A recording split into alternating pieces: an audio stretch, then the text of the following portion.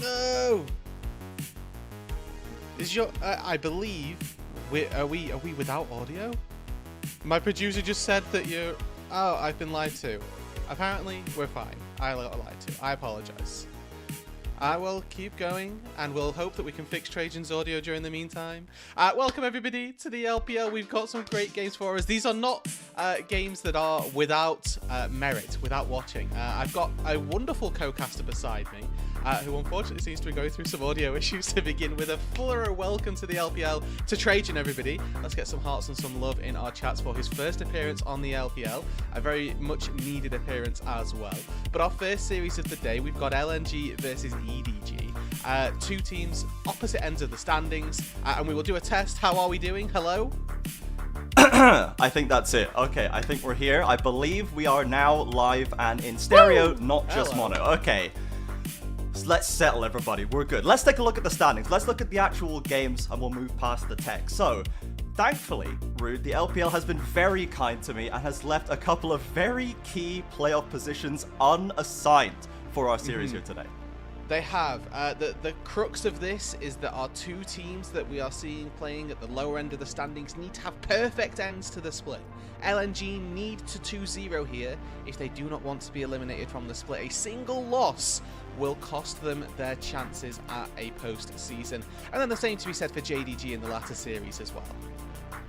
Yes, we were coming into this week preparing for these games thinking, you know, it's probably unlikely that LNG are going to have much to do today. Probably just going to lose at least one game to Thunder Talk and then we're not going to be here. But not so. They kicked into high gear for this final stage of the regular season and locked down a pretty conclusive 2-0 to keep this first match interesting, which I, again, very much appreciate. Now, they do lose the head-to-head to Ultra Prime right there, so they cannot afford to lose even a single game if they want to advance. Yeah, we're looking at hoping that they rely on game score and that they can win that way as well. But we're going to move on and go for a little bit of a call to action here, CJ. Yeah, we do have something cooking here at the LPL English. We have, in fact, another way to get the community involved. The All Pro is just around the corner, everybody. We're starting a drive to get the community involved. Cast your ballots in the community poll, join our community Discord, or reply to our post on X for a chance to have your take on the broadcast.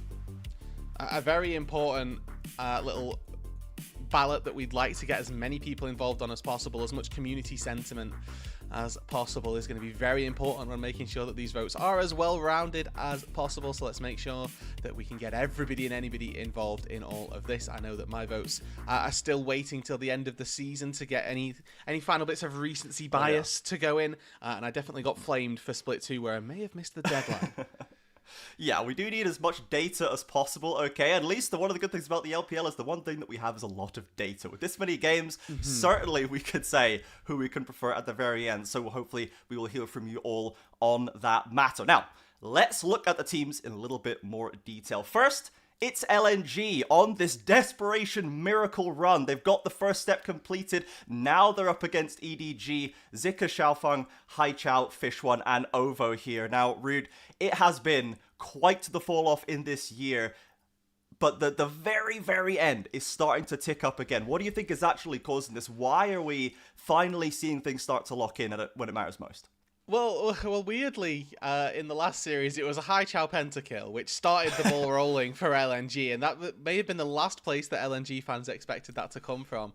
But I do want to think that there's been a little bit of an addition to these LNG rosters. Maybe something in those bot lane roster changes has started to click a little bit, and maybe they've been able to utilize a little bit of maybe some shot calling from OVO, and that's somebody that I really want to highlight here because he's been maybe not necessarily a crucial player, but I want to highlight some of these stats because they don't look amazing by any means, but LNG are a team that we saw who are 2-7 in series score, but since OVO has joined this roster, his win rate is actually positive in games. Ooh. He's won 5, lost 4, so he's actually doing a lot of good for this team, despite the fact that some of those statistics might not look the best. We're going to roll a couple of the clips of just him being one of the engaged tools, somebody who will get the ball rolling for LNG, and in a couple of these, maybe he dies, maybe he goes down, but it's still the fact that he's able to actually get a fight started and make sure that LNG are able to do things.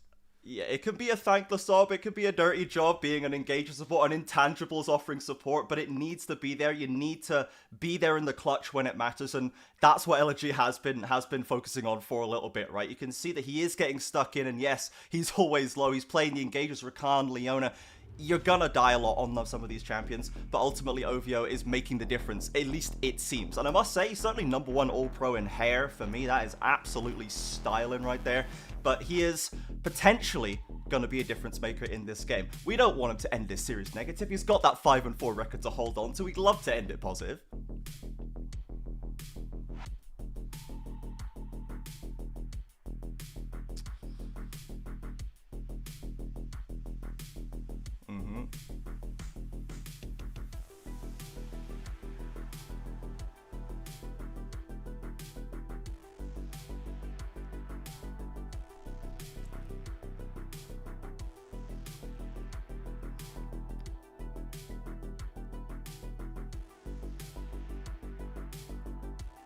Yeah, absolutely. Now you've mentioned Perugia. Let's take a little bit of a look at EDG. A sort of a different story for them. 7-2 their record right now with EDG, Xiaohao, Angel, An, and Perugia, as you mentioned.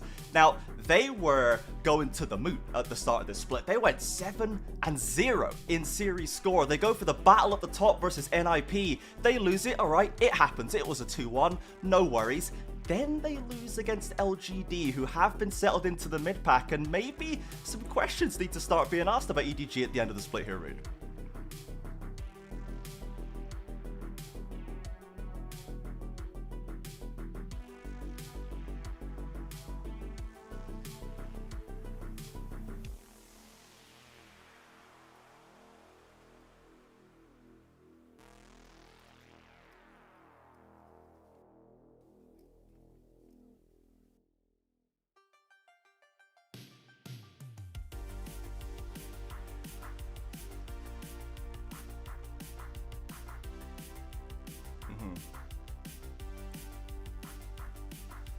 Yeah, absolutely. If we now transition into the losing to LNG, who are 2-7, and yes, they are, you know, the fire is behind them, the momentum is now behind them after that 2-0, it would still not be what the EDG fans want to see. They've already locked play-ins, they're not too worried here, but you want to have some positive energy, some momentum going into that stage. And we can see some of their stats versus the rest of Ascend. Yes, they have started a little bit of a downswing right at the very end, but generally speaking, they are still performing pretty darn well, especially when you look at that win rate when ahead at 15. When they get the lead, they are much better at converting than the average of Group Ascend is.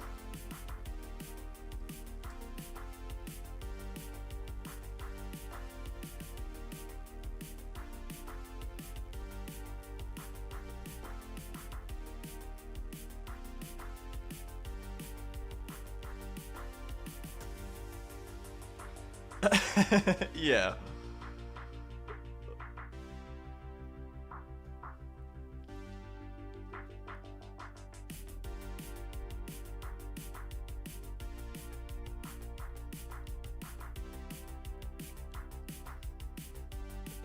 They're just slacking, to be honest. They just need to pick the boots up. Like, we need to. We said we like the LPL having some data. Let's get some more games, EDG. All right, only 20. Come on, we need to up those numbers. Those are rookie numbers. But I can see that they do have as well this higher, quite a notably actually higher Dragon percentage and a lower FD, a lower Herald percentage, I should say. Seems like a generally just more bot side focus for EDG, right? And you mentioned that Perugia, very exciting support, and of course a name that people remember, Angel as well. So that kind of mid and bot lane for me when I was looking at this team, those are names I can recognize, that I've seen at International, that I've seen proven on those very, very tough stages. So understandable to me that EDG can look to those lanes and go, right, we need to turn this around. Let's not go into playoffs, play-ins on a loss. Let's step it up.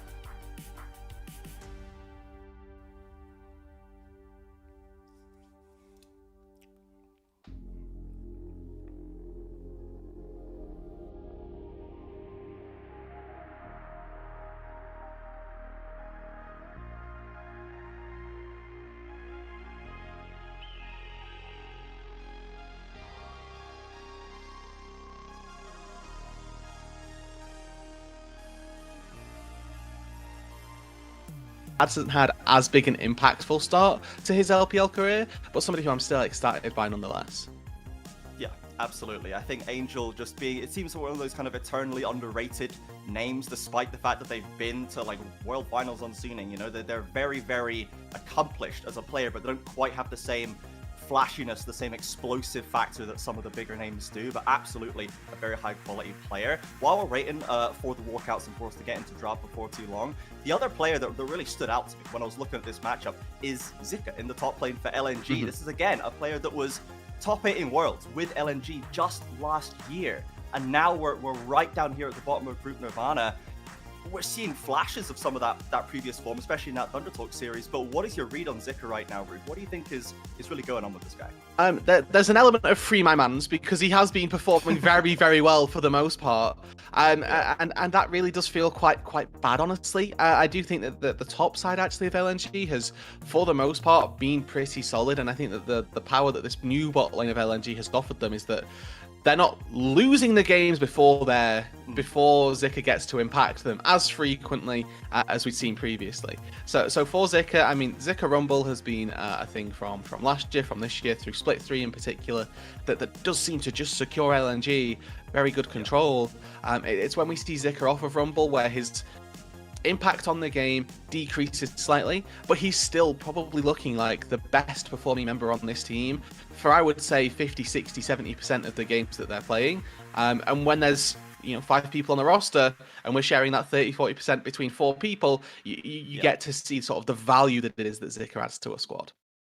Yeah, absolutely. Now, if this is potentially, one of the most consistent win conditions for LNG, now we know that the bot lane is at least better, and we did, as you say, we saw Haichao finally have that pop-up performance in the series versus Thunder Talk, dropping the Ari pentakill. Is Zika going to be allowed to actually make an impact in this game? ZDZ and Xiaohao, I'm not as familiar with these players, a little bit of a newer quantity. We talked about the bot side. How's the top side for EDG looking? I do think that ZDZ has. I mean, there's the ZDZ emote in Twitch chat for a reason. There have been highs. There have definitely been also lows for ZDZ. So I do want to. I think that in particular for LNG, if there is a way for them to win this series, it probably comes from the fact that Zika might be able to have a pretty decent showing in that top side. I don't know that I have a particular opinion on which of these junglers will be the driving force, other than the fact that I actually quite like both of our junglers in this series. There we go. Well, at least we can be happy with what we're going to see. We have the players heading out onto the stage right now, so we will be seeing them in action before too long. But of course, for LNG, you're trying to lock play-ins, and realistically, are we seeing much of a future for LNG beyond this point into the play-ins? Because obviously, if you start the positive momentum now, you want to try and ride it as far as possible. But for the rest of the kind of the threats in that stage of the competition, what's like the landscape looking there? It's an LNG glory run, and if they manage to make it to 4th of the Group Nirvana, guess who awaits them when we look at their play-in match? The real likelihood is that either Weibo or, and to keep things optimistic, any of the AL or JDG are going to pick LNG. That's the most likely outcome here, is that the way that the seeding works for that play-in stage is that the 5th place team from Ascend gets to take their pick of the Group Nirvana team. And what normally happens is they just pick 4th. Or what we saw in Split 2 was that they just picked 4th, and then you go in reverse order. You have the 5th place team from Ascent taking on the lowest rating team from Group Nirvana. And it tends to be a one-sided affair. Now, again, this is a sample size of one season. We've seen this, and I do just think that looking at the League of Legends that LNG are playing, looking at the League of Legends that any of the 3 Ascent teams that we've mentioned are playing, it's not quite the same gravy, unfortunately, and it's very likely that we will just see a one-sided affair. But for LNG, hey, if they can take down EDG, if they can win if they can win this series, then maybe, just maybe, we can hope and we can pray that there's a chance that they'll come out on top. Yeah, I mean, ultimately, them 2-0 Thunder Talk is the bottom 2 teams in the league scrapping out, and LNG walked away. You can take what you will from that, but actually 2-0 in EDG this would be a significant win. This would be an actual sign of that glory beginning to manifest, as you mentioned there. So really, today can give us maybe an indication of how much of a fight that is going to be. But obviously, with the LTA having extensive discourse about formats and choosing your opponents and all of this, we have seen in the LTA South the instance of a team picking the previous season's champions intentionally just because they happen to 2-0 them in the previous matchup, going, no, we're not just going to take the 4th seed, we're going to take the guys we just beat because that was pretty easy, and then they got summarily dumped out. So there has been they tried to change the formula. They tried to go, oh, we're not just going to take the lower seed, we're gonna mix it up, and they got absolutely runched. So maybe they got punished. Go back to 4th seed, eh, guys? Yeah. Yeah, I think the odds of your Weibos, your JDGs most likely picking NIP, for example, probably pretty low. But it would be funny. And hey, I think that you know the way to think about these things, and the way I always think about these things, is if you want to be the best, then you have to beat the best, right? So you may as well take the top dogs and just show that actually that this gap between Ascend and Nirvana, it's a gulf, it's a canyon. It's far too big for you to even comprehend, and we may as well just show that in the rip. Yeah, may as well just make it very, very clear to all the group Nirvana's watching that what the message being sent is here. So for EDG, I guess with LNG, we know that what the stakes are high for them to make it in there. It's going to be a low chance of success, but if they do, it's essential. For EDG, I mean, when I was, reading up on the LPL to get clued up for this, I'm surprised they're even down here. I'm surprised they're even down in Group Nirvana. This is a World Championship winning organization. And yes, it's not necessarily all the same players. It's a very different roster from those days. But for EDG, it does feel like they should be really striving to get back into Ascend quick sharp. This should be a brief detour for them, if anything else. Yeah, I mean, this whole year, honestly, maybe one to forget for EDG, as they didn't start out the greatest for Split 2, but we are into draft now for this first game for EDG. It's about resetting those expectations, making sure that they can put their best foot forward before they move into the play-in stage, make WE or FPX really worried for the fact that they're probably going to have to pick them, and those first bans have already hit that table. Yep, absolutely. A lot of the standard jungle takeaways out of the Pantheon, the Vi, the Wukong, these are all very, very impactful still at this stage. The Viego as well, taking a bit of that carry influence out of the role. And then Gwent, Gwent's even got the flexibility there as well. So we'll see what the first priority is going to be for EDG. It is the Rumble, so we're going for a carry influence in the top lane. The standard answers, things like Galio, are still available. We'll see what Zik is going to go for. Yeah, and I think importantly, this is a pretty good denial pick as a way as well from Zik. We talked about it in the pre-show that his Rumble has existed and does exist for quite a while.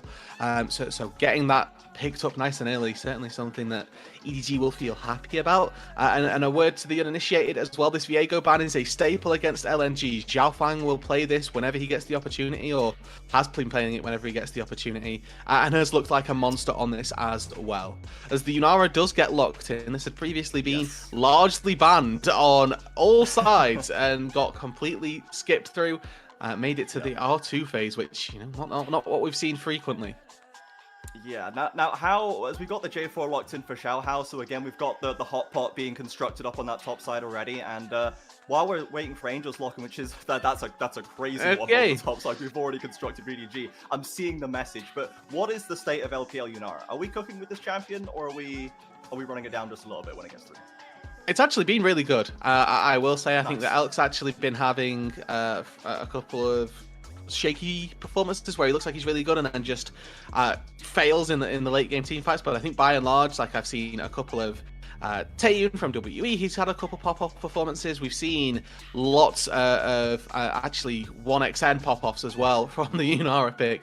But either way, getting it on your side is certainly something that I'm excited by. Now, in this second round of bans, probably need to get rid of some of those early aggro ADs. So things like Corki, things like Lucian, definitely something I'd expect to see taken off the board here by LNG.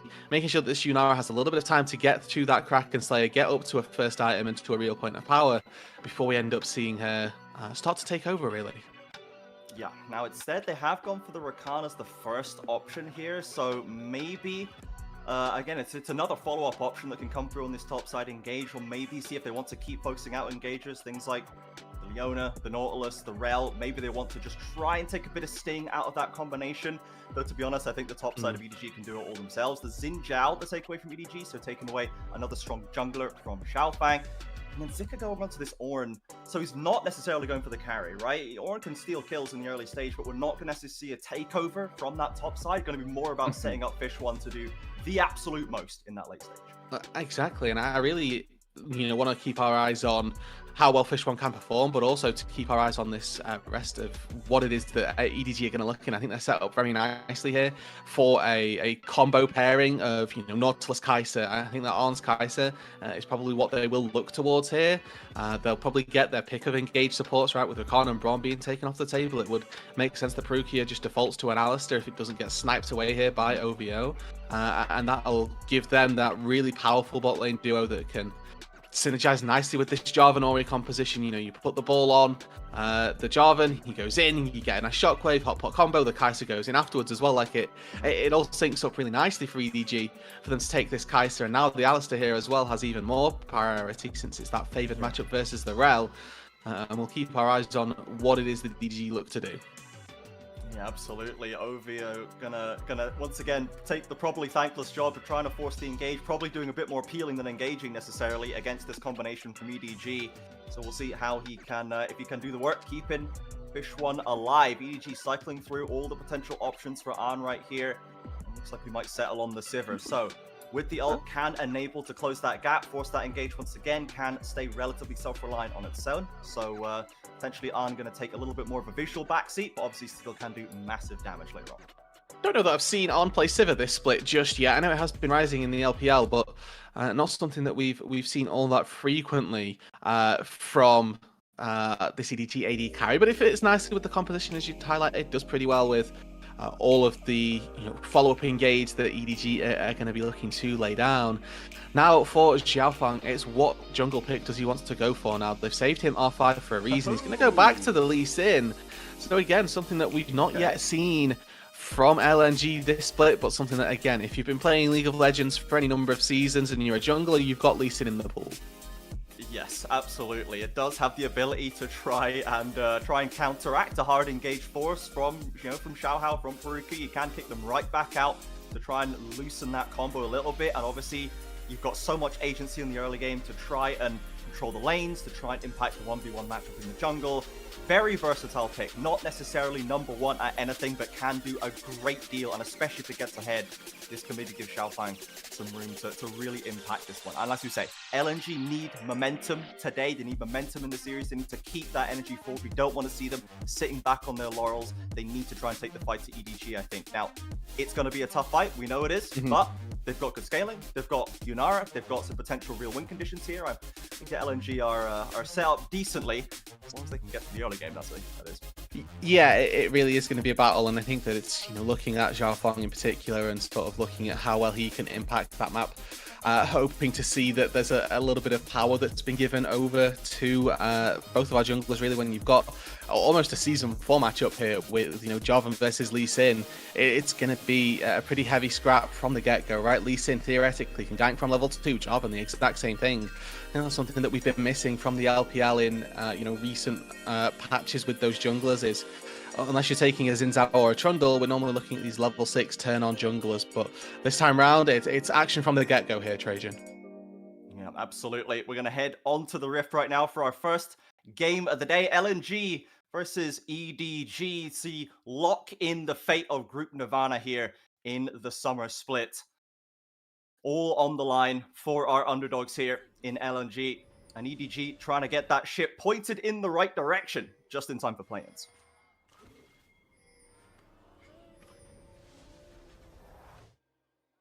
All right.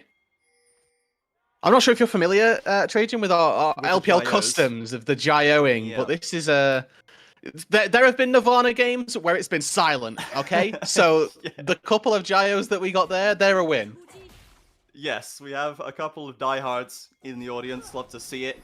Hopefully at least somebody coming out to support the potential miracle run of LNG, but obviously EDG will have plenty of fans built up over many, many, many years in competition.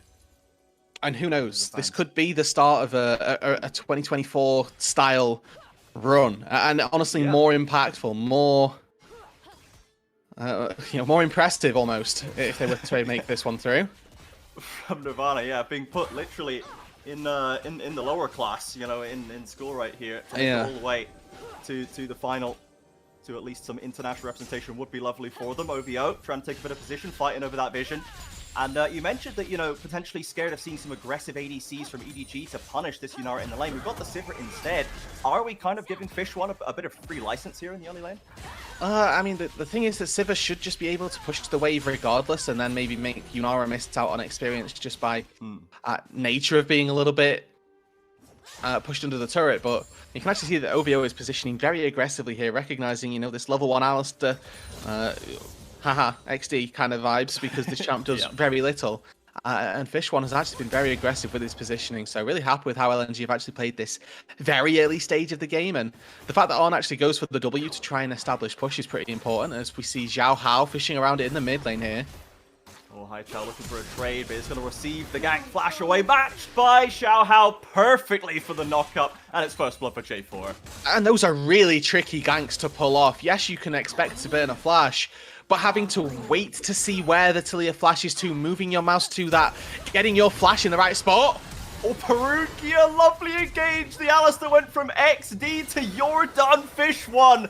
On with the kill in bot side, and LNG pushing too hard in mid and bot lane.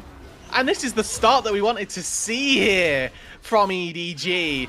3-0, double kill for their AD carry. Early jungle gank for Xiao Hao as well. He even finds himself an extra assist by putting a swag flag down for the attack speed. It's a really solid beginning, and this EDG roster, that's something that we'd been talking about and that we'd looked at for this series needing to be so impactful, such a important series for them to be dominant. They come out the gates and 3 minutes in, they've already found the feat of warfare.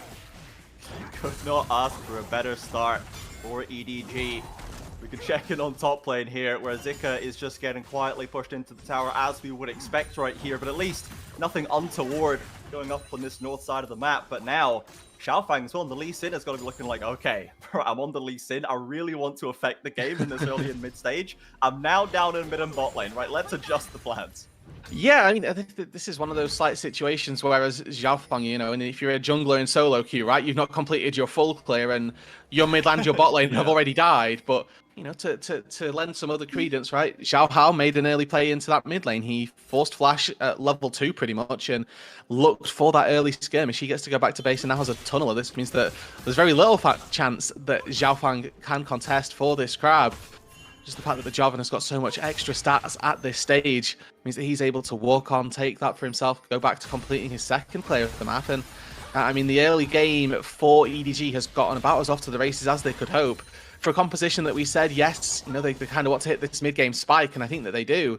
Getting these 3 early kills is really important. One and OVO still trying to control the push here, trying to crash these waves in and maintaining a small CS lead, but Perugia threatening with a Hex Flash as well. Gets in with the double knockup, straight into the boomerang blade of Fish One, about to get stunned up, but the bouncing autos will catch again.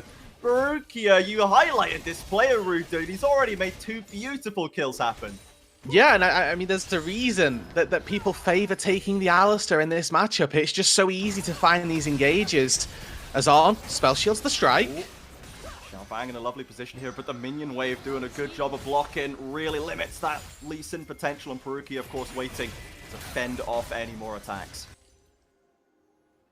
And they're just trying to hold the wave there for Fish One. He's 0-2, needs as much help as he can get, but that little bit of pressure from On and Perugia does force it under the turret, means that the Yunara misses out on an entire wave of experience, of gold, of minions as well. Just means that this lead is going to continue to snowball, and just for the record as well, On didn't base. He got that first initial 2v2 kill, didn't spend any of his gold, so he gets to go back to base, picks up a BF sword, picks up a cull as well, an extra long sword. This guy's eating good.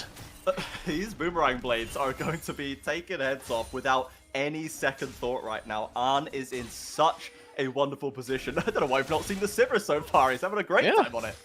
Absolutely, and I mean, we kind of came into this looking at the supports and thinking, you know, can OVO hold up a candle to Perugia? And in game number 1 so far, the answer has just been an unequivocal no. This Alistar has been absolutely incredible, as now Xiao Hao makes his way back to mid. Oh dear, Hai Chao on a bit of a journey in the river, meets two members of EDG.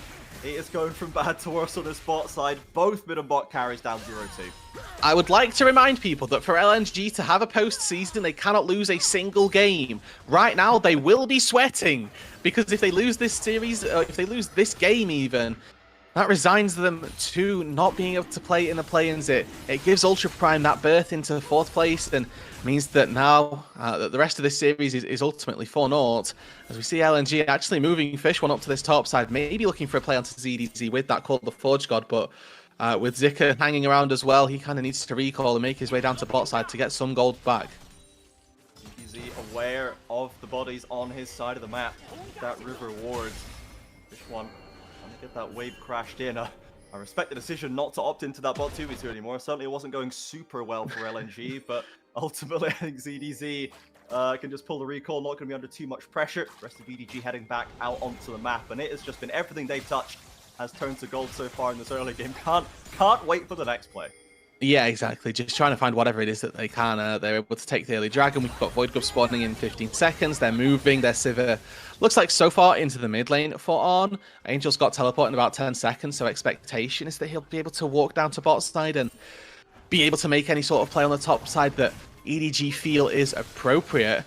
Looking to see whether or not LNG really put up much of a fight for this, or seemingly if EDG want to, because the way that this early game has gone, they've just hit Hot Pot combo as well. I think this is their time to thrive. Yeah, absolutely. LNG trying to take away some of these grubs. They are on vision, but it's not a grand rush from EDG over to that top side. Maybe going to give them a little bit of reprieve just for now. OVO is keeping an eye on any movements from the mid lane. LNG will maybe find something, but now here comes the rotation. Actually hung around just a little bit too long, did the rel. TP in from Angel as well. Another kill for Arna's Haichao trying to desperately scrape back, but a flash over Perukia dodges the seismic shove into the combo with the shockwave. Xiaohao around the corner, and that's another death for Taliyah. And Perukia once again showing why we've been so excited by this player through the regular season. Recognizing the mechanics that he needs to offset. Can't dash over the Taliyah worked ground, knows he's going to get stunned and can't cast the headbutt, so instead Giga Chad flashes over it, knocks up the Taliyah, and importantly as well, saves the knock-up for when that Weaver's Wall has been casted so that it interrupts the travel. Means that there's no way for Haichao to get out to safety, and that this Taliyah, unfortunately, 0-3-0 through the early game. Yeah, and of course the Taliyah build path, as we can see, this is common for the champion, even when it's not going so badly as this, but it just looks absolutely dire. It's barely any damage. It's utility pieces to try and build into a stronger later stage, but right now you've got absolutely nothing to offer. You've got a Weaver's Wall. If you can get a seismic shove off, that's all the utility. Just the second support right now in the mid lane. As Perukia is interrupted here, still has level 6, I'm expecting to be able to walk his way out to safety, just offering a little bit of support for Angel down on this bot side to make sure that he can catch this wave and not really feel too hard done by for it. As for EDG, currently on track for a very, very solid opening to this series. I was looking at whether it was going to be a super ultra mega perfect game, but they did lose those Void Grubs early. So far, they've lost no plates, no kills. The only thing to speak of are those Void Grubs on the top side, which they did let slip. But again, this EDG composition, I do think that it has a really good set of scaling as well. It's not one that has a clock on it. By the nature of the fact that they've got on in this game, that this Sivir exists, you know, they can go late, they can dice with the best of them, they can flash out with the Yunara, and still have a good opportunity in this game if we get to that 40-50 minute marker. But with the way they're playing out this game, it looks like we're not going to get anywhere near it. It looks like this game will be signed, sealed, and delivered within the first 25. And when I look at LNG, where does their scaling come from? It does come from that 50-minute window where Fish One might be able to team fight.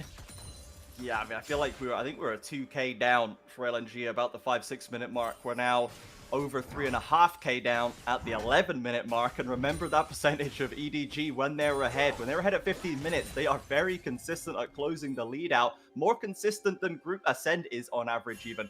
So this is very much their comfort zone. They know how to play out from leads. They know how to get the wins on the board.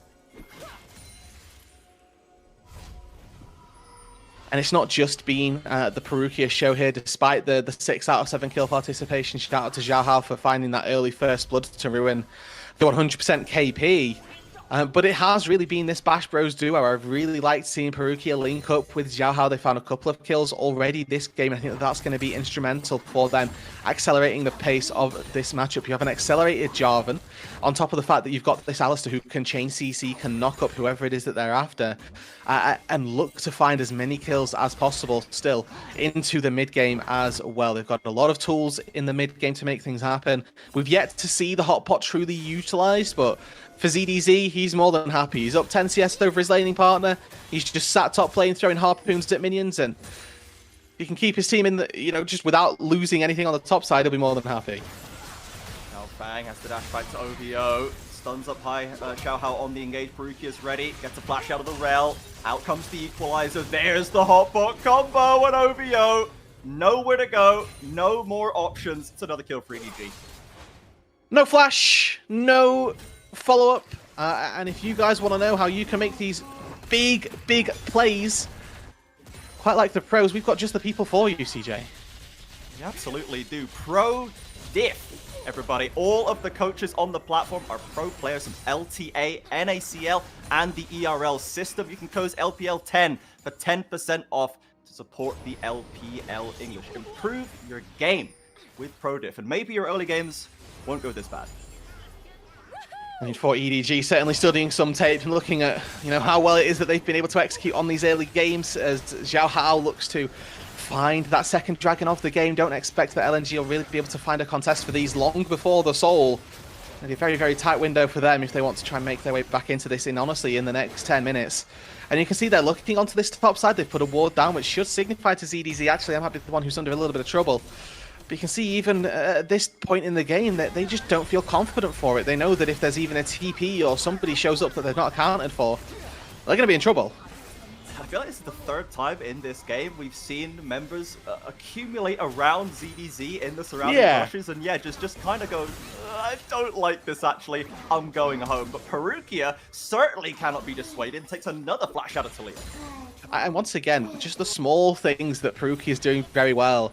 Saves his headbutt there, or the pulverize even. So he's planning on just knocking the Talia into the wall. If Xiao Hao flashes it, there's an opportunity for a flash follow if he wants it, but instead just decides not to. As ZDZ now may be in a bit of trouble.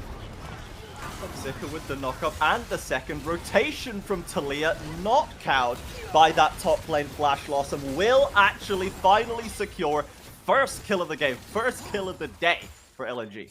And there we go, Zika trying to make some plays. Xiao Hao comes down to the bot side to get a little bit of gold, but there's a TP ward behind LNG here, one that maybe Perukia can look to spellbook swap to. Instead, they might just go through the front door here, and there we go. Oh dear. Yep, High Chow flashing in. Xiao Hao, I should say, flashing in. High Chow dodged. Port doesn't have a flash of their own. Perukia flies in with another headbutt. No escape this time for Talia. And OVO's round the corner with the flash ray from Zika should get them out of dodge. Xiao Fang as well waiting to see if there's an angle, as Angel has been having a very quiet game, a very cool, pleasant walk in the park so far on this first day. He's just taken top lane tower with no contest. Yeah, exactly. You commit two people to the bot lane, play your two solo laners. It means that top side is going to go largely missing. And Xiao Feng here looking for Xiao Hao. Not sure who it is that's caught who. He's landed the Q, he's gone in with the kickback. OVO around the corner with a knock-in and a Magnet Storm with the crash down. Fish one ready. Can we get a kill on the carry? We absolutely can. But here's the rotation. At what cost, LNG? Fish one cooking down from ZDZ and a flash over from Arn to secure it. Rumble chasing down the Unara. And LNG go deep for a kill, but they give two back. And importantly, right, I like the fact that the shutdown is on the Unara. A little bit of gold for Fish One means he's that little bit closer to being able to carry. But even on, still fishing here. This Sivir is an absolute fiend in this game, and On's going to find another one onto OVO, who, on this rail, certainly struggling to keep pace with EDG and with Perukia. 12-2 now in this early game, as we get to see maybe an interrupt on Xiao Hao's recall. And Angel, again, at this point, definitely strong enough to win this. Yeah, the walk in the park is over, and now it's time for a scrap in the back alley. Drops the ultimate on Haikyao. Remember, still no flash, still no options. They are really hammering down the punishment on this Talia. Yeah, 1-5 at the minute for Haikyao. Somebody who's had his fair share of woes this split. We were hoping that off the back of a pentakill in the last series. Maybe we were going to see some sort of resurgence in the back half, but it really does appear that it's been anything but for LNG in this series. EDG in game number 1 have done a very good job. Remember, that's all that they need to do for EDG. There's nothing really that they're playing for. They can't move down in the standings. They can't move up. For LNG, this was about seeing if they could keep their chances of a postseason alive. They cannot lose a single game, but 17 minutes in, down 6,000 gold. It looks all too likely that this game number 1 and ultimately their chances of an off-season aren't going their way. Yeah, EDG looks like currently they will be able to stroll into the post-match press conference with the confidence. The swagger returned after a bit of a blip in that later stage of the summer split, but a game like this, and if they can turn this into a whole series, should give them the mental reset that they want. Going into contest against those Group Ascend teams. And LNG now, there's still tools to make plays, there's still Talia rotations, there's still Lee Sin kicks into rail combinations, there's Ornn scaling on the board, but we know Ornn scaling's worth a lot of gold, but as you can see on the left side of your screen, is it worth that much gold? I'm not sure. No, I mean, the literal quantitative value is that each Ornn item gives you 1,000 gold's worth of stats, and that's not enough to even get LNG back to being even. So it's yeah, it's looking pretty rough right now if you're an LNG fan, and honestly, the best thing that you can do is hope and pray that EDG forget how to close out a game, but with OVO caught in the jungle, it's not looking all that likely. The tier 1 next up for grabs. Oh, Peruki again with an engage with a lovely shockwave to drag back Yunara, barely limping to safety. Is that late game carry in Fish one, but the turret's certainly not going to last. And EDG just absolutely running roughshod over LNG in this early game, through into the mid game now as well. Now, I might look for Angel. Okay, an easy flash away from Oriana, gets back to the turret, in comes Taliable, cannot connect the seismic shove, and Angel will walk away unscathed. But LNG trying to make plays, trying to find an EDG member on the back half there. Ultimately unsuccessful, and the Dragon now over to Xiao Hao as well, with an early Cloud Soul point to play for. Yeah, the flick going wide there. Unfortunate miss from Xiao Hao's Perukia. Spellbook Smite steals away the blue buff from Xiao Feng as they're just looking to get anything back, Trajan, and it's just not working. This is a Perukia masterclass this game for sure. He's been catching multiple kills in bot lane. He's getting ganks off on the rest of the map in mid game. He's denying Xiao Fang from getting a jungle lead on Lee Sin. This guy is just everywhere this morning. For EDG, this is reminiscent. Hi, Xiao, though.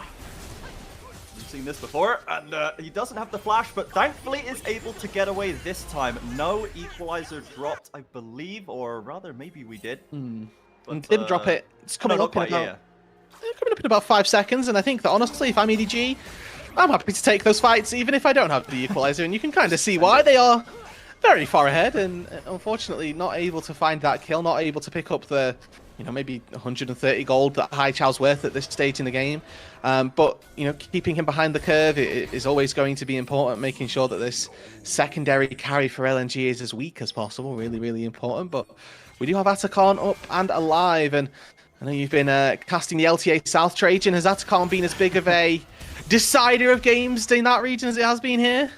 Certainly has been a sticking point, I would call it, for the LCA South teams in terms of strategic management there. We've even got better at Barons over in the LCA South. But the Atakan is a bit of a different beast, and from what I can see on the general consensus of league analysts, we are struggling with the concept still. Yes, and for EDG, looks like they're struggling with not fighting really. Hello. Yeah, Perukia leading the charge in. We'll find OVO, but the TP's coming in. We are dropping it all on this Atakan play for LNG. Can they force the throw? But a shockwave removes Talia from the equation. Xiaofang looking for a route in, but just can't find an angle. Zika hits apart in the 1v5, and the full chase is on from EDG. Again, it is just one by one. Down the line they go. LNG can find nothing. An absolute slaughter, and honestly business as usual for EDG through this game one. Maybe Xiao Feng can snipe away a steal here, but it's going to be so hard done by. Spotted out with the flag, and you already know they're not going to leave this one up to chance. Perukia and ZDZ, like sharks in the water, they smell blood and they want it. dear. Perukia blocking the Q. Over the wall he goes. ZDZ to complete the kill, and an Atakan for EDG. So, certainly a good mark in the favor of LPL in terms of Atakan management. Very nice from EDG. They don't let it flip. They don't walk into a bad fight. They force the issue, use the strength they have, and turn back for the objective. And in our first real team fight there, in a really open space, it's probably the best chance that LNG are going to get. Let's have a look at all this breaks down. Again, this TP, though, from Xiaohao, just far too deep. Goes straight in on top of the Alistair, in between the Orianna and the Jarvan. Eats a shockwave to the face and immediately gets taken out. Xiaofang, this whole time, he throws one Q and then runs away. He's not a part of this fight. Knows that even if he W's over there to try and give some sort of disengage peel, nothing's going to happen. And we go back to live. Hao Chao's dead. OVO's dead with 22 minutes in, CJ. And I think that, EDG, they're already... this game, largely chalk and cheese. Yeah, not what I'd call breaking news. The deaths of Hao Chao and OVO right there. 7 deaths apiece right now. Hai Chao with 1 lonely kill as the towers continue to tumble on LNG's map. Their hopes of a postseason slipping away by the second. Zika trying to desperately get back to the top side. Again, we've not really had much to say about Zika right now. He was put into a losing matchup to gracefully scale up on Ornn. He's done fine, I guess, but there's not really been much of an angle for him. Yeah, it's one of those things where we were talking about this again in the pre-show, right? The reason that this LNG roster had found some semblance of success was because previously the bot side had stopped losing games before Zika was able to impact the map. I may have cursed them. Today. No.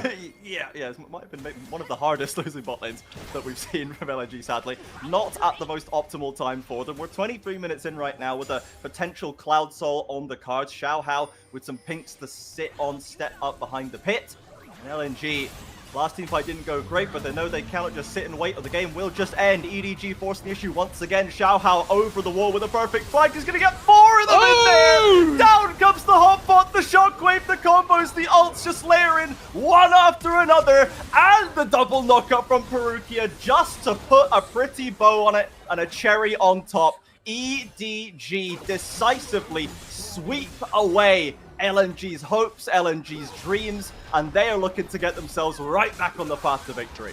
And that's the team fight we've been looking for, Trajan. A glorious 5-0 ace to seal game 1. No notes for EDG, to be honest. I don't know if anyone really made a material error in this game. 2 kills to LNG's name, 3 grubs, and that's about it. EDG showing the quality they have. That's why they're already locked for play-ins. And with that, we do, say farewell to LNG and their chances in the postseason. We still get now a potential swan song series where they get to finish out this, these games versus EDG. But, if game 1 is anything to go off of, it wasn't a close back and forth affair that EDG were able to pull the wool over LNG's eyes, steal away a Baron and find a win there. Heck, the Baron hadn't even spawned when they ended the game. This was EDG just hand checking on mid jungle in the bot lane, and that bot lane duo, again, importantly for EDG, continually proving that they actually have got some really, really big shoes that they're filling. Yeah, absolutely.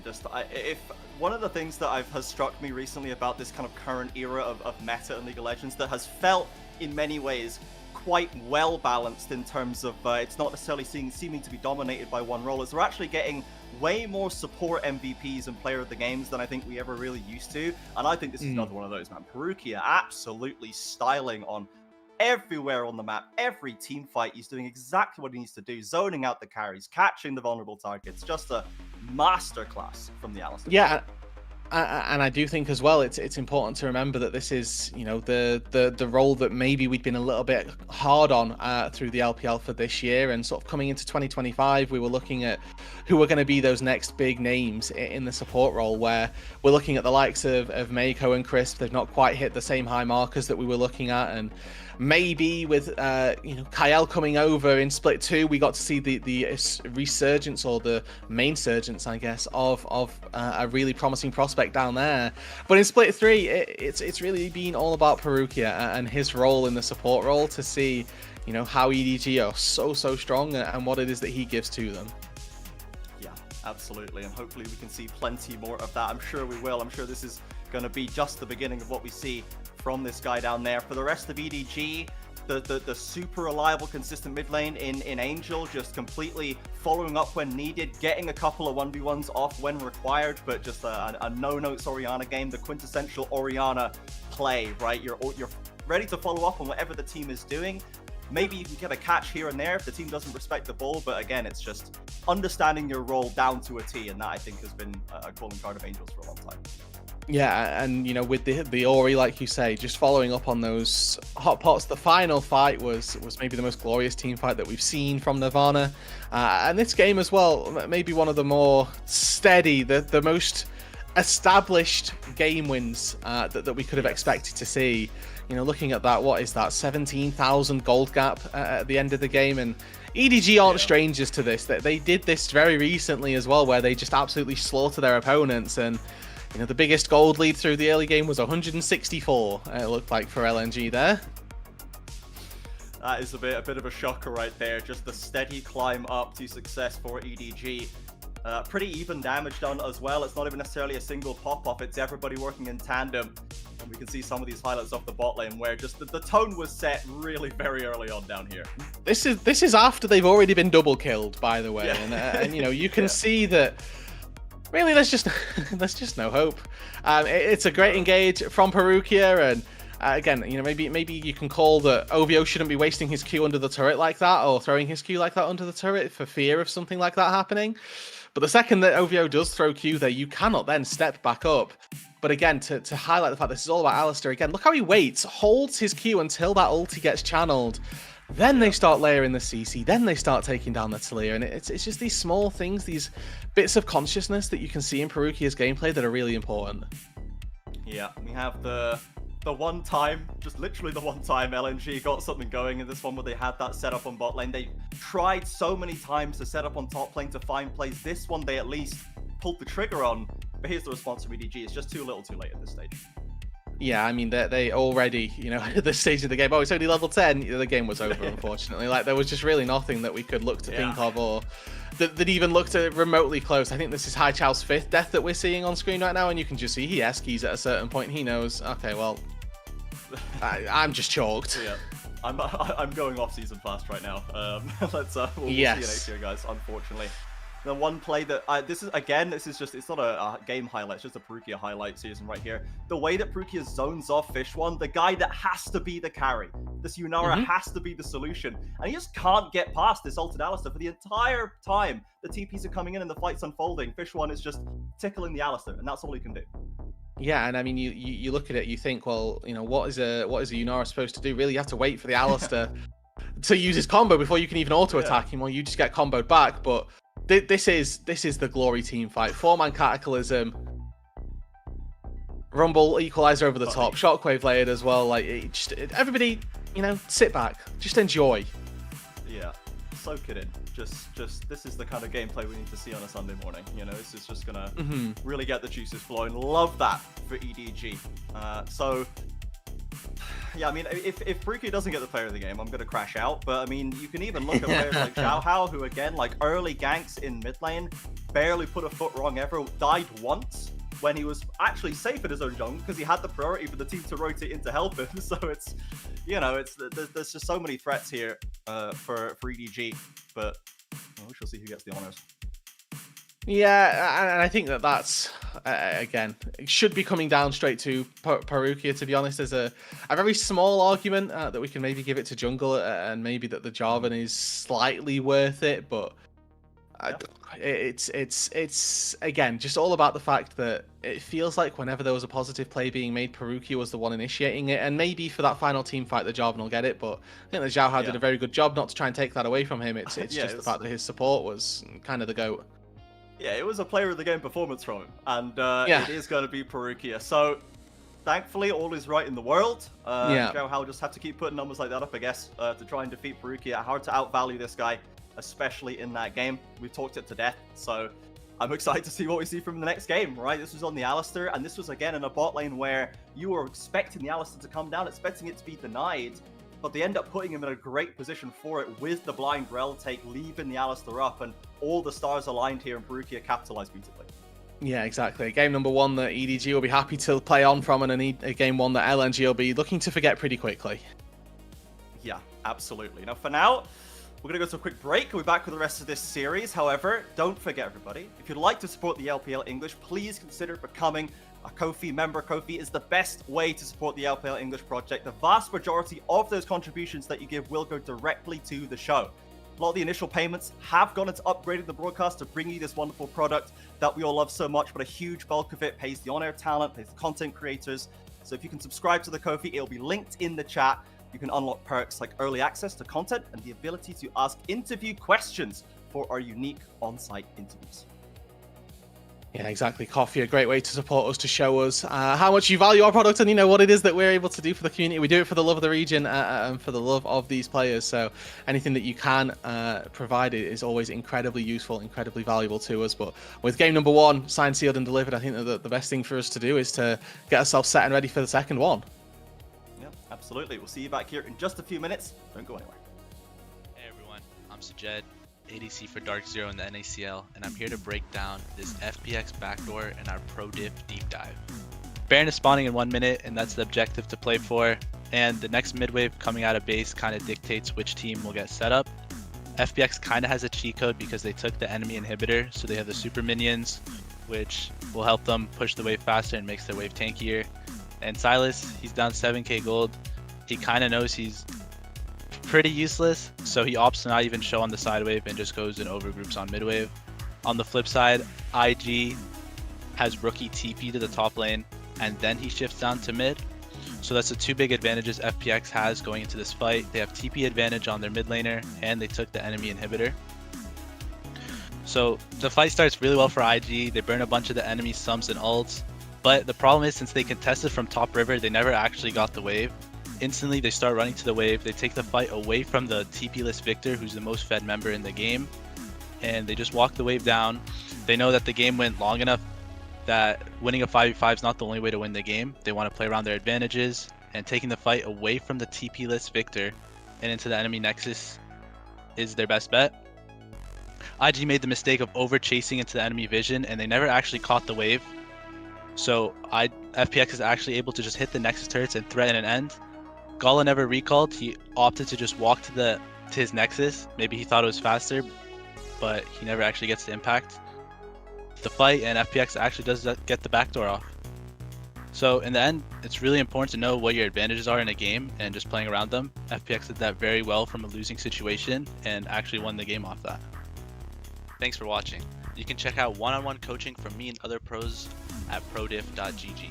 To stay up to date on everything LPL English, follow at LPL_English on Twitter, and make sure to catch the games on LPL's English Twitch or YouTube. We'll see you next time. Hey everyone, I'm Sajed, ADC for Dark.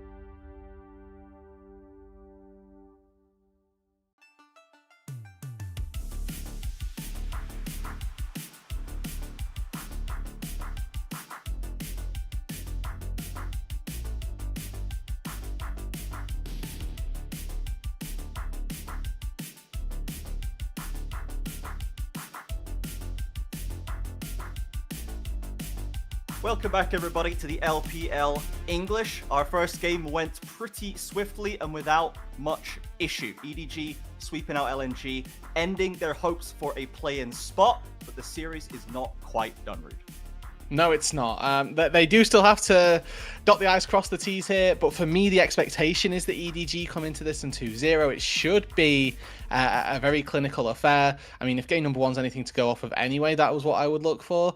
But just coming into the series, the expectation is that this is looking at a pretty convincing 2-0 for the two teams. Again, this is an EDG roster that need to reset themselves after a shock loss versus LGD, but need to make sure that our early hype on them wasn't unfounded.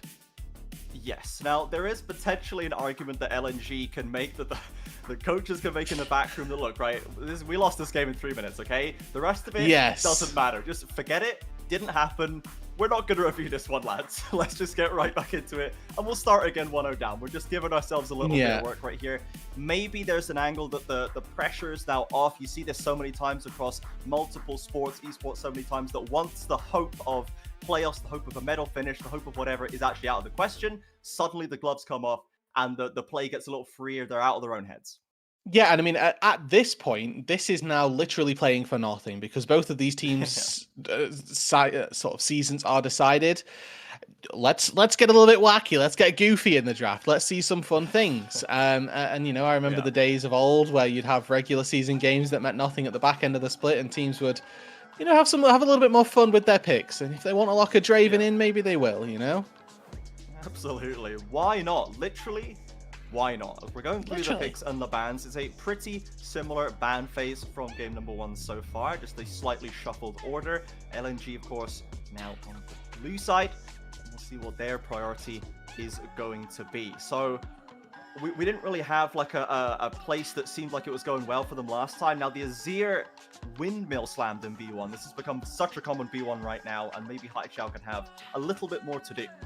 Yeah, he's got a lot more safety on this pick as well, it's worth remembering, right? Like, he can just get himself out of danger with a lot more freedom, really. But one of those picks that has gone completely unchecked, we see so many jungle bans here, and the one that we normally see so frequently on red side is that Pantheon. But has been let through here. It is at the cost of the fact that Trundle is still open. Now, Trundle actually made it all the way through game one and never actually got picked. So I was expecting it to be, you know, forgotten about here again, maybe picked up as a secondary pick in that jungle role. But the fact that Trundle has been picked over the Pantheon, definitely not something that we've seen in recent history, but something that in this instance, Xiao Hao has gone for. Yeah, we saw the hover, and we'll see if Xiaofang is gonna reach out and take that one left on the table. Akali, in fact, locked in right here, so perhaps less of a quiet early stage, less of a quiet lane and game for Angel. Of course, he really started to get into gear when those team fights kicked off later on. And of course, I guess we technically could still see that flexed elsewhere, but we will see who's going to take their hands onto that assassin. And the Pantheon, it seems like, will probably be picked up. It has been proffered, hovered, and then given over, and then locked in like that. Xiaofang, you know, fiending for an Italy game here, but unfortunately, his mid lane is already locked in, AP, and he has a coach stood. Yeah, his coach is stood behind him, just giving him the eyes, going, "Not today, lad. No.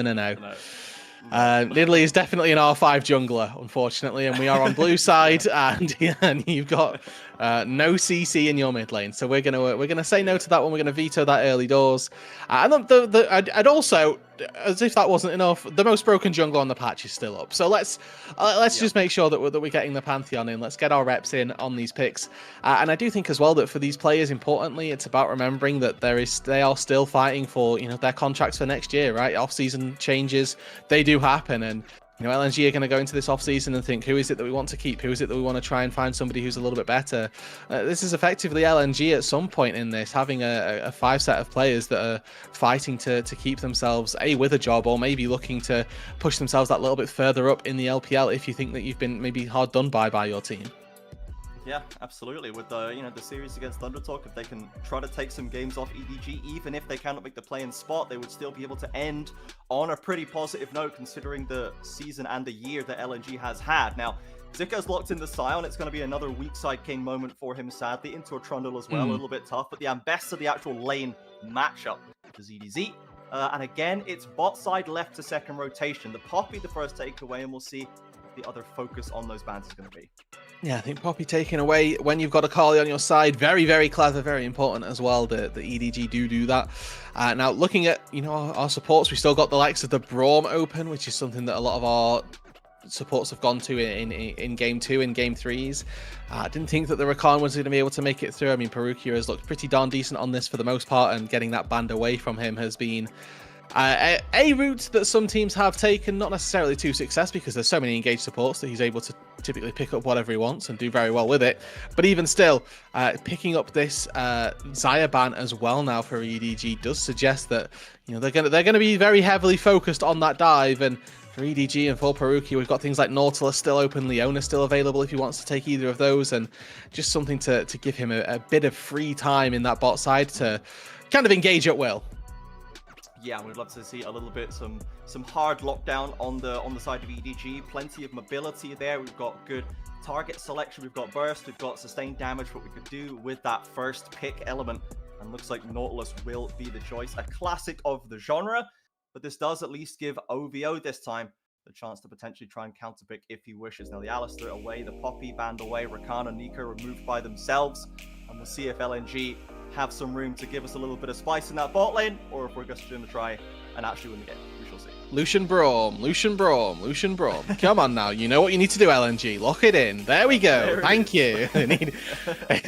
Unfortunately, when you blind pick Nautilus, you get Braumed. And when Lucian is in such a good spot, or as good a spot as he is right now, you are just going to get hit with that on occasion. But now EDG, depends how they want to round out this poke composition, right? They can go Jhin, they can go Senna. There's some good AD carries to layer damage over the top. You could maybe look for a Kai'Sa here as well if you wanted. Again, this is a pick that again, On has defaulted to. This is a powerful duo if they want it, but opting for the Senna, opting for the safety and not actually throwing hands in this 2 versus 2 makes a little bit of sense. I do think that Senna versus Braum in particular actually a really good matchup. Senna's auto attack's not counting as a projectile, meaning that the Unbreakable is rather useless in these short trades pre-6. Yeah. But it's you know, still a pick that is going to synergize really nicely with the EDG composition overall as well. Well, okay, not necessarily any craziness dropped right here, but there is some playmaking potential, that's for sure. For LNG, they've got the Pantheon jungle, they've got the Lucian Braum in bot side.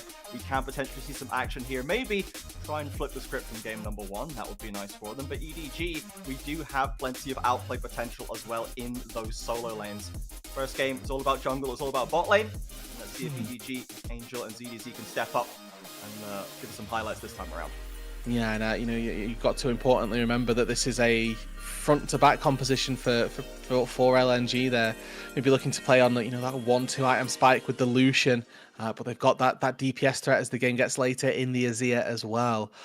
But I do kind of fear for this Sion in particular. We're going to see Black Cleaver most likely built up by the Ambessa. He's playing up against a Trundle as well. I think, you know, Zik are going to have a very hard time positioning, very hard time ulting as well. You know, you just fire your ulti into a choke point and you get pillared. Oh, okay, well, cool. Nice one, brother. Yeah. My ult has been rendered useless by a basic ability. Thank you very much. Shoot. So we are going to head onto the Rift right now. EDG and LNG.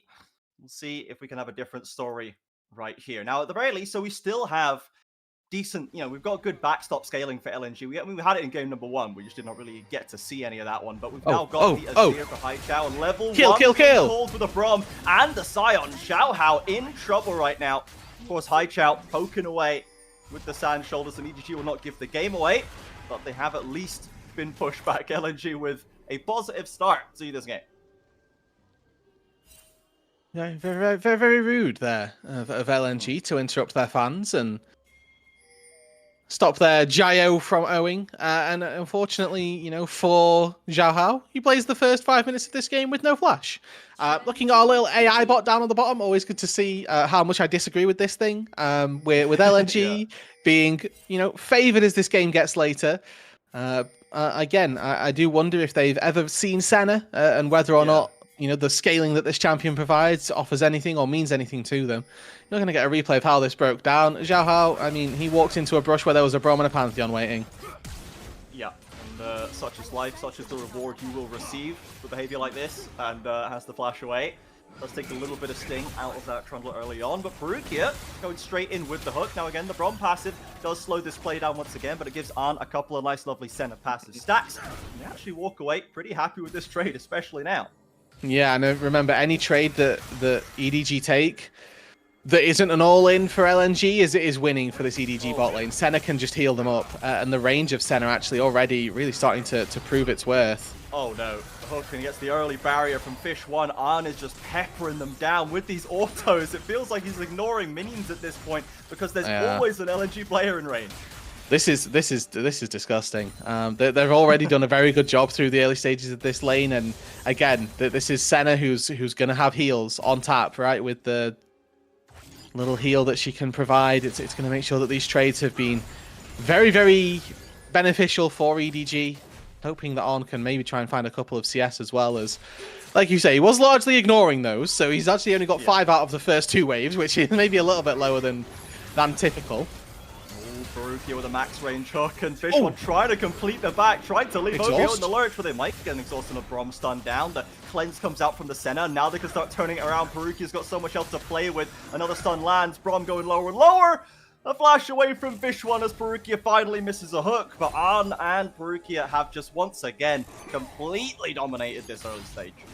Yeah, and you know, the Lucian there looking to try and get a recall on that wave. It's now going to be much harder for him to find. I think already swapping out to that top lane, just saying, yeah, these guys they've unfortunately doomed our bot lane. And when you're Lucian Braum swapping away, that really does speak to the dire straits that you find yourselves in. And Zika TP's down to that bot side to catch this big wave, doesn't even get to go back to base. Likelihood is that ZDZ will get to save his teleport here and maybe walk out to that bot side. But that teleport, I mean, I think in game number 1, LNG caught EDG off guard with the swap, but the teleport makes it incredibly obvious, and it does mean that it's really easy actually for On to match this swap, for OVO and Perukia to both find themselves out on that top side, and really just kind of make it so this swap is in effect nulled. Yeah, it is pretty tough for LNG's bot side right there. Even earlier in the last game, fleeing to the top side, chased down by An and Perukia, and they will still have to manage out this 2v2. Now Lucian with no summoners. OVO just with the flash and a summoner spellbook, it must be said, but certainly not necessarily 3 kills on the board, but still a massive start for the EDG bot side. Another hook lands with damage coming down right here already, and remember, An can keep stacking away with those abilities. The health is free to trade for Rosanna. And again, in case this wasn't bad enough, this is a Lucian who's supposed to have the run of things through the early stages of the game. And all of these fights that they take, yes, we talked about the heals, but also these are free stacks for On as well. Getting to, you know, any sort of break point is only going to make the game harder. The sooner you get that first break point, it makes hitting the second even easier, especially if you're in these laning phases. The extra range just means it's that much easier to train those auto attacks down onto the enemies and continue to farm those souls up. You can see him poking around, probing with some Qs, actually a really solid use of one of the hidden mechanics of Senna's W. If you kill a creep with it or last hit a minion with the damage from it, the root is instant. It's not this wind-up effect. You can see him using it there just to find a quick soul proc onto Fish 1. We haven't seen too much of the junglers so far, but Xiaohao now ready to try and find an angle here. Remember, no flash Lucian, and the flash in from Perukia gets the hook, locks him down, and Xiaohao around the corner. This is just curtains for Lucian, but he's not going to go down without a fight. Picks up the first kill with a trade onto Perukia. Yeah, not bad, honestly. I'd like to see Xiaohao stick around and try and push this wave in. I don't think that he's going to be too hard-pressed to get down to this bot lane unless he really wants to try and fight for this dragon. But instead, it means that this top wave will be caught by Fish 1. He'll be able to get out. Oh, never mind. He's moving bot lane. This top wave will be caught by somebody, which is important, and it's going to be an ulting Psy onto the top lane. Okay, well, the minions are going somewhere at least, but EDG, once again, putting the pressure down on bot side at the very least. Fish 1 can keep that gold even with a kill. We'll see a replay of that one, and it looked completely dire, but of course the Nautilus, not a tanky boy. He might be big and bulky, but he's not got much defense to speak of. Yeah, Perukia sticking around a little bit too much there, but even still, it's you know, getting a 1-for-1 on the enemy AD carry is always something that you will take as the support. As soon as Aftershock wore off, it's good heads-up play by Fish 1 to know, okay, I can go for a trade here and make the best of this bad situation. Kind of minion importantly secured there for Perukia. Very important. Very importantly. Sets up the kill, goes down for it, but this is my payment, this is my tax I shall make. I'm going to take this cannon for what I've done for you, EDG. Zika trying to push in against ZDZ up on that top side as well. This is once again a nice, calm, cool, collected lane with a Scion now able to stack up that wave. We'll see what ZDZ can do later with the Ambessa to maybe try and threaten that backline. Of course, the ultimate gives a great way to try and just kind of dive past the Azir walls and flip onto a Lucian if they're not paying attention. But LNG are going to have to try and protect against that threat. And I do want to talk a little bit about how the rest of the comps try or sort of pivot, I suppose, as this game gets later. Yes, LNG have struggled through the early game with their bot lane, but importantly, HiChao in a pretty good spot right here on the Azir, not actually feeling too hard done by on this Akali. And, you know, this is the time in the game where the matchup does start to swing, where we've got level 6 on the Akali, so actually Angel might start to be able to make some plays. But the Azir scaling exists, and if, you know, this game continues to be relatively slow paced, we may expect to see the mid laner for LNG has that little bit of agency to pop off. But that's not to say that the late game for EDG is bad either, right? They've got really solid, cohesive dive with Trundle, Ambessa, and Akali, that Nautilus as well. The Azir's life can be made miserable very quickly. Ooh, Angel threatening right there. Xiaohao around the corner, spotted on a ward, and HiChao wastes no time sliding out. Really good heads-up play just to get yourself out of dodge. And this Trundle as well is going to be incredibly tanky, despite this Trinity Force Rush opener. Subjugating a Scion is always going to give you some great effect, and I was cautious, I guess, of how EDG would be able to take down a tank with this composition, and we might get to see how they take down a 5 versus 5, or at the very least a 4v4. As looks like LNG are posturing around these grubs. And Zika down on the bot side, he has got teleport. Wants to come in, he can. So far, EDG are going to take this more, and LNG again not pulling the trigger. Similar to game number 1, they'll show up for the play, but just cannot seem to get into a comfortable position to actually act on it. So that's one wave, probably 2 waves lost down on the bot side from EDG. So not a nothing play for this LNG roster. Yeah, they don't get anything by way of grubs, but they do importantly, you know, deny a couple of waves away from the Akali, and you can see in that experience as well that Angel is, you know, a good half a level up over the Akali, and I think that's going to be a really important avenue to success. The side lanes for EDG should theoretically be pretty darn decent, right? The Akali does very well, the Ambessa can look to trade very effectively versus the Scion as we hit that mid to late game, but if the Azir is ahead of the curve, if he's making sure that this Akali's life is pretty miserable, it does make it quite tricky for those side lanes to succeed. Yeah, LNG, actually, we are even in gold right now. We're even in kills. We have given away the grubs, but ultimately, they've had a much better start to this second game. And now the kind of the unwritten advantage that EDG's been stacking up, obviously, is the Senna Souls. There is no scoreboard item for that, but it's currently almost at 40, at approaching the 10-minute mark. Just so much heavy trading in that early bot lane stage has really been getting an accelerated start on that passive. And the factor that even the EA bot seemingly isn't aware of, but we will certainly see LNG become aware of it if we keep going like this and aren't as able to keep up this pace. Yeah, and honestly, I'd like to see EDG keep swapping the center around and putting her where the Lucian Braum is, keep trying to farm those souls. Let's make it as difficult as possible for this Lucian to get any sort of resources, as well as the fact that, you know, Angel, you know, in that Azir matchup should theoretically be favored. Maybe this is a conscious effort by EDG to make sure that Akali can actually get a little bit back into the game, as opposed to making sure that their Senna is pushed a little bit ahead of the curve more so than anything else. I do also want to highlight the power that these grubs actually give to EDG. Them finding 3-4 nothing is going to be very impactful when we look at these you know, first turret rushes. Normally we see this happen about 13 minutes in or 12-13 minutes in, where there's a cross-map play looking to take place.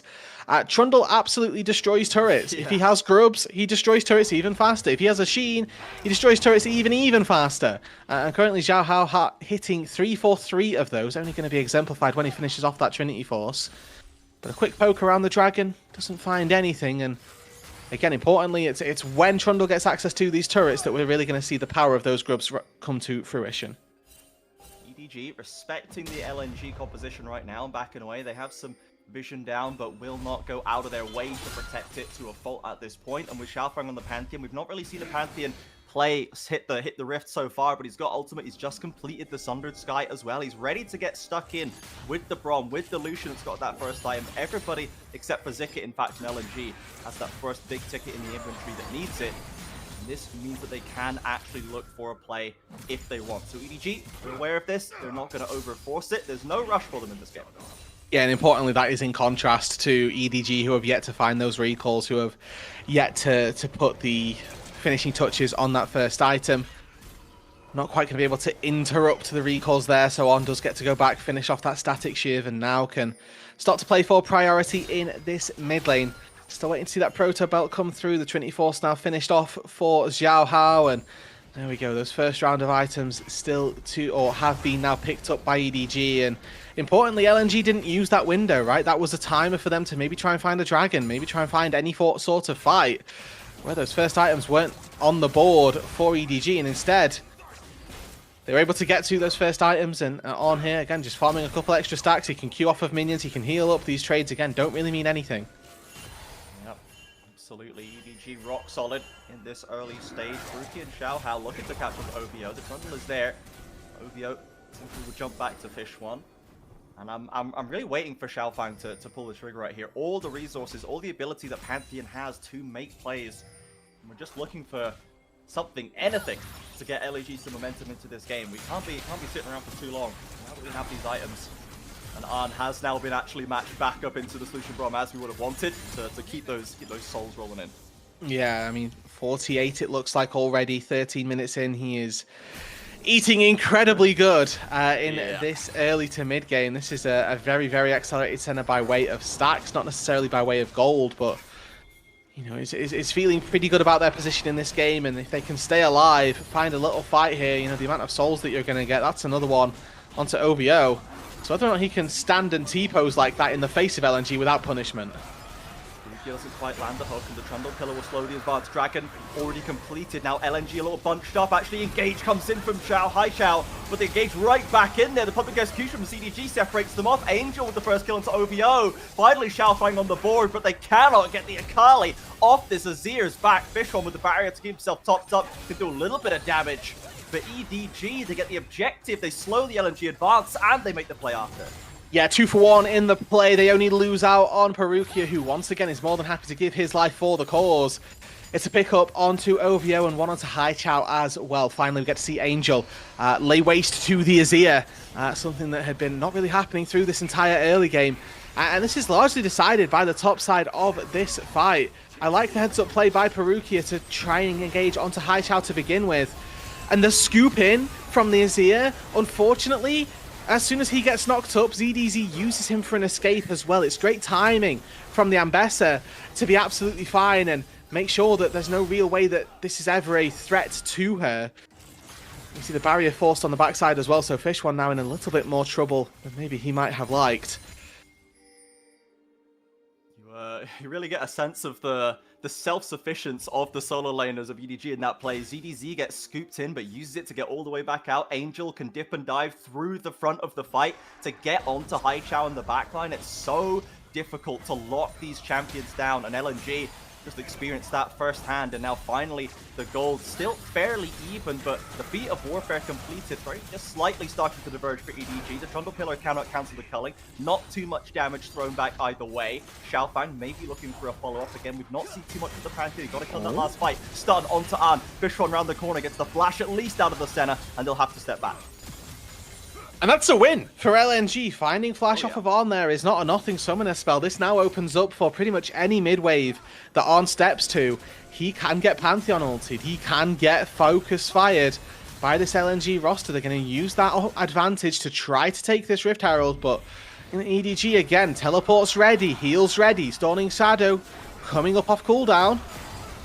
All 10 members accumulating in the river. Herald done for Xiaofang, but he's taking a lot of punishment on the front line. Has to drop the shield down. Perukia over the wall. Looks to lock them down. ZDZ with the first kill. In goes Angel. Now OVO fleeing. Haichao with the scoop back. Keeps himself alive for now. But again, the solo laners from EDG are just inevitable. You put the wall up, they'll just leap right over it. And LNG are now trapped under this top lane tower. Fish One doing what he can. Arn poking and prodding. And EDG are just bottling them in this top lane. Get the wave! From the Nautilus. ZDC doing what he can. Fish one desperately hugging the wall, but in comes Angel, throws out the 5-point strike, and it's another kill for Akali. Now Zika, the last left alive, manages to scrape his way out. Arn reaching too far, and LNG's top laner again. Finally, symbolically and literally, the last one standing. Okay, well, it was it was a good fight, and then it got a bit messy. I think the EDG are quite happy with their position again to keep our sort of stat tracking going. 68 souls for Arn currently, as he is 17 minutes into this game. He is feeling very, very good, and just constantly poking away at this LNG roster. This center pick, save till R5, is certainly paying dividends for the time being. But Perukia, once again, eyes on High Chow every single chance he gets, looking constantly at how he can set up Angel to take this Azir out. Honestly, pretty unlucky that the scoop shoves him away from Fish one there. I think that the Lucian probably in a lot more immediate trouble had that have happened. We didn't quite see this, but in the picture-in-picture, Angel did find a solo kill onto OVO, so just another little bit of gold for the Akali. 10 stacks currently on the Dark Seal. Yes, this game looked like it might be set up for Angel to take the spotlight, and that certainly seems to be what's happening. 5-0-1, fully stacked on the Dark Seal. Seeker's ready to hold on to that shutdown as well. This is all about the Akali right now. You can see it there, the replay. He just catches Bomb in the rotation and runs him down with no issue. Oh, yeah, using Exhaust and Redemption to try and stay alive, and it wasn't even close, just to be clear. So it would have taken a lot more than that to keep OVO alive. LNG, though, looking to try and make a play, it looks like, on the map, able to get themselves a little bit of free time with this bot lane tier 1 turret. They do still have the Rift Herald as well, and that tier 1 turret in the mid lane isn't, you know, particularly healthy. Might like to see them try and make a secondary push or a bit of an assault to that Herald and see if they can find anything with the mid lane turret. Dragon coming up on the bot side, High Chow pulling the recall. Looks like he's going for the Rylai's second. Not the most common Azir build we see, but it is going to give him a little bit more survivability, hopefully. ZDZ has been drawing a bead on him in every single fight so far. He just needs a little bit more survivability. Can maybe do more income Chow fight to try and punish this Ambessa. Has dropped the flash, but now Azir's in for a little bit of revenge. Redemption comes down, but a flash in. And LNG will pick up a clean kill onto that top side. Sadly, it will be at the cost of the Dragon. Yeah, and I think this is a good play for LNG still. That taking turrets around the map, opening up the map as well.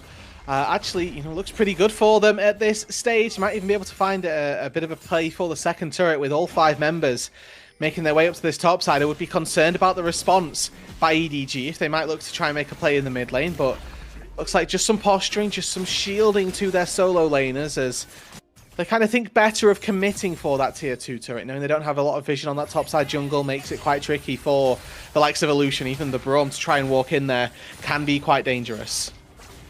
Despite the kill lead, the fight success for EDG, the gold is still more or less level as we approach the 20-minute mark. EDG sitting with the advantage in Grubs and the advantage in Dragons. It is the Ocean Soul Rift so far in this game too, so some of those more survivable carries, the Sennas, the Trundles, the Ambessas will love to have a little bit more extra healing. LNG is going to have trouble bursting them down perhaps if it goes that long, but for now, at least it's not an Infernal, at least it's not a Hextech Soul. They don't have to worry too much about that just completely ending the game in about 8 minutes time. Yes, exactly. A little bit more stalled than maybe Game 1's Soul might have been. Obviously it was a Cloud, and I think EDG in the end didn't even elect to take it because they could take the Nexus instead. A questionable decision, if I must say, from EDG. But they are still in a very, very good position in this game. On looking like he'll work his way towards his rapid fire cannon second, and probably at this point in the game might just look to go straight for that Black Cleaver to try and be the person who can tear the armor down of Zika. Again, do want to highlight that without Trundle, the ability to take down a Scion here quite low for EDG, and that gold graph, you know, as much as through the, you know, let's say 15 to 17 minute mark, EDG had a good couple of fights, found themselves with a bit of an advantage. LNG did do a good job at taking some turrets that haven't yet been responded to. Yes, they have managed to drag back that difference and keep this, as we said, basically level. So LNG still with plenty of tools to make the plays. We're now looking at second items coming in across the board. We've seen it almost entirely completed for EDG. Just Xiao Hao left to get that one done on the Trundle. But LNG as well. We've already got the Rylai. It's got a Flicker Blade and even more crit for Fish 1. So this Lucian is heading into a mid game and should be able to do a heck of a lot of damage. A big culling onto the right target could be game-changing. OBO, in fact, drops the ultimate onto Perukia. This Nautilus, remember, not so tanky, has to flash away, and Xiaofang will secure it. In comes Zika from the side. ZDZ looking for an angle. Doesn't quite get stunned. Angel as well. Both the solo lane is isolated, but Xiaofang forgotten about on the left flank and goes down to Arn. Now Xiao Hao can run forward looking for OBO. Aru comes in. ZDZ dives. High Chow with a shoot back, but cannot stop Angel. Fish one back to the tower. He needs to try and survive, but Angel says absolutely not. Takes him down without a second thought. The triple for Akali, and EDG run the fight again. Masterclass from Angel on this Akali in game number 2. Saw the Azir and decided that this is the matchup that he wanted, and we can see why. Finding another colossal fight here. This time it's in the mid lane. This time it will reward EDG with an Atakan as well. And those 10 stacks are putting in work. Absolutely. Angel is phenomenal in this game. They'll turn it straight into the Atakan. There's a TP coming in from Zika. I'm not sure what the angle is here, but maybe they have one. EDG looking to just pick up this objective. The Atakan so well managed in game 1. Looks like it's going to be the same in game 2, wasting no time fleeing back to the base. Back to business as usual for EDG. The second this second fight really starts to take off. It's a complete slaughter. A little bit scrappy to begin with, as again Perukia, maybe not the target that you want to be focusing down, but they do expend a lot of resources to take him out. And as I think you highlighted quite rightly there, forgotten almost on the top side. Xiaofang just gets left like a lamb to the slaughter, and then the ensuing 4v4. We're about to cut back to live. Oh my word, Xiaofang again back in there, but look at Angel. He's into the backside again. ZDZ following up as well. 2 more on the board for this Akali. I think we're at 10-0 right now, at least for this mid laner for EDG. There it is. No assists required. It's all kills all day. I mean, get the Medjai's, lad. What are we waiting for here? We've got the Zonyas, we've got the Proto Belt. Like, this is a Medjai's game if I ever saw one. Angel having a very solid pickup and a very solid performance in this second game. And, you know, this is, again, it looks like it started out with Perukia maybe being the one who's the focus of the assault. Yeah, they get the stun under the turret, but Fish One tanking the turret to try and take down the Nautilus. Yes, he does that, but, again, it comes at such a dire cost, and you can see that Zika just decides he could have helped, he could have not helped, and he sort of chose his path as soon as he saw the way the fight was going. Actually, I'm going on the bottom side of this wall, thank you very much. He drives by, rolls the window down and goes, nope, that's not for me. I'm not liking that one, folks. I'll see you next week. Goes back to mid lane, and now EDG onto this dragon, looking to set up an Ocean Souls point. The team fight's coming thick and fast here in game number 2, everybody. ZDZ threatening on the flank. Where is Angel? Currently just sitting with the bulk of EDG. No crazy flank position just yet. Fish One and High Chow have got to be terrified of this threat over the wall. Waiting for Angel to see what his pop-off can do. No shuriken flip, so there's not a way for him to get in just yet. On, though, in a bit of trouble. That's the flash away, barely scraping away. Of course, the center being alive means he can heal up a little bit. The dragon forgotten by the wayside of Xiaofang, looking for Angel to keep him out. He's being zoned decently right now. Perukia, though, with the hook. Out comes the slam. In Down goes the Akali. dragon and into the backline again. It's Angel. You cannot escape this man. ZDZ once again draws the target on High Chow's back. And it's the same formula every time, Rude Dude. Every time it works, EDG smash the fight. And On, with 100 HP, somehow does a 5k team fight. Angel as well, going nuclear in the backline. It's just clinical from EDG. They walked up to the Baron, and I mean, I think they've remembered that their center went down to bot side. They actually can't get away with going for that, but they'll be happy to take some gold back on the map. They'll take this bot lane tier 1, which feels a little bit sort of backwards at this point, given the fact that they're winning fights around dragons and the idea that they could have turned to the Baron there. But the way that EDG are taking these fights are just so clinical, and the gold that, unfortunately, LNG don't have is just so apparent. The positioning from ZDZ and Angel this entire time is absolutely crucial as well. Look at the way that they just threaten LNG. The second that LNG step past this sort of banana bush, it's the time when EDG know, okay, now is our time to shine. The Sion can only frontline on so many angles. Hai Chao can't mark the Akali. There's only so many things that a frontline can do. And unfortunately, when Fish One steps up to auto-attack, he gets ulted by the Akali, one shot by Angel, and everybody else has already fallen down. The power of the Sion may be good as a frontline, but if it just gets ignored, what is it that LNG are to do? Absolutely flawless by EDG, making such great use of their mobile solo laners, diving into that backline time and time again. LNG now trying desperately to pick up some bounties on the map, but ZDZ strolling down the river into a flank position, a double route from Arn. Angel surely just waiting for the chance to go in. No. He's been spotted. They have the Azir Sundisk as well that can delay this, but he's going to cut the wave for them. This just feels like, again, the tension building, and LNG trying to take this. They're going to look for him now.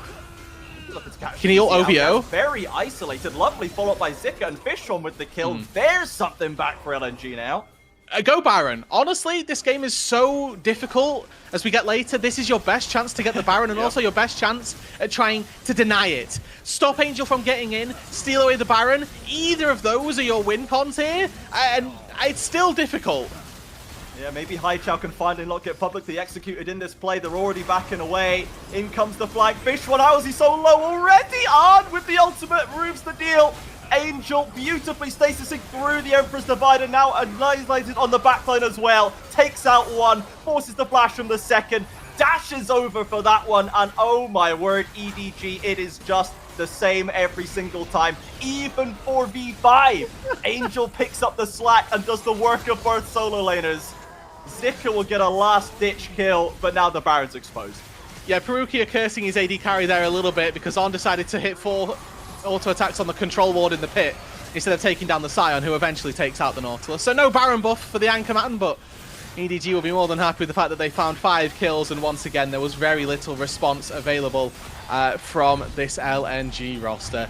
Again, EDG looking like they are putting an easy stomp on this series, a 2-0, which again maybe should have been expected. But Fish One, he gets hit by 1 Q, a little bit of static shift proc.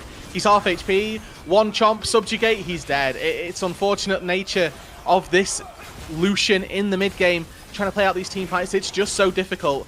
But Angel, again, on this Akali, clinical, waits for the flashes. And again, with the timing on his R2 flash as well to make sure that the execution comes through. He has picked up the book, CJ. He has got 22 stacks. And this is the Akali performance that we love seeing. Yeah, finally choosing to bet on himself right here. Into the backline again. Goes into the stun combination with a quick shroud. Will get him out of danger right there. Xiaofang heading for the hills. Just delaying the inevitable. Angel picks up another Hai Chao. Maybe looking to strip away those Medjai stacks. Desperately reaching for a Sand Soldier auto. But there's just not enough space for it. On with the fire back and the Sun Disc is up. But it cannot stop the march of EDG. One by one again. LNG crumble. And Zika, so many times in this series, in this year maybe, abandoned under the bot side tower to be the last death for LNG. Another Baron push is coming into the minions. Guys, kill the Sion. We need the minions, please. They do manage to find what is another 5-4-0, and I mean, EDG at this point are just having fun with their food. It's taken them a little bit longer than game number 1 did, but Arn is to 145 stacks. 30 minutes into this game, like he's also attacking from the Howling Abyss. It's just not fair at this point to try and make LNG play this one out. Yeah, with the level of stacking that they were doing from minute 1, forcing those early trades, playing the range so beautifully, and Arn now, it's paying dividends. You know, even with the build that static shifts, Black Cleavers, RFCs, you know, the beauty of Senna that you can build these less heavy damage items, but you're still doing so much work, and Angel is just free to go where he pleases at this point. Yeah, I mean, that's your Pantheon full combo, dealing 20-30% of the damage. You know, Ignite goes in there as well. But you have to commend Xiao Hao here for thinking that this is the way to come back into the game, because getting that shutdown, taking down those stacks, is the play. Unfortunately, he also auto-attacks a creep in that interlude and probably cost him the kill on the Akali. And you can just see, I mean, this is unfortunately just cyberbullying at this point, unfolding in front of our eyes. As again, it's Zika who's frequently the last man left standing, somehow on the Sion. 3 deaths, and the rest of his team have got at least 6+. And EDG probably looking to put the final nail in the coffin of this series. Yep, top lane tower falls. Gestural hook onto Zika, and the Culling comes out. Perukia not even that bothered anymore. Now with the Ocean Soul, even Nautilus is hard to take him down at this point. The wave's crashing in. Angel always once again threatening from that mid lane. The Baron wears off though, and the wave can be cleared out without too much problem for LNG. They want to try and threaten. They could go for the Miracle Shuffle for a Pantheon stun. They're looking to try and isolate Angel. Of course, the Shroud comes down. He simply walks away. And he's gone invisible. Yeah, covering right here. Another knockup misses from Zika. Xiaofang doing what he can, but it's we're just checking the watches. We're waiting. We've got buses to catch, everybody. So EDG, Ocean Soul as well. I mean, this is probably just. Look at how far auto attack or Ornn's auto attacks are reaching as well. Like, he's just constantly farming, constantly destroying the HP bars. Yeah, triple inhib comes down, hook in from Perukia, trying to force the issue, and ult goes down onto Fish 1, but there's the damage going through. Angel on the back line, 2 turrets be damned, he's still going for the kill, so the Ocean Soul gets it with the swag stasis at the end. Completes the double, makes it a triple, maybe the quadra, but they're already dead. There's no targets left for him. And Angel in a playground in this game. Xiaofang watching outside the window as his own Nexus explodes, sadly. But EDG, we needed let them. him kill the Pantheon! Yeah! There we go. Completed the ace. We needed EDG to calm the doubters, to persuade everyone to remain bought in there. And it seems like they are. Seems like that's the message they needed to send to EDG fans and to the potential opponents in Group Ascend. Yeah, a good win. A nice little ending to the regular season for EDG there, and now they can go into what is going to be I like to think, very competitive post-season. I'm hoping that we get to see some quite closely fought series between EDG and IP, and then FPX and WE, however those end up shaking themselves out. But for LNG, again, a little bit unfortunate. They are now officially locked out of the rest of the season. A 2-8 scoreline for them means that no matter how the game score wins or how the game score works out, they won't have 3 series wins at an Ultra Prime now. Fortunately, quite happy that they next series is maybe less impactful. It's not a case of can they end up in or out of play-ins. It's a case of can we end on a win. Yes, Ultra Prime again with the pressure off can maybe try and sand off what edges they have remaining to try and get themselves in tip-top shape for that play-in stage. And yeah, for EDG, they are continuing to remain in that second locked-in position. I think that for me, that second game, such strong commitment and understanding of the game plan in every single fight. You called it clinical, and it's a word that casters use quite a lot, but I think this was a particularly appropriate application of it. It was so consistent, so repeatable every time, that they clearly understood that game plan down to its bones and were able to execute on it without issue. Yeah, and again, it was the idea that they'd keep on moving the Senna into the Lucian, and that somehow Senna was absolutely bodying a Lucian Braum lane. Again, something that we don't frequently see too often. You lock Lucian Braum versus a Nautilus, I'm expecting that lane to be a wash. Yeah. And it was a wash, don't get me wrong. It was just the wrong way that we thought it was going to be, as the Senna was doing all too much to, farm up, get some items in, and making it really quite difficult for this bot lane of LNG to really ever thrive. And, we started out the day with a highlight graphic of OVO and the power that he's brought to this roster, saying it was going to be a tricky matchup versus Perukia, and unfortunately it was exactly that. It was just a completely one-sided affair in that bot lane. Yeah, tricky's one word for sure. Perukia putting on a bit of a display, sending a clear message in that matchup, just everywhere he needed to be, especially in that first game, of course, taking the player of the game in that first round. So they can now look forward to settling in for an exciting play-ins run. As you said, a very competitive play-ins shaping up right now. LNG need to go back to the drawing board, and it is such a shame to have such a sharp cliff drop-off for LNG from what they were able to show, almost cementing themselves as one of the regular international representatives for kind of a couple of years, a couple of splits there. And we still have teams like IG and Weibo and Top and AL now up there. We've had these new teams come in, and it seems like LNG sadly has had their spot yoinked. It's going to be a while before he's maybe where some teams rise. Unfortunately, some teams have to fall, and it has been quite the fall for LNG. Hey, on the bright side, at least they played this split. There are a couple of LPL teams that didn't even play this split. So, you know, take the completely, the very, very small rays of sunshine where you can find them. And the very thin silver lining that there is. But if you're an OMG fan, for example, hey, where have you guys been for this split? And, you know, we're looking at an LNG organization that is going to look to probably rebuild and to look to restructure themselves moving into, you know, 2026 at this point, because that's what we're looking at, maybe into Demacia Cup as well, getting a couple of really solid players in and making sure that they've got some rosters that they can be proud of and hopefully return to that, you know, high level and to that world stage, because you know, the organization, as you say, has met such high highs in the past that the idea of flunking out of Nirvana without even a play-in sniff is pretty disappointing to them.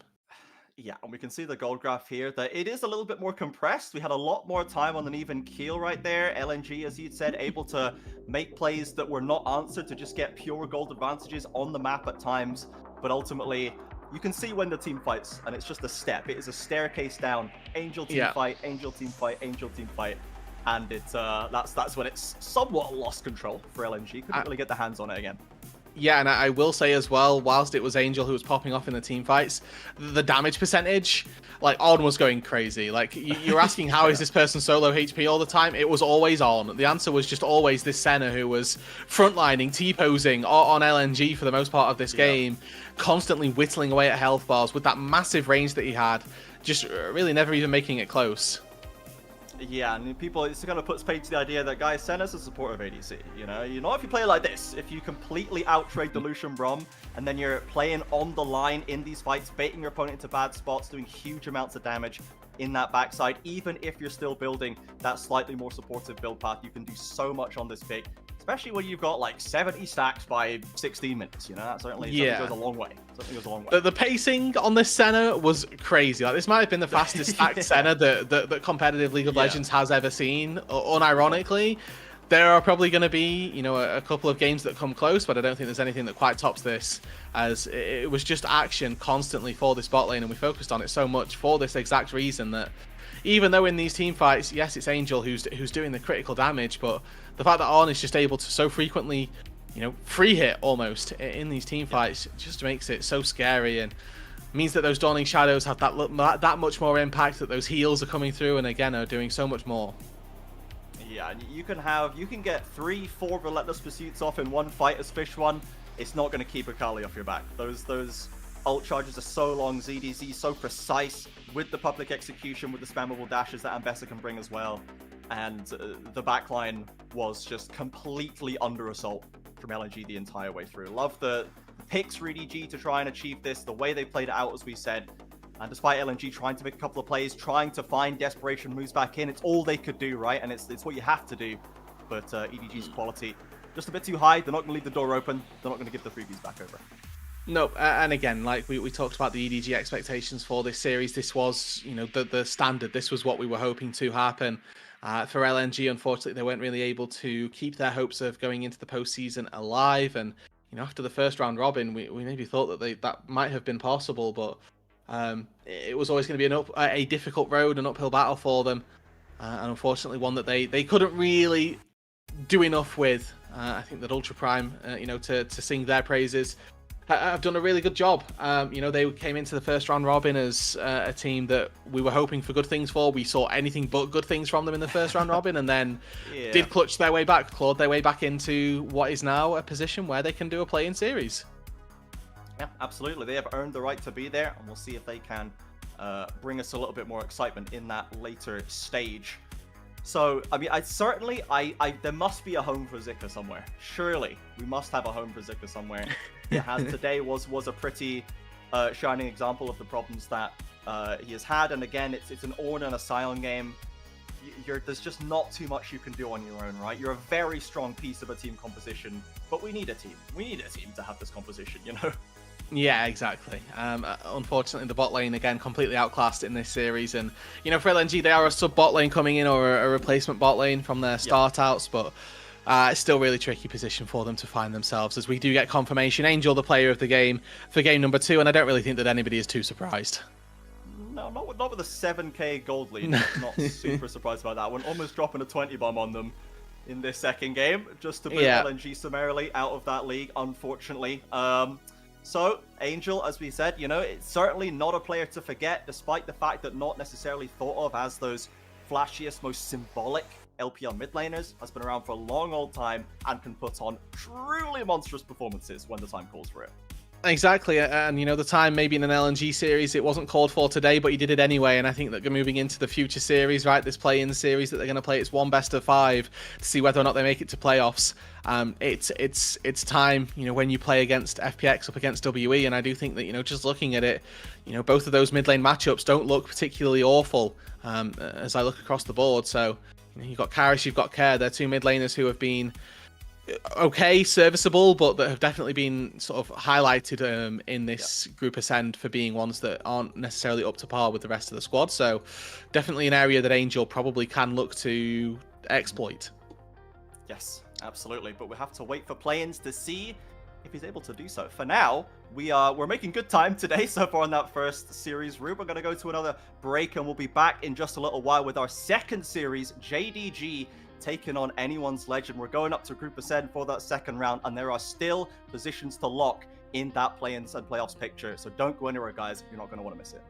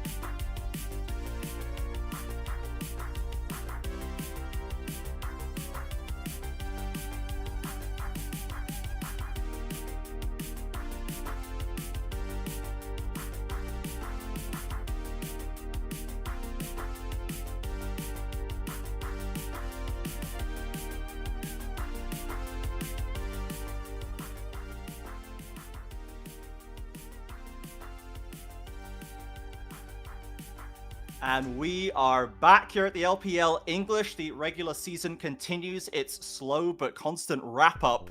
First series out of the way, not too much delay, not too much craziness in there. EDG taking out LNG and moving on, locking themselves into a comfortable second place. Now, we go to Group Ascend. We move on over to our upper group here in the LPL, and we still have some places to lock. Anyone's Legend and JDG still fighting for that potential last upper bracket slot in the playoff. Yeah, these are the two teams that actually can still move around. Weibo, who are currently 5th in the standings, are locked out of the top 4, Yes. but JDG can still make their way into the top 4 as well by consistent perfect games through the rest of this split. The long and short of it is if JDG go 6-0, I think they have to in their final 3 series, and AL go 0-4, then it's possible for JDG to come out on top and sneak their way in. Of course, that starts with a series between JDG and AL, and it means that JDG have to 2-0 here for there to be any chance. Yes, they need to 2-0 so hard that AL are completely mentally shattered and then tumble down to an 0-4 in the last couple of games. Now, JDG, we've got the roster up here. Xiaoshu, Shun, Scout, Pays, and Zhuo in the bot side. Now, this has been another roster that has seen some changes throughout the year, Root Dude, and there's some names again, some very powerful, some very tenured names there, along with some newer players. So we kind of know the quality that's coming out of players like Scout and Pays. But what about Xiaoshu? What about Zhuo? What are we seeing for the newer additions? Hey man, you've just picked both sides of the coin right there. Xiaoshu has been, honestly, a really solid performer for this JDG roster. I've been really excited by what he's brought to the table. I mean, he had a middling split in Nirvana in split number 2. He got brought up to JDG, and I was like, all right, this is going to be a nothing move. That they sub out Ola, and it's kind of like, well, was this worth it? Turns out, absolutely yes. He's been incredible. But then I look at the bot lane and I look at Zhuo, who, wasn't even who they started out with in this split, and the change itself seems to have made no difference, to be honest. I think that they were looking for direction when they brought in Zhuo, and that just has not been found. I mean, as a player, Zhuo has played with some greats. He's had some really solid teammates in the past, and unfortunately, it doesn't look like he was a part of the pieces that ever really, really pushed him to that point. The damning with faint praise of he has had some of the greatest teammates you could ever imagine, Zhuo. Yeah.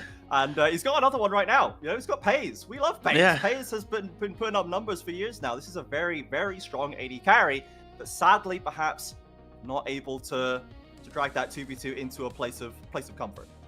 No, and I think that if we look at the places of comfort for JDG on this top side, we have some clips for Xiaozhu as well, to sort of showcase what it is that he's been able to do for this team. Now, I will say, largely they've been on Renekton, and if he gets this pick, he looks incredible. If he gets Ornn, Cassante, he looks okay. And off of those two champions, I haven't seen the amazing great things from him that I've seen, necessarily on this Renekton, but you'll get to see here a little bit of a glimpse of some of the glorious moments that he's already had in these, past couple of days, let alone throughout the whole season as a whole. But he has been that secondary bright spot. I mean, JDG as an organization at this point, we know they've got Pays. He's been consistent. He's been solid. He's been very, very good for the roster. And I would like to think that if they can, use Pays and use Xiaozhu as that secondary carry, odds are they can come out on top. But the problems and the pitfalls that they've fallen into just, they extend further than the top lane. Yeah, absolutely. We kind of notably not touched on the mid jungle, and especially, a player like Scout with a world championship under their belt, looking a bit more sort of Teemo-esque with the Swift Scout going completely invisible. We just don't really see him anymore.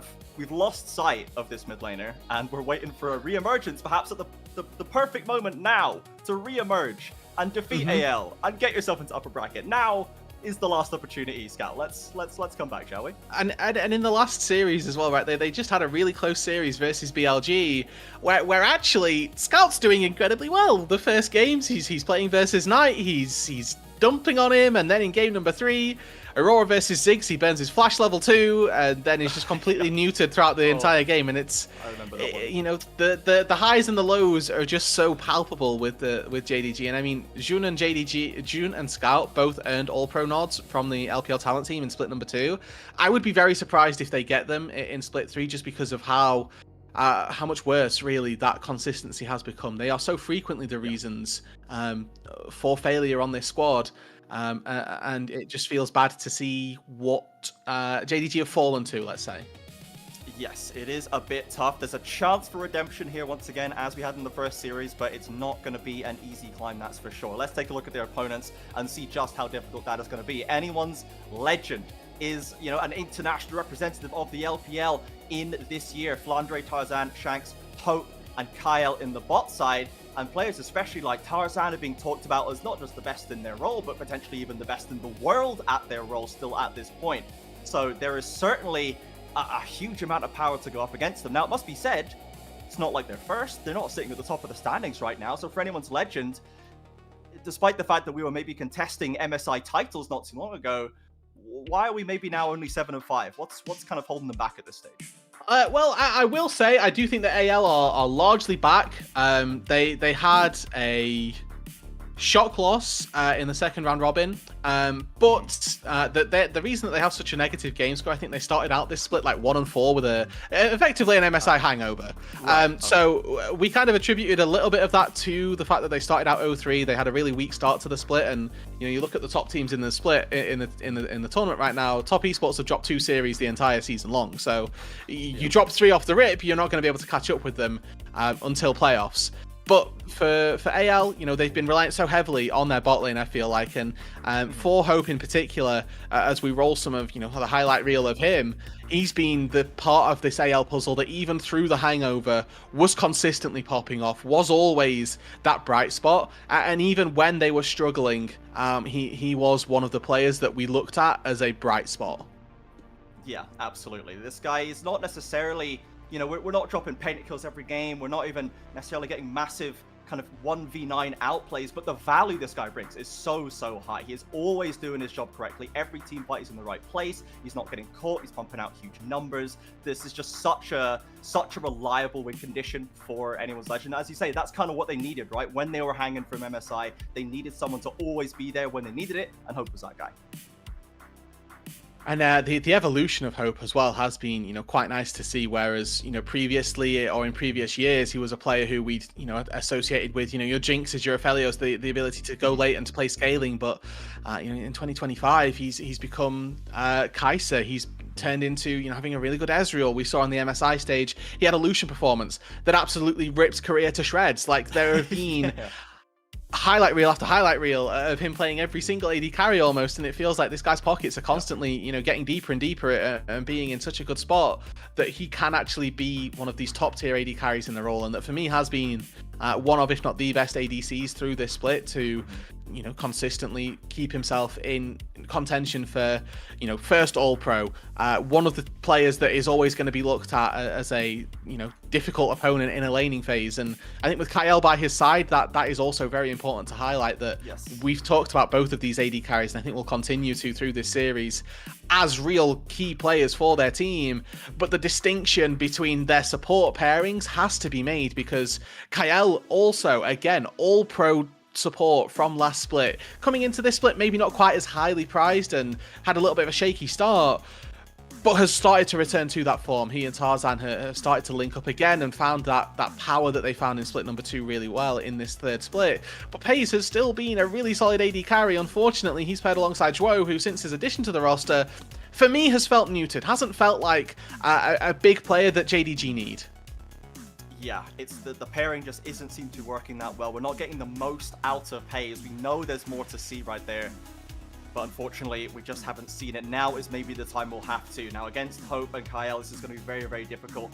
We do have some a combination there of we're going to the best performers more or less kind of on average for each side. JDG with Xiao Zhu, we mentioned right there, versus Hope. So kind of opposite sides of the map, and obviously right now, when I can see that Hope, I don't think he's even lost the game on Sivir. When you have characters like Sivir that can completely take over a late game, it's easier maybe for that to be a reliable win condition, where Xiaoshu, as you said, we want a priority pick for him to really see the best out of him.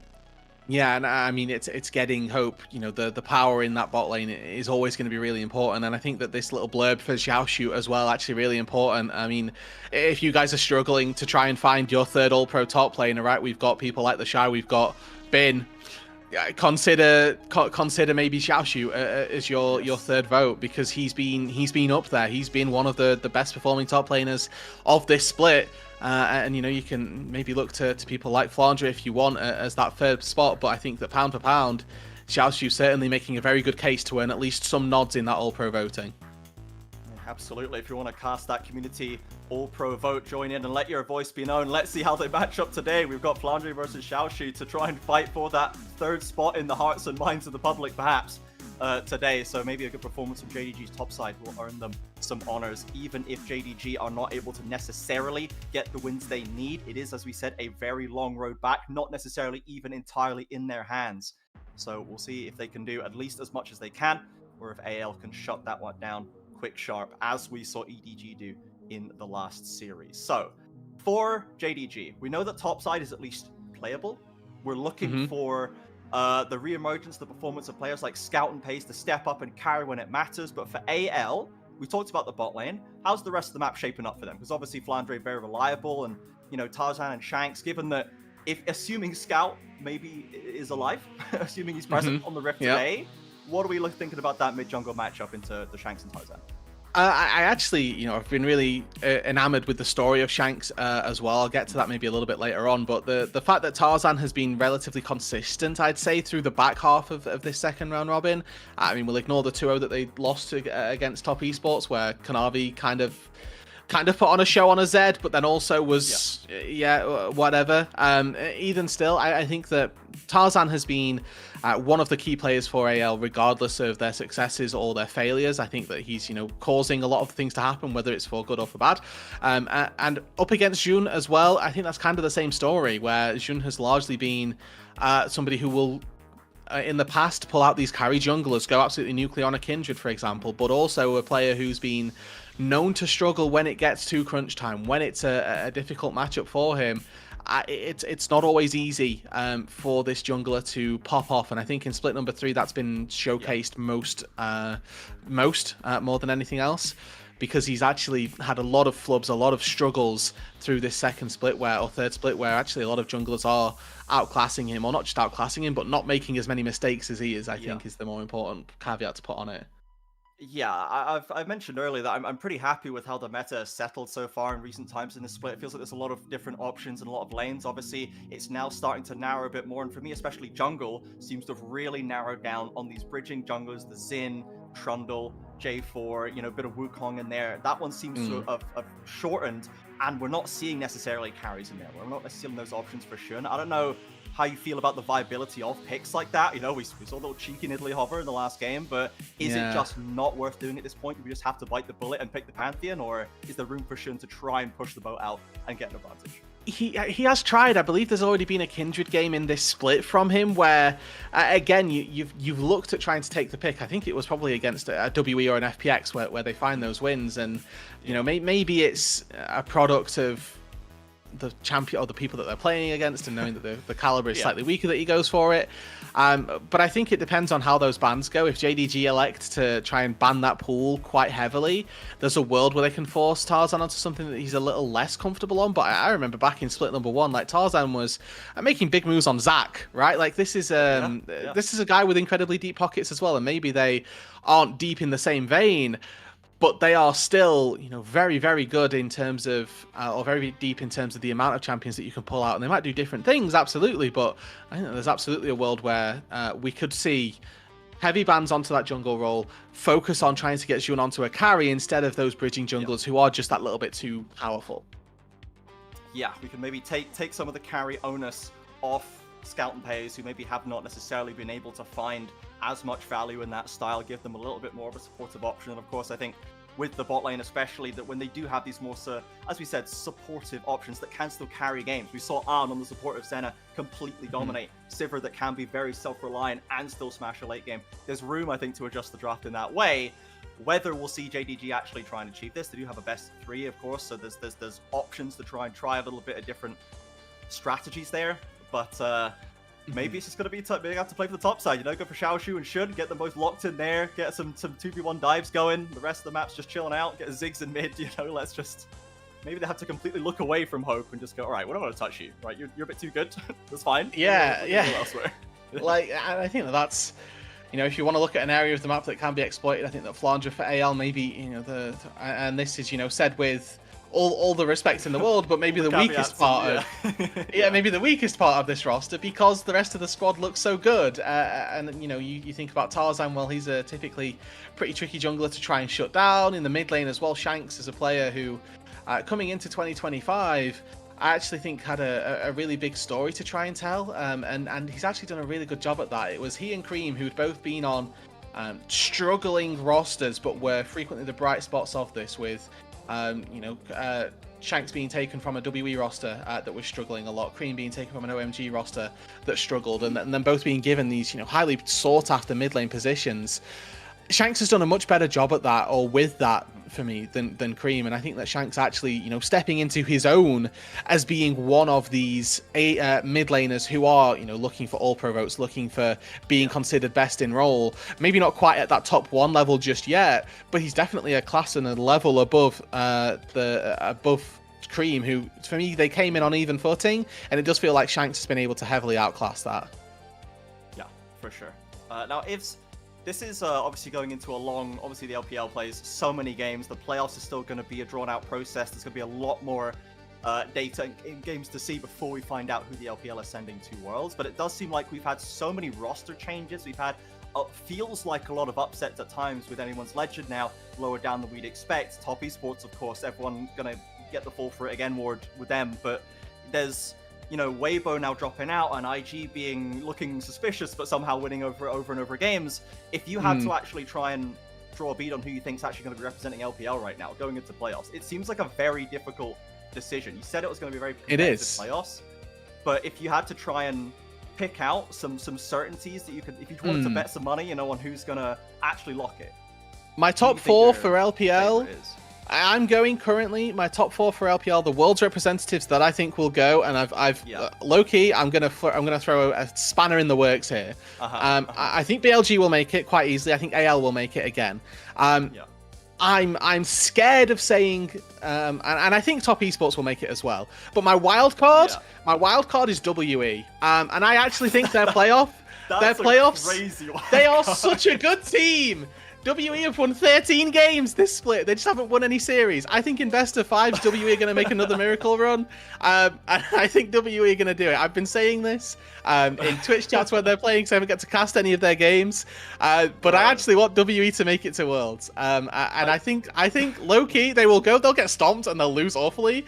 But I think they'll make it to Worlds. I'm blessed to speak on a fairly regular basis with several different analysts that have been on and off the LPL English in guests or on the main roster here, and it seems none of them like, said that.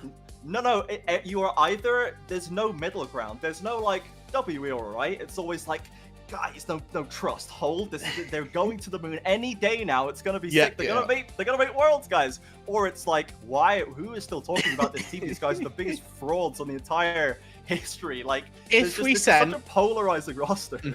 If we sent 4 people to MSI, WE would have been at MSI. Just a reminder for everybody. It's the same format this time, and for WE, it's the same roster. The maths, you know, we thought this about them in split number 2, where we were like, you know what, this is a mid-pack team. They're good. They're not going to do anything in playoffs. And then, boom, they knocked out Top Esports. They knocked out JDG. Yeah. I mean, they have won more games than JDG has this split.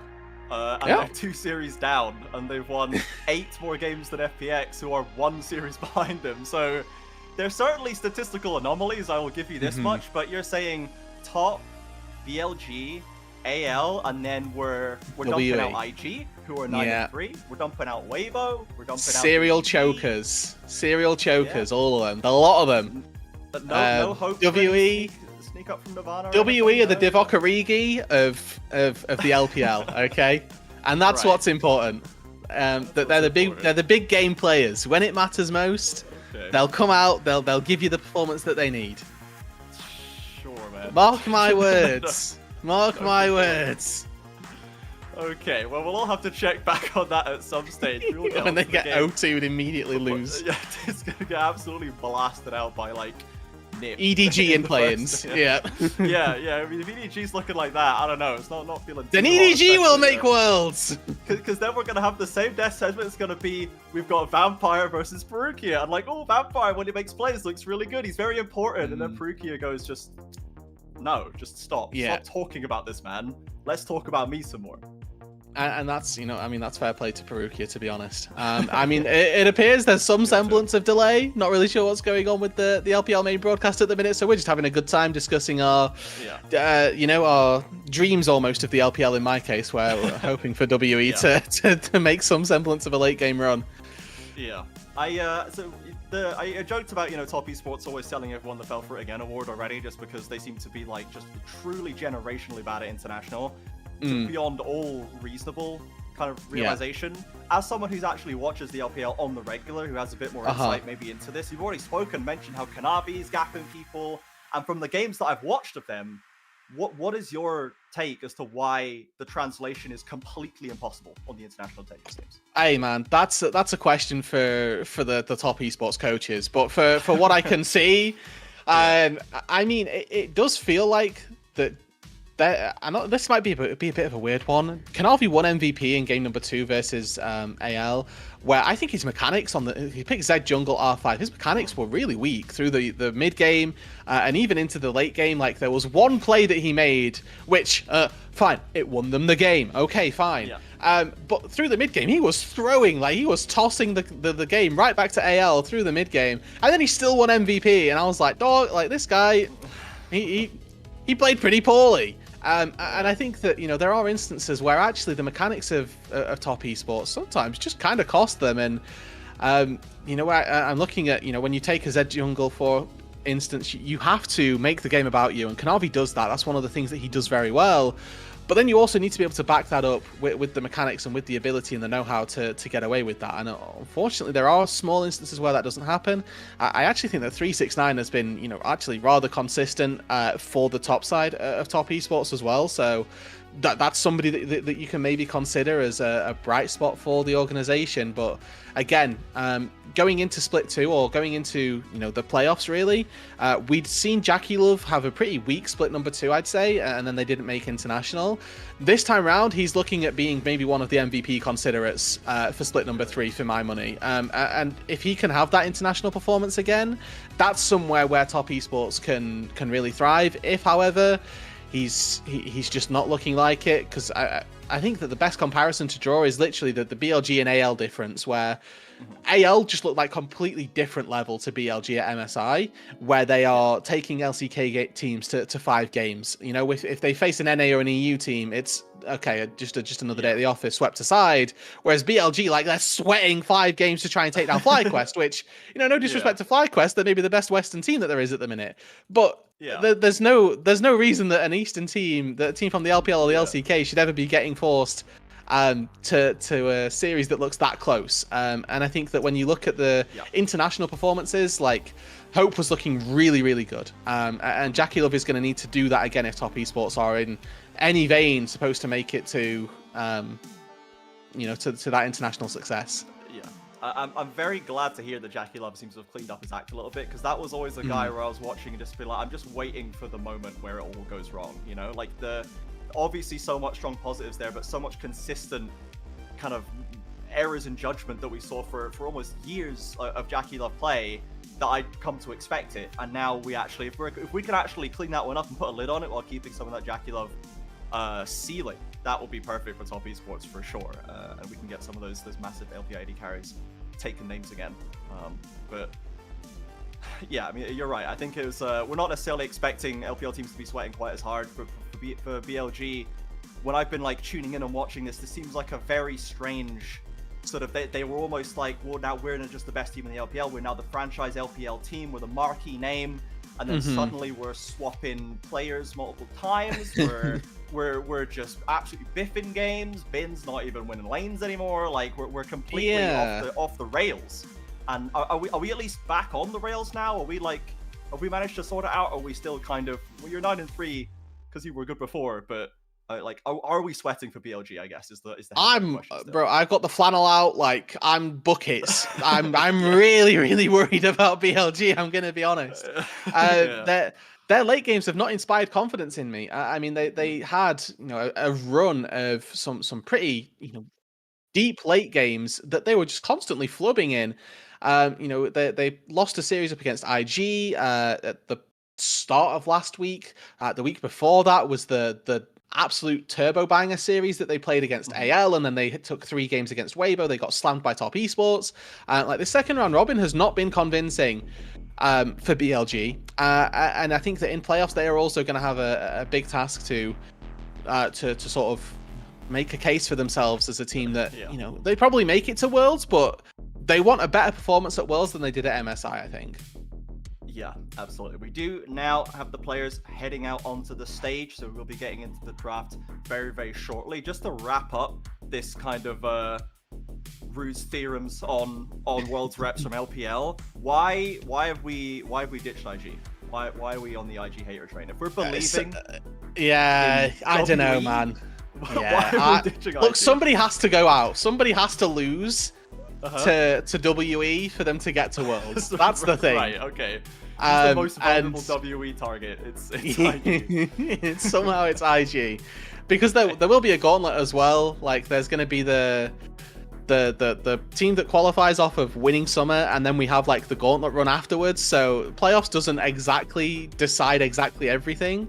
But as long as WE can get into the gauntlet, I see it. I can see the vision.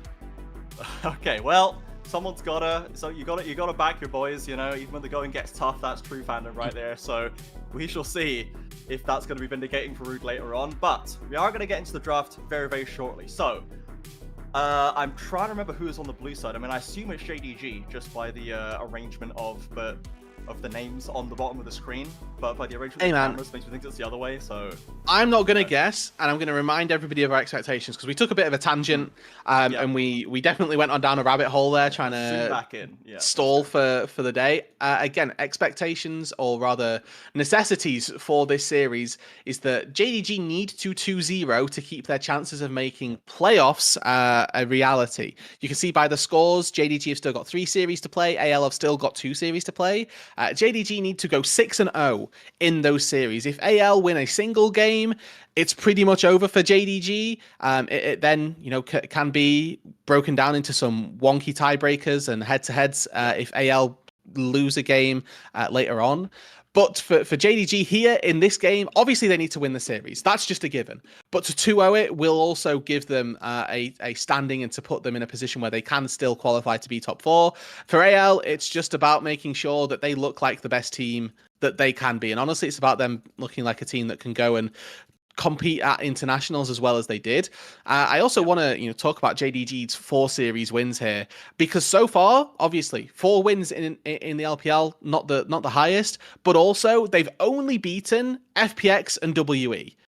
That's it. They've only beaten the 2 teams that largely everybody else has beaten as well. Yes, the teams that almost everybody's given up on, except for Rude, I suppose. But they are. It does seem like I'm still on there. in their perfect spot. Everyone above them they've lost to, everyone below them they've beaten. So they do seem to have hit what should be their position, and they are going to need to break out of that formula here at almost the last opportunity. They of course have their double stack matches against Weibo in the final rounds, as they had one of those matches delayed by weather earlier on. But for now, this is the all-important start to that journey, as we're into the picks and bans. And it's mid lane focus heavily so far. The Vara sitting alongside Azir, Talia, and Annie. Okay, can I interest you in any of the premier junglers here? Any of these teams? Because Pantheon's open, Vi's open, Trundle's open, Xin Zhao's open. We've got everything. We've got everything and anything that you guys might want available for our junglers, which I then think probably means that we sort of leave those, unless one of them is so highly prized over the other. If Tarzan decides I need to get Pantheon, for example, then absolutely great. But no, well, never mind. That is just the case. Yeah, it looks like we're perhaps not going to be trying to leave the door open for a carry from Shun. We're probably going to be taking the bog standards there, but an early rumble, and this was not in the very small list of these are my favorite Xiaoshu picks that we talked about earlier. No, it wasn't, but I mean, we get Gwen now probably for Flandre as well. That's completely left open. Yunara getting picked up for JDG means that Pays on his Yunara. We'll get to see if that can pop off again. I mean, so far had a pretty shaky win rate through, I'd say, global, let's say, but it's something that I'm excited for Pays, and it's another pick that gives JDG and another nice semblance of scaling. If they can get there, that's great, but AL have been a team that are so good at pushing the envelope. I remember saying, last time I was on the LPL show, that this is a comp that doesn't scale well, they need to win early, and then they win early, and it's always fun to see those. Yeah, absolutely. Now, we threatened the Aurora, but have gone for the Orianna instead for Shanks, so still leaving that top side open, but I was wondering if the Aurora's coming in, it would be the flex up the Flandre, so we're not going for the Gwen, but we're still going for a contesting AP threat up there for AL. All right, well, this is something that we don't typically see from teams that aren't IG really. They're one of the best teams at flexing the Aurora around, but looks like a couple of other teams now starting to get in on that hype train, as it's Flandre who locks in the Aurora. The Gallios for Scout gets locked in. So again, this is now a composition which is all really about Pays. It's about making sure that his life is as easy as possible, and that now that jungle pool can get pinched out. I mean, I do think that for anyone's legend, I'd rather focus out that support role and make it so AL are in a advantageous position in support position, because they don't get first pick of AD of supports here, which is always going to be a problem. So ban away some of those high prio supports, because the junglers, there's so many of them, it's not worth it. Yeah, but they do seem to want to try and thin out Shun's options right here. As you say, they're not going to get all the premier options off the table. JDG instead focusing on those bot lane carries, trying to take away the best for Hope. Now, I'm wondering if maybe there's a Sivir to come away there, the Corki as well. Both of those picks are lossless for Hope so far in this split. Kai'Sa taken away, we saw that in the highlight clips. He's a very strong player, and the Corki is the focus. So it's more about that mid-game power that they're stripping away. Yeah, getting rid of some of their power through the early game, which I do quite like, especially when you've got a Yunara down on that bot side. It's also a bit of a timer on the map, where I think that AL are a little bit weak at the minute. Ori, one of those picks that needs a couple of items to come online, doesn't necessarily have the high damage super early on, but does have that impact, that agency with the shockwave. Joven and Wukong both taken off the board, and Alistair gets locked in here, so it's that premier pick of supports that gets taken, and now again Jun saving that R5. Seeing if he can maybe pull out a carry, because again, looking at the damage, it's very consistently reliant on Pays. They might need a little bit more coming out of Jun, and he might have a pick that's a little bit spicy locked in that he might want to take. Yeah, not taking the route of LNG last time, leaving the Alistair open on a blind engager. They take the Alistair themselves, but the Rakan is open as well if AL want to lock that one in to solidify that duo. Now, it's not necessarily as much dive threat. Of course, the Pantheon, Orianna, and the Roar really want to get stuck in. Rakan would follow that up. Hope may be slightly abandoned on the backside. We'll see if AL can keep track of that AD carry and keep them topped up and safe for the potential dive threat. But of course, JDG, as you said, Rude Dude, they really want to just enable Pays to play his game. So they might not necessarily be looking to actually threaten that Xayah through the team fight directly. And Jun in these positions previously has been, being able to default back to things like a Kindred maybe, if he thinks that it's a good angle, instead decides that Trundle's the pick for him. Gonna have a good opportunity, I'd like to say, versus Ori versus Xayah. This Trundle has a good amount of agency with that pillar to keep those carries locked up, or at the very least threatening that position. You can use the pillar as well to interrupt some of those engages from Tarzan, some of those engages from Kael, and potentially disengages as well. Definitely a lot of options available to Jun on this pick, but again, this is a JDG composition that is reliant very heavily on Pays. For AL, that makes the job even easier. It's kill Pays, and you're good. If you don't do that, then we may begin to struggle, but if you're looking at the ways to win this game, it's take down the Yunara, shockingly. yeah, and we did highlight the importance of that bot lane matchup, Yunara versus the Xayah right here. Both can be massively impactful later on. We also highlighted Xiaoshu and the work he's been doing for JDG. Now, he doesn't have like necessarily a hard counter up in top lane, but there's massive threat there. Pantheon, Aurora certainly has the burst to take him down if he's a little lax with the warding, a little over-aggressive with the positioning. So we're going to see how Xiaoshu can manage that one. If he can get out of that lane looking good, he's going to have a great mid-game impact to follow up with the equalizer. But I think if I were him, I'd be a little scared. Especially as one of our best performers with JDG, I want to see him perform well, you know, coming from the relegation on RNG back into this now group ascend and performing so well in front of us here. It's a tough call, it's a tough matchup, but let's see what he can do. And I think that for Xiaoshu, like you say, all eyes on him, I think, in this game to see if he can make some moves toward that top 3 for that All-Pro as well here. Loaded onto the Rift now for game number 1, JDG and AL. About to scrap it out.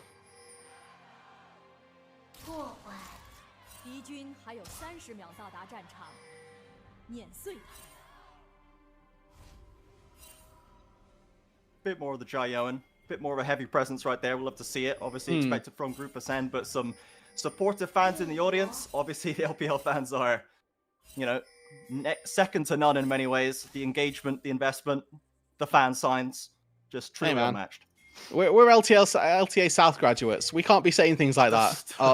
Well, that's true, actually. I think I can the go back fandom to of the LTA South now. would, yeah. They've got some fans themselves. Let's be fair. Certainly got some vocal ones, that's for sure. They love to let them make their presence known. As AL heading back to a standard setup right here, starting on the bot side for Tarzan, potentially going to be rotating up to that top side. We'll see if Xiaoshu can keep himself safe as Flandre taking up a deep position in that top rush, as is Joe and Pays. They will simply trade back, obviously, the Rakan level 1 with the damage and the healing to offer. Yeah, pretty obnoxious level 1. And honestly, again, this is just a by-the-by thing, but Rakan's Q might be the most overpowered basic spell in bot lane, to be honest. Like, this thing is so broken for just trading and getting a nice heal as well. Like, such a fast projectile as well for what it does. But either way, with the power that this Xayah Rakan duo is going to have, you'd like to think that they can put the Pays in the dirt, really, through the early game. Try and make the Yunara pay for, you know, taking a scaling pick blind, and might have a bit of trouble as these level 2s are hit. Yep. Stark contrast against the quite exceptionally useless Alistar level 1 that we talked about last series. Level 2 been hit by Hope and Kael. Pays having to step back, clipped by the Blade Caller right there.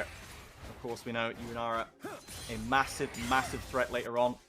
Rakan Xayah, a notoriously strong 2v2. So for now, we'll be expecting that to go as is. Both junglers, in fact, heading up to that top side. So this top lane could become a little bit spicy. The river, that top scuttle, potentially contested, but Flandre with all the control in the world over that top wave right now.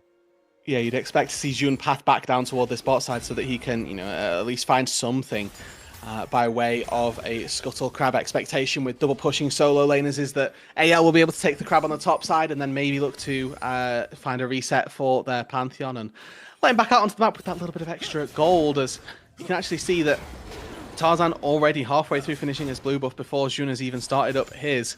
And you will see this actually quite frequently from junglers in the LPL as a Ghost already. Ooh, big damage over onto Pays right there. Lovely little Xayah Rakan combo and the Stolen Summoner. Yeah, and I think that's a pretty early and pretty wasted Ghost there from Pays. He'd taken all of the damage. He didn't actually contribute any trading back. And Zhuo was always going to headbutt away. Now Shank's in trouble.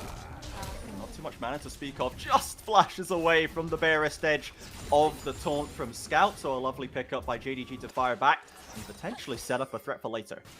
Yeah, and again, I think if maybe he's in range of the Trundle there, not necessarily a wasted summoner spell, but certainly something that Shanks will be a little bit sad that he's had to give up there, knowing that, you know, really the Trundle is going to come from his top side down to the bot side is maybe a little bit of a waste, as Tarzan is looking to maybe try and find a play on this top side. Keeps cancelling his recall here. Xiaoshu maybe thinking about dropping a ward down there, but that's not the right time to do it. He goes for it. There's the flash down. He flashes away, but still caught up. The damage is big. Not big enough for the kill. But Xiaoshu will be kicking himself right there. You can see him thinking about it. Unfortunately, takes a big chunk of damage as Kael as well drops very, very low in bot.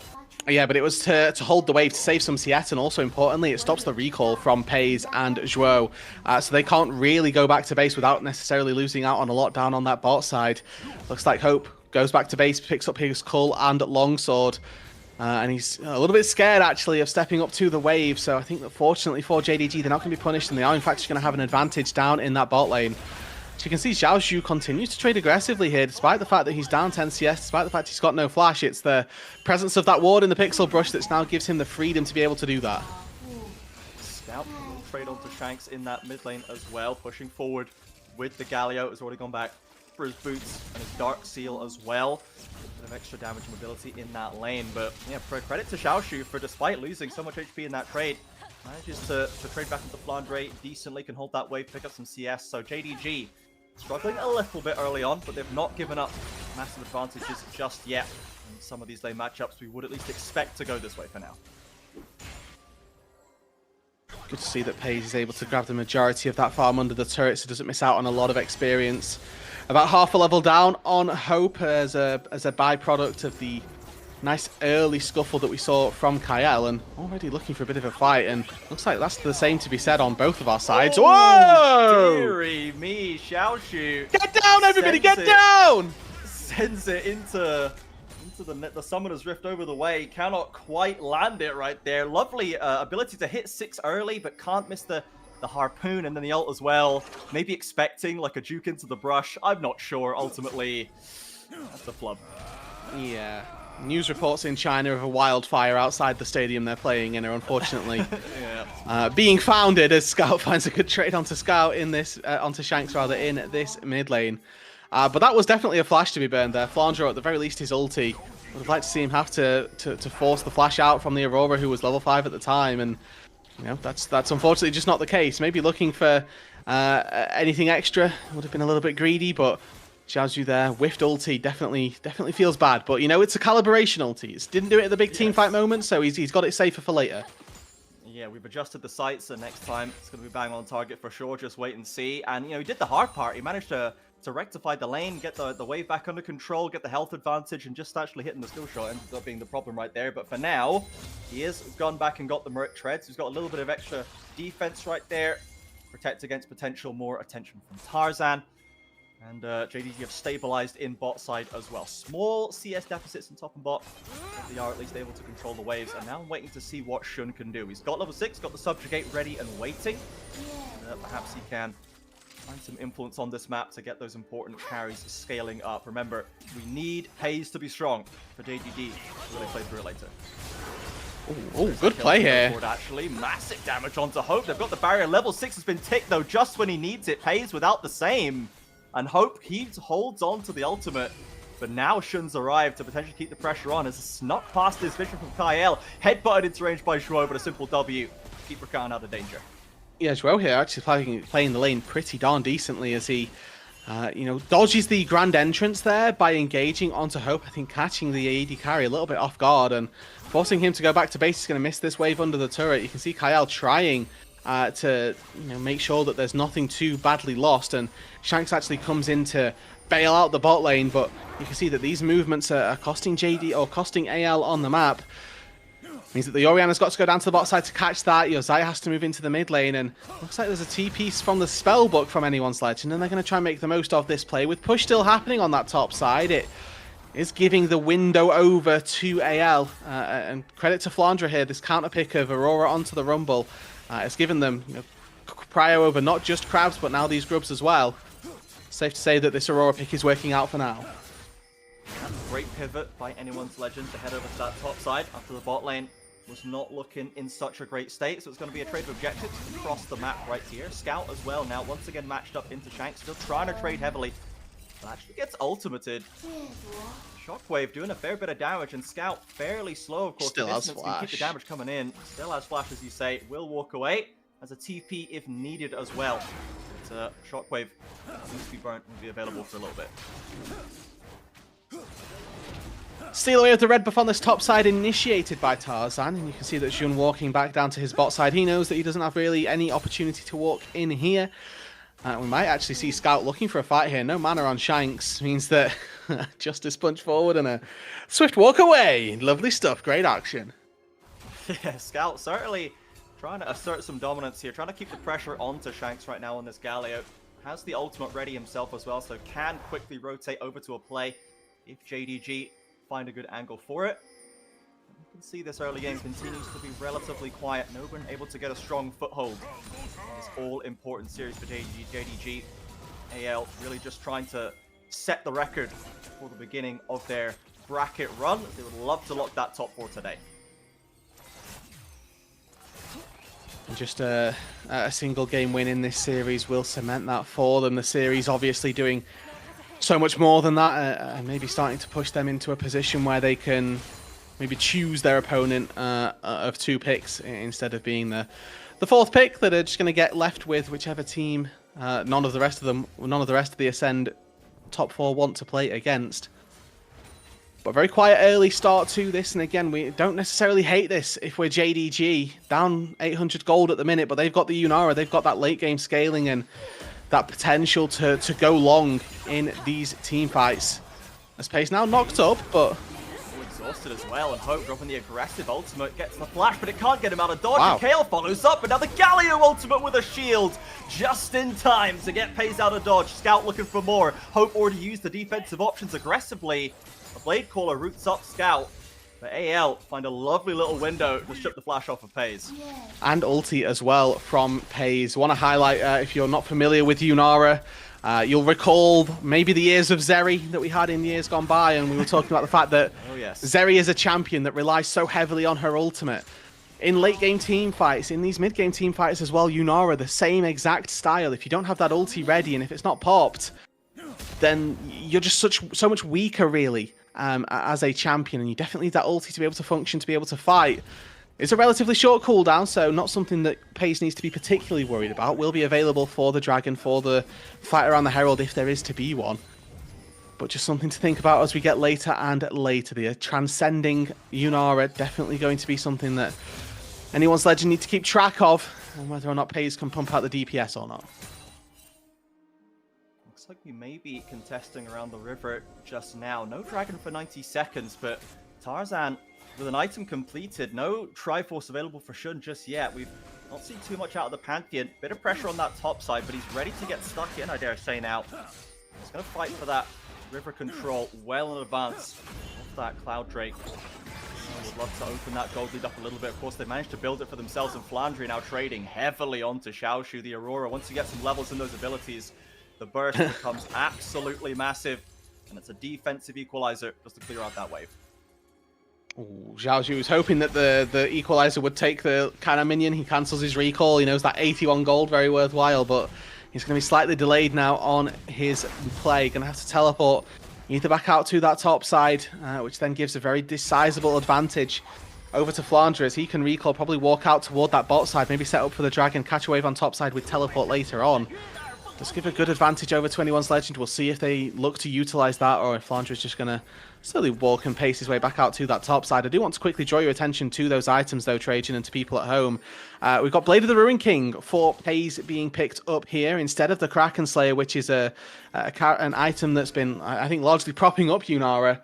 And especially in a game where I'm looking at, 5 not particularly HP stacking champions.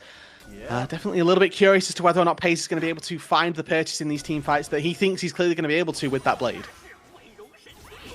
Woke setting up some deep vision right here, aggressively headbutting away Kael, but Flandre's there ready and waiting a draw, actually. That's the ghost his way out. A little bit uncertain right there. Jud does complete the Triforce, now the Trundle.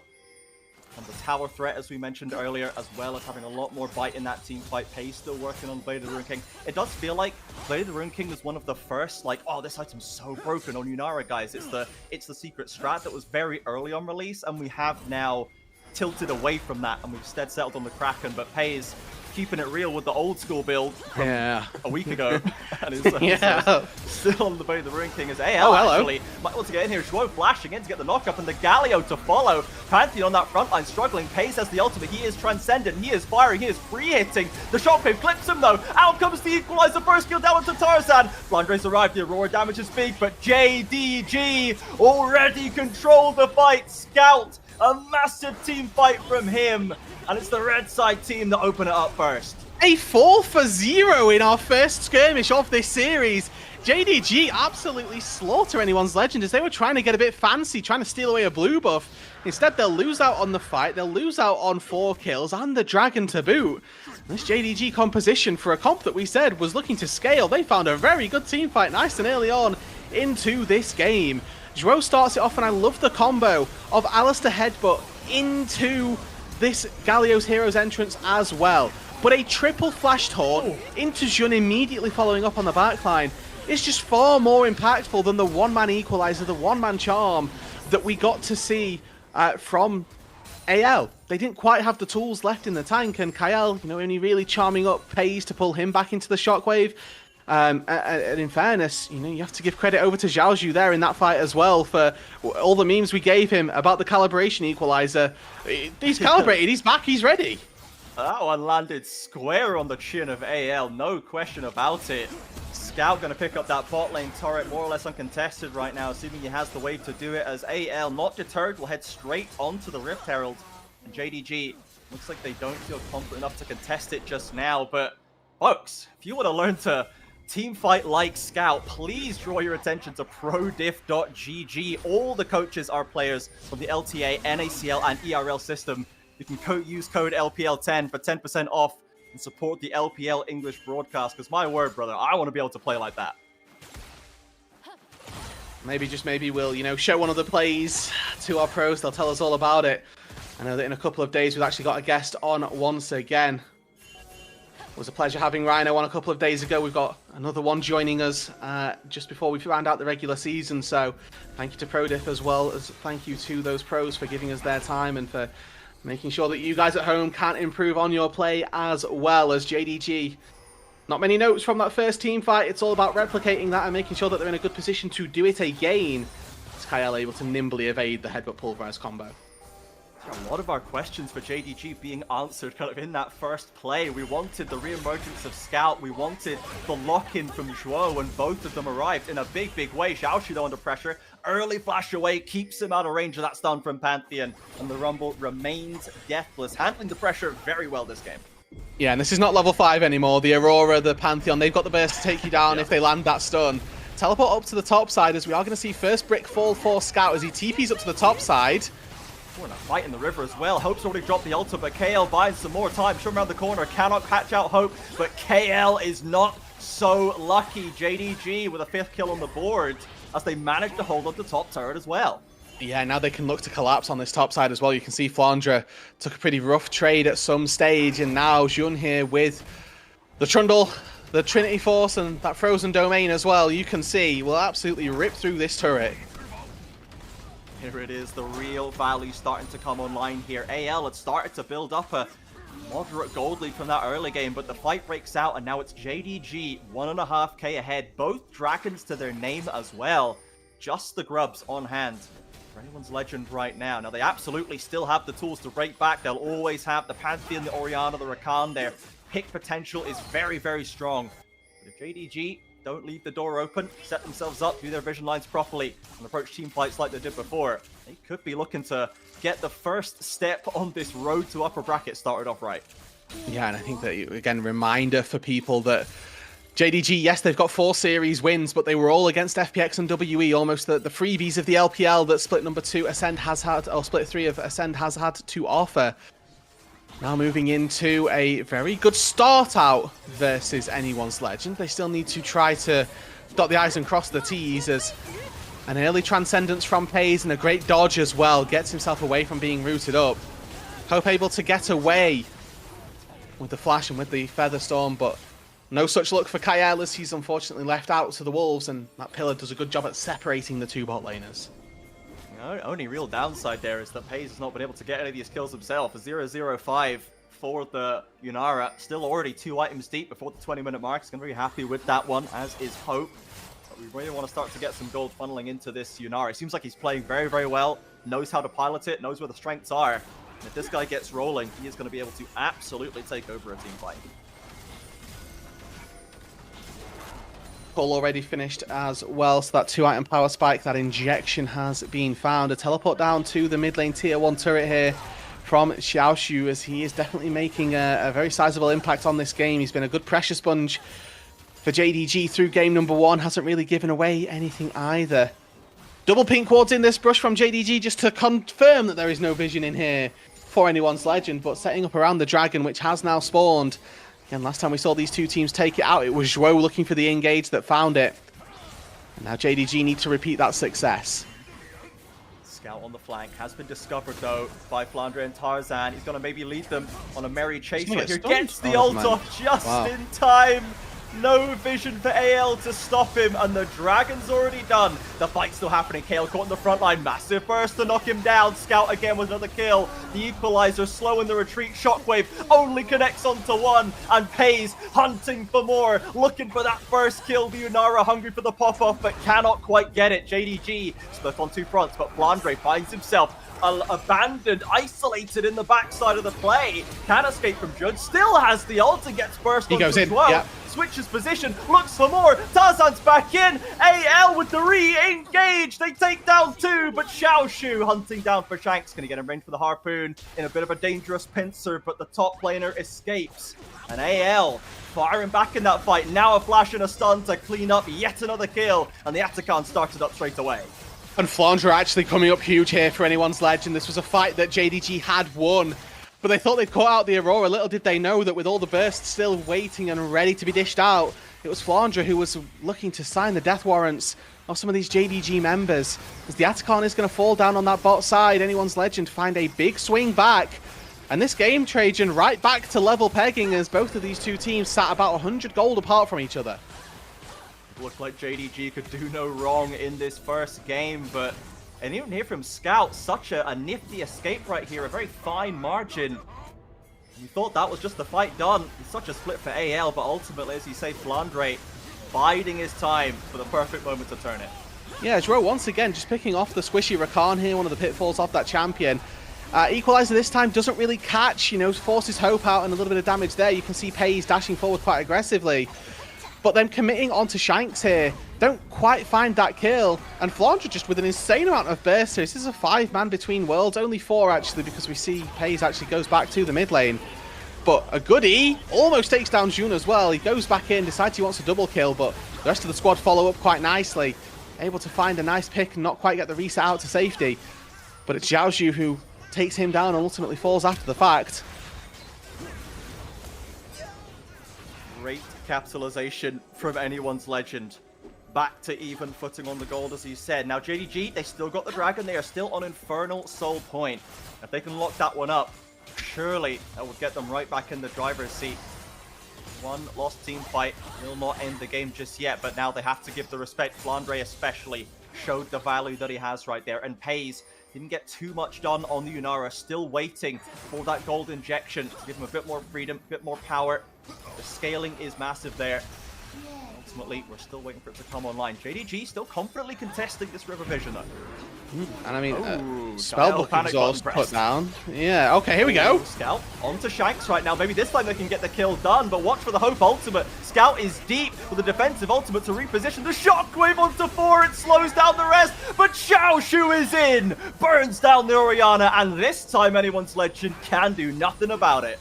And that's the equalizer that we're after. This combo of team fights, it's all about who can execute better in these 5 versus 5s. We're going blow for blow with big ticket ultimates getting hit back and forth.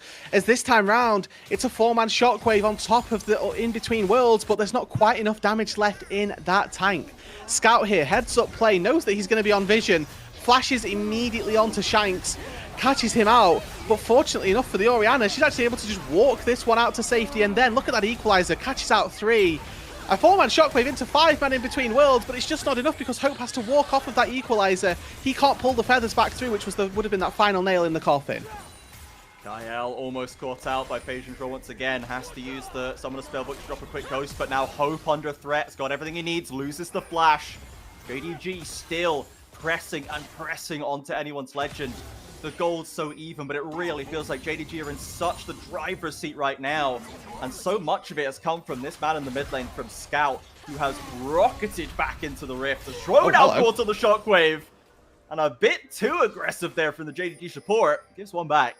I will quickly point out Shanks' build here. This isn't tier into Rod of Ages on the Orianna. This is Blackfire into Void Staff. We are doing damage on the Ori in this game. We are not waiting for that, 50, 60-minute Orianna Shockwave, which will take people by storm. It's hitting and it's hurting now.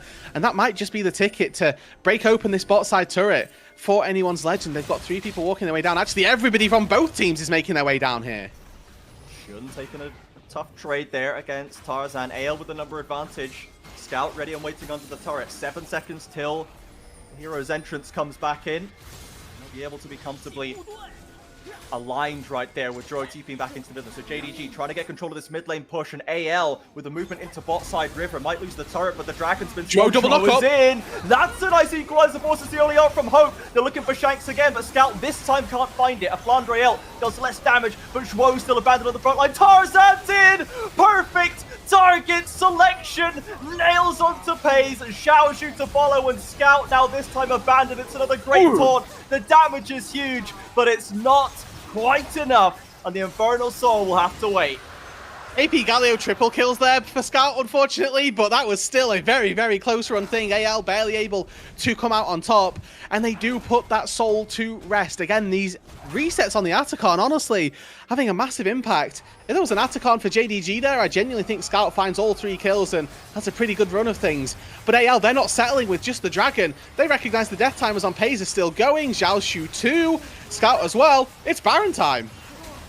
Already down to half HP. Flandre getting rid of that blast. Jun has flash. Take the long way round. He's got multiple routes into the pit, but Shanks trying to block him there. Zhuo hex flashing over the wall. He can't make it, and a flash from Jun comes a hair too late. Yeah, I mean, you kind of need to link up there a little bit more with Zhuo. Maybe he didn't have wards. Maybe they didn't really have the window to get him in, but you just need to ward over the wall, get a gauge for the timer, and commit your flash to that play regardless. It's anyone's legend that come out on top here. Both tier 1 turrets in the mid lane are still standing, Trajan. That tells you the picture, paints you how close these 2 teams have been fighting. But it's just a missed window here for JDG. Zhuo finds a double knock up onto Flandre and onto Hope. Where's the follow-up? Where's that hero's entrance combo that we've seen so much from JDG work out so well? And then Flandre's able to do so much work on the front side of this entire time. There's just no DPS coming out from JDG. Nobody's really actually doing anything to take down the backline of anyone's legend. And it's because they've wasted those engage tools. The time with which Pays would have liked to have auto-attacked, he wasn't a part of it. And there wasn't really the follow-up to get him there. Almost approaching 3 items now as the Yunara still without a kill to their name. Kept both summoners from that fight as well. Just snap decision from Tarzan to catch him too far forward. Eliminates him with the damage from Flandre to help it along. As AL now wearing the Baron buff, start to clean out these turrets, and the gold lead has exploded to over 5,000 after such an even run game 1. JDG having so many great opportunities. But those clutch team fights now at this pivotal moment have started to turn against them. Now remember, again, we were still favouring this JDG composition if they can make it to the hyper late game, right? We know that Pays on this Yunara, the champion itself, has the capability to do great things. Whether or not Pays can do that and whether or not JDG can set him up to be that big carry remains to be seen. Operation Minion Waves, though, right now for JDG as they're trying to clear them out, make sure that their base doesn't completely fall. Flandre's got a double stacked set of cannons here, just trying to whittle down that bot lane tier 3. They are playing with a good amount of respect, not stepping too far forward, wary of a potential Zhuo hex flash engage. Flandre with the Between Worlds, doesn't achieve too much, but gets the wave into the tower, trying to knock this down. A turret forces him to hop over it. Scout looking for more, but only finds Kael. The equalizer cannot lock anyone in either more. Tarzan, though, knocked up on the front line. Hope can maybe do what he can. There's a choke for him to play in, but Pantheon is going to get pushed into the Resurrection. Kyle's in with the ult and back out again. Scout looking for more, but the Shockwave interrupts it. And now Hope is still untouched in the backline. Look at the Blade Caller. AL positioning that team fight beautifully, and JDG, they reach for it, but they cannot find the win. He barely lives here, and in a 2 versus 4, they're going to have to defend their Nexus. With Baron still up for another 8 seconds, anyone's legend here. Going to look for at least 2 inhibitors, but I mean, with 30 seconds on both solo laners, I'd be surprised if they don't push for more. I think they're just a little bit worried about the damage that Paze can do and whether or not they can clear the waves. But yeah, let's try and end. Oh, the clairvoyance from KL, massive to restore the mana of Shanks for this pivotal fight. Zhuo and Paze doing what they can. Heal has been committed, the turret under threat, but there's no Baron anymore, and AL, they give up the ghost, they will just settle for the inhibs, and they'll back out. Yeah, Drake spawns in a minute's time, and that'll probably be JDG's, you know, final resting point if it goes badly for them. It'll either be that or their way back into the game if they can make these fight works. Again, Paze still not yet found his first kill in the game, is pretty much max up timing here, but the shield from Tarzan does so much work to keep him alive for so much longer than anyone's legend maybe they'd anticipated, but he's able to get so many procs of his Sundered Sky down. He's able to keep himself alive for, honestly, way too long. And the fact that Hope is free hitting this entire time, again, just kind of the nail in the coffin for JDG in this fight.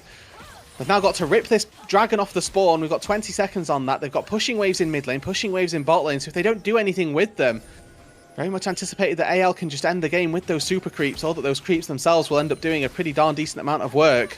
You can already see that bot wave has been sacrificed by JDG. They need to get this dragon, they need to take it quickly, and they need to win the fight afterwards, then get back to base before those super minions start wailing away on those structures. Zaya Featherstorm has done massive work so far this game to avoid the engages by Zhuo, by Scout, by Shun. Hope has been exactly the reliable carry they needed. Scout currently in the mid lane. He's got level 16. He's got the level 3 ultimate and a possible flank if he wants to go for it. Looks like they're going to bring this dragon down to a flip where Zhuo's popped the ultimate. But there's the force straight away onto Paze again! And Scout can't save him. Shun at least finds the Infernal. It's 1 for 2 right now, but they need to survive. They need to keep the Nexus alive if they want to use it. Tarzan ulting behind to keep the flank. Galio TP's out to get back to the last ditch defense of the base, but this is looking almost hopeless for JDG. Scout and Zhuo versus 4. Now with the Infernal Soul as well, they might be able to clear these waves out with the Galio's base damage with that Infernal as well. But what can Scout do all on his own and just one Nexus turret standing? Knocked up the damage. Lovely stasis to avoid the Orion ultimate, but Zhuo completely evaporates and Galio can do no more. He certainly tried his best today, but AL, they're just too strong. The resilience too good. The target selection too pristine. And JDG tumble down in that first game. And Zhuo's doing so much in that final team fight to try and walk around, to try and find that flank, that he's not providing any protection to Paze, and he just gets engaged on and dies instantly. And without that Yunara, that big ticket win condition that we've been highlighting the entire game, there's just nothing left for JDG to do. We talked about it in the draft. If you take down the Yunara, you win the game. And what did AL do in the final clutch pivotal team fight? They killed the Yunara.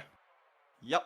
Time after time, they managed to find that critical kill, and this has been the weakness that people have been highlighting since release, is that single target CC, the lockdown, if you can get on top of that Yunara, don't give her room to breathe, don't give her room to get a whole ult channel off, that can be the devastating factor here, and Paze just could not get it done. You compare it to Hope, every time he's getting quote-unquote caught, but he's dropping the Featherstorm, he's repositioning, he's getting a Blade Caller off, and he's only died once in that whole game after being engaged on and quote-unquote caught out about 6 times. This is just the Zaya versus Yunara difference right here, you know? Yeah, I can go invulnerable, and I can keep myself repositioned. I can CC people way better than you can. Like, it's night and day contrast. You know, if we're looking at pure damage and the uptime, if they're trying to 1v1 each other, yeah, probably the Yunara comes out on top. But you have to contextualize it with all the other things that the Yunara looks to do and with all the other things that the Zaya can do. And in this instance in particular, it's a pretty massive win, really, for anyone's legend. And in that bot lane highlight that we looked at, where we've got 2 AD carries that are, you know, so highly sought after, really, in the LPL, it's Hope that strikes first and Hope that takes game 1. Absolutely, it is. He held that up, that comparison, and Hope stood strong at the end of it. if we can check in on Xiaoxu from top lane as well, and that was a very strong Rumble game, largely, right? Was under pressure from Tarzan, was able to get to stay even without giving up kills. After that first equalizer, they were largely quite impactful, but ultimately it was not enough to take the entire game by storm. And then we did see a massive performance out of Scout, but again, the solo laners just weren't able to quite be the difference in a comp that is so reliant, as you have said, on that Yunara getting to play. Paze did not get to play this game, and sadly, it was just that simple in the end.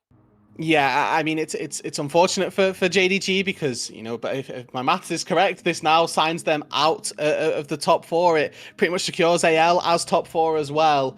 Looking at the games won and the overall series score, now JDG can't ever get into having as many wins as anyone's legend have, and that makes it so it's, you know, the game score itself is JDG are now locked out. They can still find 5th and get their first pick of the team in play-ins, but it's going to come down to that doubleheader versus Weibo, really, and that for anyone's legend now, it's about making sure that they can, you know, finish out strong. Let's 2-0 this series. Let's try to really contend with, you know, maybe making it so that you can get the same 9 wins on the board as your IGs, your top, your BLGs have as well.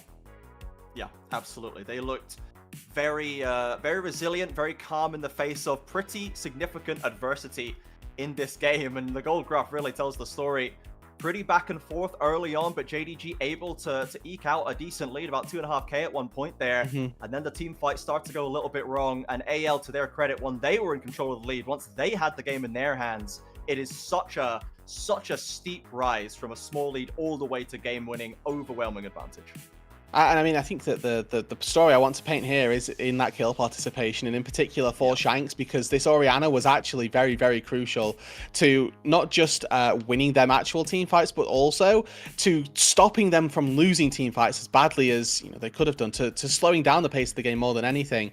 And I really loved the build path from the Ori this time round. Just going flat damage and actually killing people with your Orianna spells was a bit refreshing almost to see, as you get to see glimpses of maybe a little bit weaker areas of the map, but with JDG, these fights are all going well for them because they're the ones that are engaging. They're using those big combos, but then the second that they've got to try and make their way out of danger, actually here, Flandre with a massive ulti, and you can kind of see that the power of this Anyone's Legend composition was there from the get-go.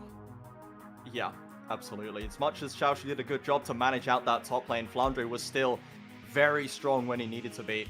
And this Aurora topside is so devastating when we see those players, those top laners that the LPL does have that can bring it out. It can be massively impactful, and Tarzan picking up the final kill in that fight there. I'd say a relatively quieter early game for him, but once the team fights came around, he is on pace every time he needs to be, doing the job, exactly the role that Pantheon is built for.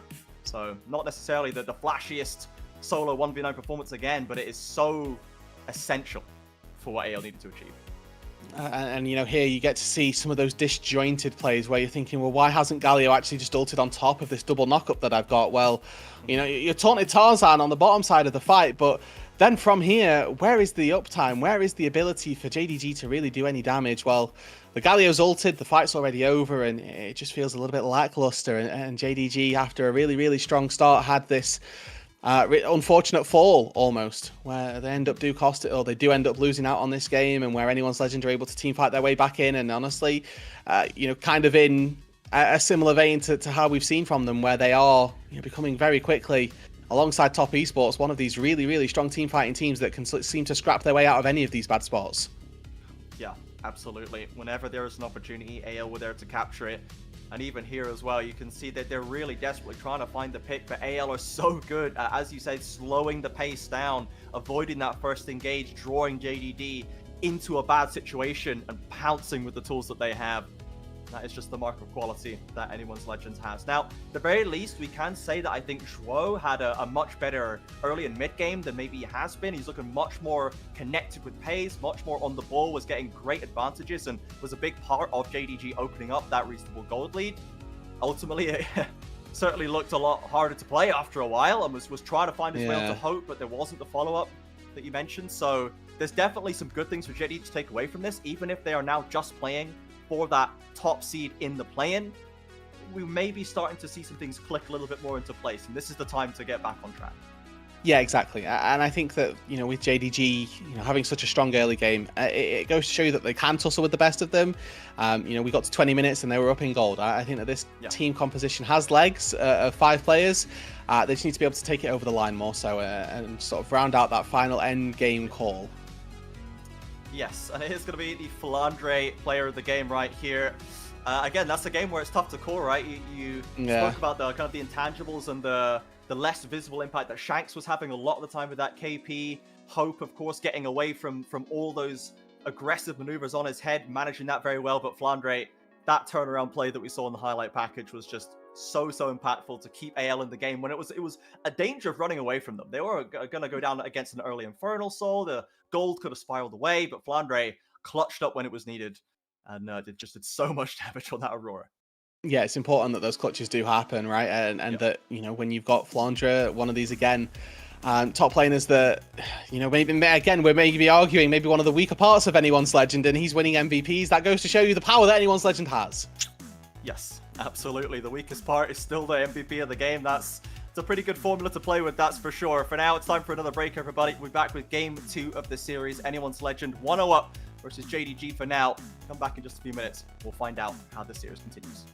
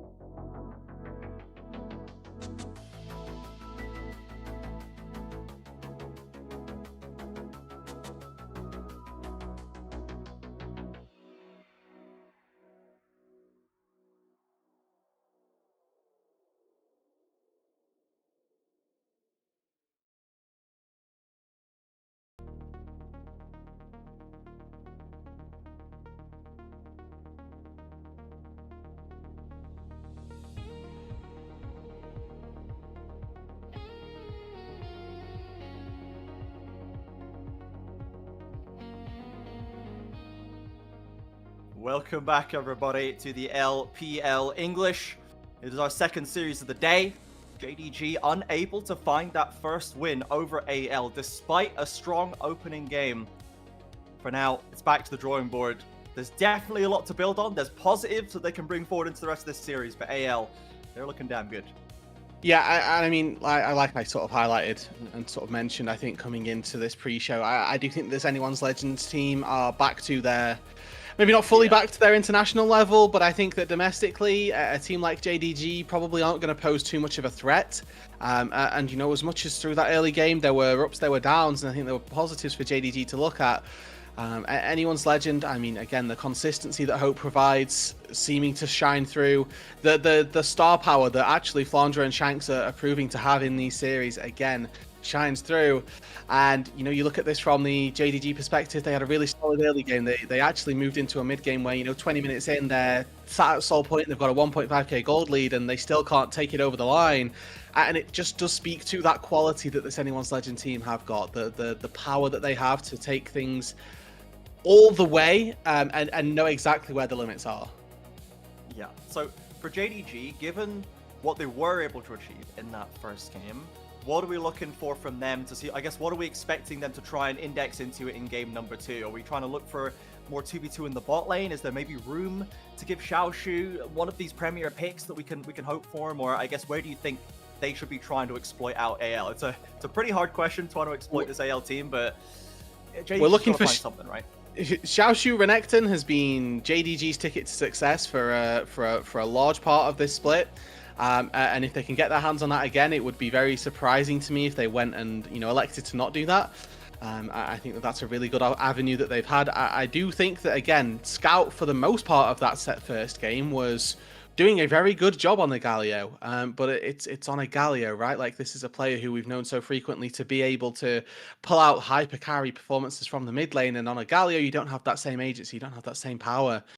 So let's reshuffle the pieces, really. Let's make sure that those, you know, carries that we've got are fed into. And maybe that's one of the issues maybe that you've got with, you know, a jungler like Jun, where he wants to try and take the game by the scruff of the neck and maybe try and play one of those more carry style junglers himself, is that those bridge junglers do tend to fall a little bit down by the wayside. Yeah, and we saw Anyone's Legend really trying to target Scout in that first section, right? They were taking these premier mid laners, things like the Azir, off the board. They know that Scout is a real threat there, even if it's been a quieter split for him. That game certainly shows the quality that is still waiting to be exploited when it is there. So AL, I imagine we'll probably see something similar, especially after that first game, with Scout proving to be almost impactful enough to drive that win home. I expect we'll see more mid lane focus from Anyone's Legend in that ban phase. But for JDG, before they were locking in the Rumble very early, right? They're happy to blind, at least for Xiaoshu. So if they can get the Renekton, if they can sort that out in the pick and ban phase to maybe cover any of the issues there, that might be the chance where they can, again, just get him something confident, as you said. But we're into the pick and bans already. And we've actually gone, we're maybe pivoting away from the mid lane just a little bit.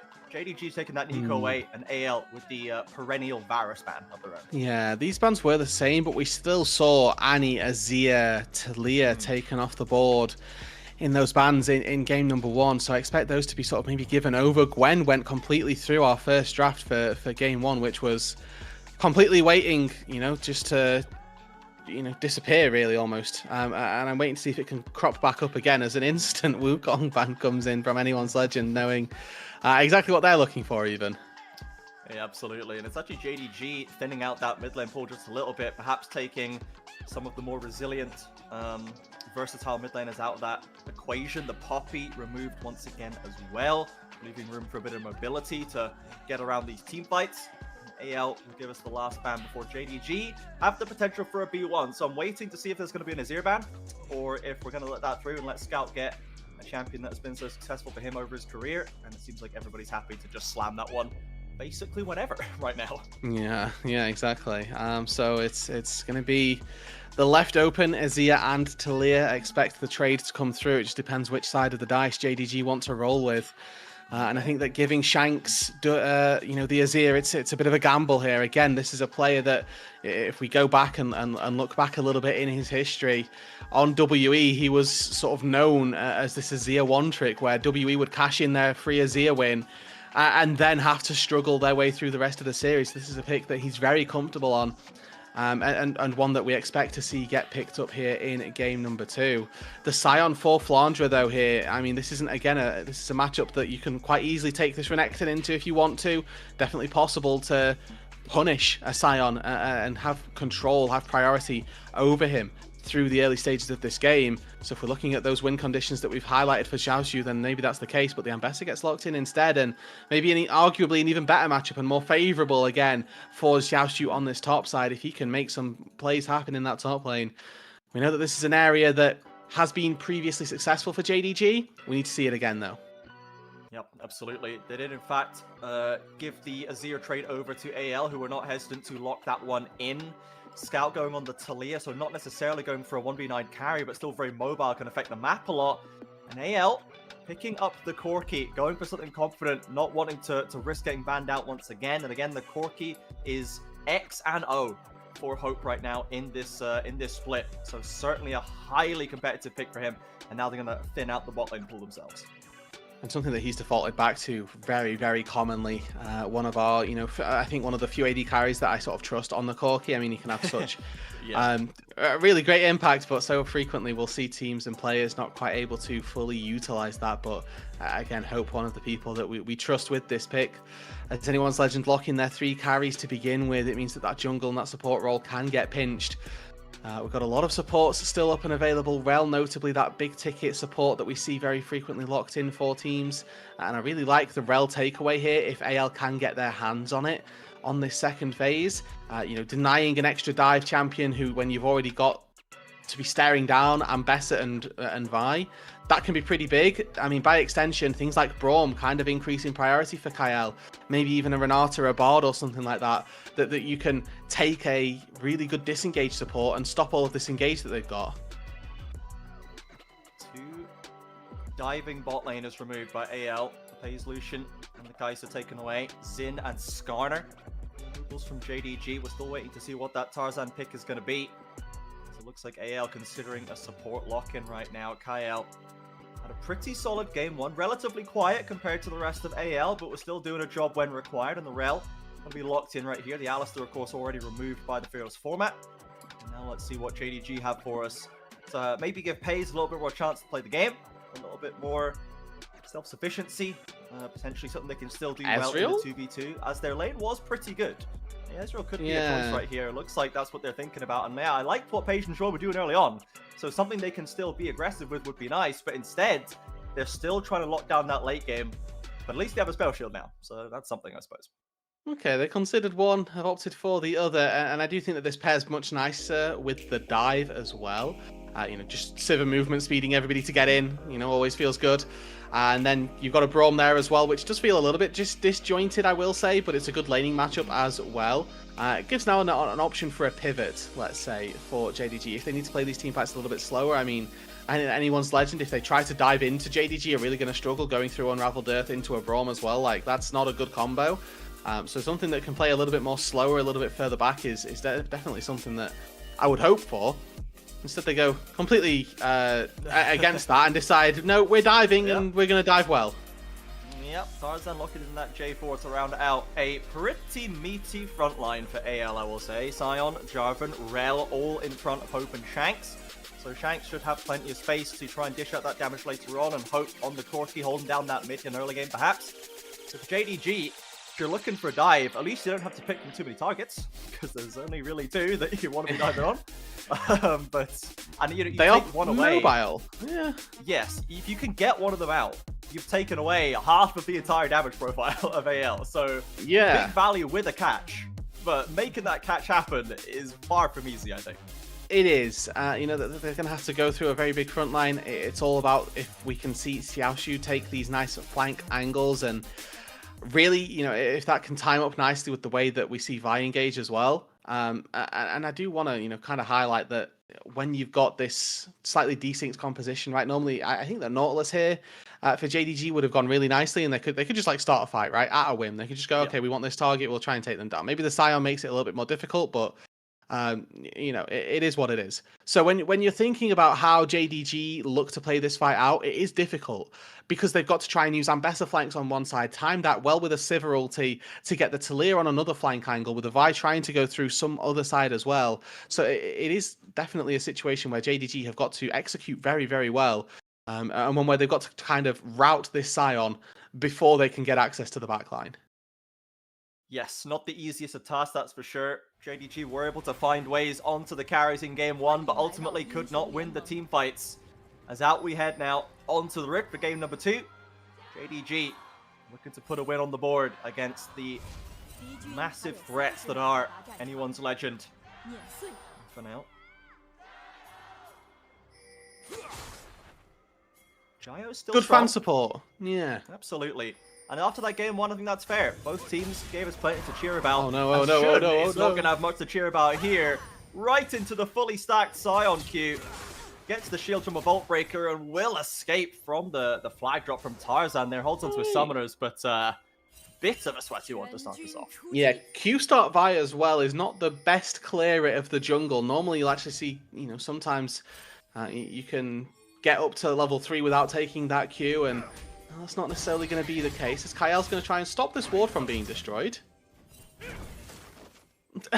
Testing that early vision. Dro is going to, alright, just get out of here, man. Just leave me alone, please. I have 2 sweepers. Clears it out. Yeah, absolutely. Let's hope now. I'm not above using both here, sir. To get a cheeky trade over onto Zhuo. Nice little advantage we're hoping Gale to play with right there, but Pays is setting up aggressively on the wave as well. Shouldn't get out onto this bot side. And like we say, Fortune, largely okay. Actually able to get through his Raptors in a reasonable pace. Yeah, really just the mental difference, that kind of occurrence at level 1. Doesn't actually really lose anything at all. A bit of time standing in the brush, perhaps, as top lane is trading pretty heavily. Flandre to level 2 first. Xiaoshu, as we said, does have a good matchup to play out here and was pretty proficient in that first game, so our hopes are high for this newer player on the JDG roster. Scout and Shanks as well, trading very heavily. This does seem like the way that it works quite a lot right now is actually bot lane. He's in for a 2v2. The Bromstuns are going to stack up right there and hope just about having it time out before it clicks off. But it does seem like the trades are very, very heavy in most lanes. You often trade your way down to about 200 HP in any matchup, and then you're kind of playing on the edge for the next few minutes. Yeah, and that's when you're looking at, you know, Jarvan and Vi, 2 junglers who can very quickly make their impact felt. To maybe, you know, not necessarily go for these, you know, full clears. Let's try and make something a little bit crazy happen in those lanes. And you are getting to see here, you know, a little bit of the issue of taking Q level 1 behind the play here. You know, Vi and Jarvan probably matched clears in terms of their speeds. It's not like one completely outpaces the other. But you can see not having access to that attack speed steroid or the attack reset, it's going pretty poorly as... Hold on. Ooh, Xiaoshu with the flash in, Flandre with the solo kill in top side. Tarzan was ready if needed, but no requirement to get involved. Flandre putting Xiaoshu in his place. Yeah, that's not good at all no. for JDG. This was, again, a counter-pick matchup. This is one that they should have had the run of things for, as we are seeing now Tarzan and Jun come to blows. Tried to weave it out, but shouldn't clips him. Shanks pretty low, but actually forces the issue back onto this Vi. Shanks diving in deep. Low HP it may be, but commits hard for the reward, and Scout can do nothing about it. Yeah, and unfortunately this early on, the Talia doesn't necessarily have the damage to really compete there or to help out, as Xiaoshu once again finds himself in a bunch of trouble here. Gets knocked up, shield pop. He's very low. Flandre with one more skill, can't get it done. The grass brock is big, but Xiaoshu struggling. Tarzan now ready to threaten, actually hope to fish for a flag right there, and they can maybe stop the recall. Should be able to with Q here, can stop him under the turret. Now Xiaoshu's just going to have to fight his way out through Tarzan. Tarzan with the red buff keeps him slow. The dashes are good for Ambessa, but can't escape the flag and drag. And a second death for JDG's top side. This is a very different story from game 1. It's not the story JDG wanted to be reading right now. And this is almost the Xiaoshu that we expected coming into Split 3. It's been completely opposite for the most part of this split, but Flandre has done such a good job in this matchup look at that CS disparity. Look now at the experience disparity as well. Flandre is almost level 6, where Xiaoshu has barely touched level 4. He's going to have to walk his way back out to that bot side, and now it's JDG who are forced to swap to make sure that their, Ambessa isn't just completely run out of the game. Oh shoot, sheepishly arriving in the bot side as Hope and Kyle, oh my word, brother. You've got to expect this. Let's not drop a third one. Stun comes there, crash out. Hope with the damage, shredding through the Gatling gun. Not too bad for Xiaoshu there, but I was about to lose it if we were gonna go for the quick triple. Yeah, that would have been, I mean, honestly, probably very damning for the situation and the state of this game. I think fortunately, earlier on we did see in the picture-in-picture there that Zhuo and Pays did force both summoner spells out of Hope a little bit earlier on. While we saw all of that topside scuffling going down. And again, we are seeing some very even trades through this mid lane. Shank's able to keep Scout largely in place. And now for Flandre, it's about trying to get as much gold, as much experience as he can. I think he's probably fine to walk up and, start CSing, start taking these creeps away without feeling too fearful for his HP bar, where Xiaoshu does not have that same luxury, right? He can't build into that early Bramble Vest, the early armor to keep himself safe. He has to go for these damage items or he's just useless. Stunned again with the crash down. This time the Ignite burns it away, I think, and Xiaoshu limping back to tower. He needs to be careful of a dive, if anything, and JDG are aware of this. A TP down from Zhuo again to bail this Ambessa out. And now this means that the gold that Pace is going to get is now a little harder to come by, right? You know that Zhuo was there to offer support for the Sivir and make it so that she's able to farm safely versus Flandre, but that's just not at all the case anymore. And you can see that actually AL are looking to really push this advantage, trying to make it as difficult as possible for Xiaoshu to get his way back into this game again. I want you to keep your eyes on this experience where Flandre is about to hit level 7. The next time he gets any form of creeps, he's going to be more than happy to ding over it and be in a great spot where, again, Xiaoshu barely able to access level 6 at this point. AL are doing a great job at pushing the pace of this game, and all really off of this Flandre Scion. It's looking like a game of 3-card multi for JDG right now. They're swapping these lanes back and forth, back and forth. You can't tell where anyone's going to show up, but ultimately AL standing resolute and accruing more and more advantage amid the floundering of JDG in this lane phase. Dragon picked up by anyone's legend, and Ocean to keep them topped up in those early trades. He's got the Feet of Warfare locked down as well. And this is looking like a much more comfortable early game for our presumed favorites right here. Pays now arrives in the mid lane. Has covered every base so far now in this first 7 minutes. Maybe this one will go a little better for them. Who knows? And I mean, this is what we call the AD carry pit of despair in terms of items right now, where you want to go for a Yuntal, but you can never get the gold for a BF sword. So it's just homelessness for JDG until he gets that BF sword. He needs to sit in mid lane until he has 1300 gold. And then he can maybe look to do something with his team, look to get a nice recall and have that first item be picked up.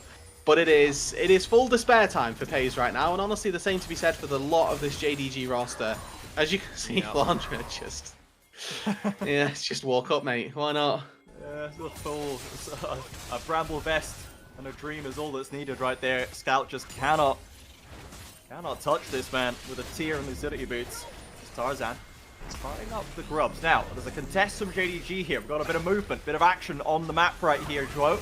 Into the pit, right back out. Oh no, the timing! Connects to the TP perfectly from AL's top side, and Scout just disappears. And now Tarzan with the Cataclysm gets a flash out of Zhuo. Hope will hunt them out of the river there.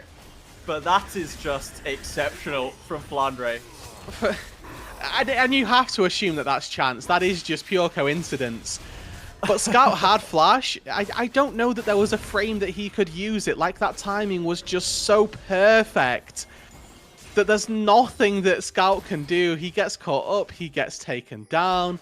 Let's take another look at this. And Flandre here curves it nicely, picks up some minions on the way through. Hold this, buddy. Oh! Yeah, it's actually just the hitbox is just on top of your TP point. It's just it's frame 1. There's no chance. It's... oh my word. Devastating for Scout to head in here and lose out straight away. The grubs not even going to be picked up for JDG. All 3 for AL. As now we are 2,000 down. I will say we've ripped on Scout a lot this split for some suboptimal performances. I don't want that to be one of the situations that people go, No. Scout lull. That was chance. sad. That was. Yeah. I very frequently am a proponent of League of Legends is not necessarily about luck, and whilst that isn't about luck, and yes, the timing comes into it, that's unfortunate. That's Yeah. just not the way that really should ever go. League is a vast, infinite tapestry of possibilities from minute 1 to minute 40, and that's just sometimes the game is just built to tilt you, and that's a tilter for Scout. And unfortunately, he's going to have to try to shake that one off, try to get to that first damage item, and Flandre now 2-0, having such a strong performance on the losing matchup, the weak side Sion, dominating this early. I do have good news for JDG fans though, and that's that FaZe is out of the pit of despair. He's bought his BF Let's sword. go. So Okay. from now on, item purchases are a lot easier for the Sivir to come by. You know, Yuntal completion is less than 1300. You know, future BF swords will probably come off the back of fights and jungle camps being funneled into him as well. So it's a lot easier for this Sivir to get access to gold in this game, and now FaZe might be able to do something in these team fights. Let's go. Let's hear it for something, everybody. Something for Woo! FaZe.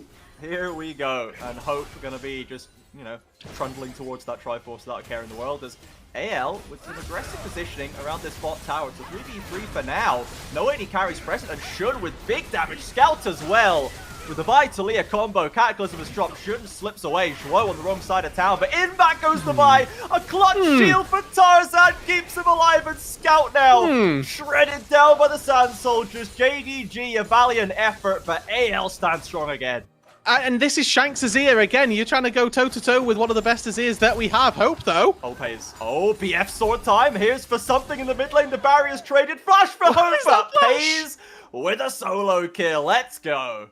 Let's give it up for something, everybody. Pays with the BF sword. The one person on this team so far this game who's, you know, been giving what it's worth. He's been trotted around the map like a horse out for show, trying to find any creeps where he can get them to make sure that his laners and solo laners aren't getting absolutely bullied. And then he comes up with a solo kill in the mid lane up against Hope, who really has been one of the most consistent AD carries in this league. The fact that he's been, you know, outplayed there, been bested in the 1v1. A big win for JDG, one that they sorely needed after that bot lane play. Yeah. Let's take a look at this bot lane fight as well. You know, Talia Vi is a very, very strong combo. AL with very aggressive, confident positioning here. Yeah, and I mean, they take down one really nicely, and then they can't quite get out. Really good flashes, actually. The fact that he tries to go back in, again, maybe just a little bit too overzealous. And honestly, maybe if they find that kill onto Tarzan, the fight is completely different, because they would have applied Braum stacks onto Shanks. He would have gone down. Yeah. So it's just that small thing of one W being up is just the difference maker. And here's the fight in the mid lane. Hope just thinks he wins that. He goes in aggressively, trades evenly, but Pays has the potion ticking, you can see, critically. Big one goes wide there. He flashes over both Q and another rocket. So Pace does really well. Hold on, they're fighting again. And we return to the scene of the crime here for AL, but this time it's looking a little different. TP from Xiaoshu, though, can maybe threaten Shanks to keep him out of there. Scoot back, but Flandre running the train over JDG once again, and it goes even worse the second time around. Yeah, that one was Flandre with a nuclear missile just targeting Scout. That ulti destined for the Talia's face as anyone's legend running roughshot over this bot side. Absolutely tearing JDG to sunders, and it's really not getting any better for this JDG roster. Everything getting, honestly, pretty difficult for them. And again, as this game goes later and later, yes, they've got the scaling aspect of the Sivir, but trying to auto-attack an Azir as Sivir is never easy. And Shanks 3-0 and 4 is so much further ahead of the curve. Yeah, absolutely. And it's just AL again, returning to the exact same spot, and they match the same duo coming around the corner, but there's just no hesitation this time. Yeah, there's just nothing really that it feels like JDG can do here. Xiaoshu gets on top of Shanks, but a quick flash gets him away from the shuffle. And then it's just a headshot from Flandre. Like, immediately.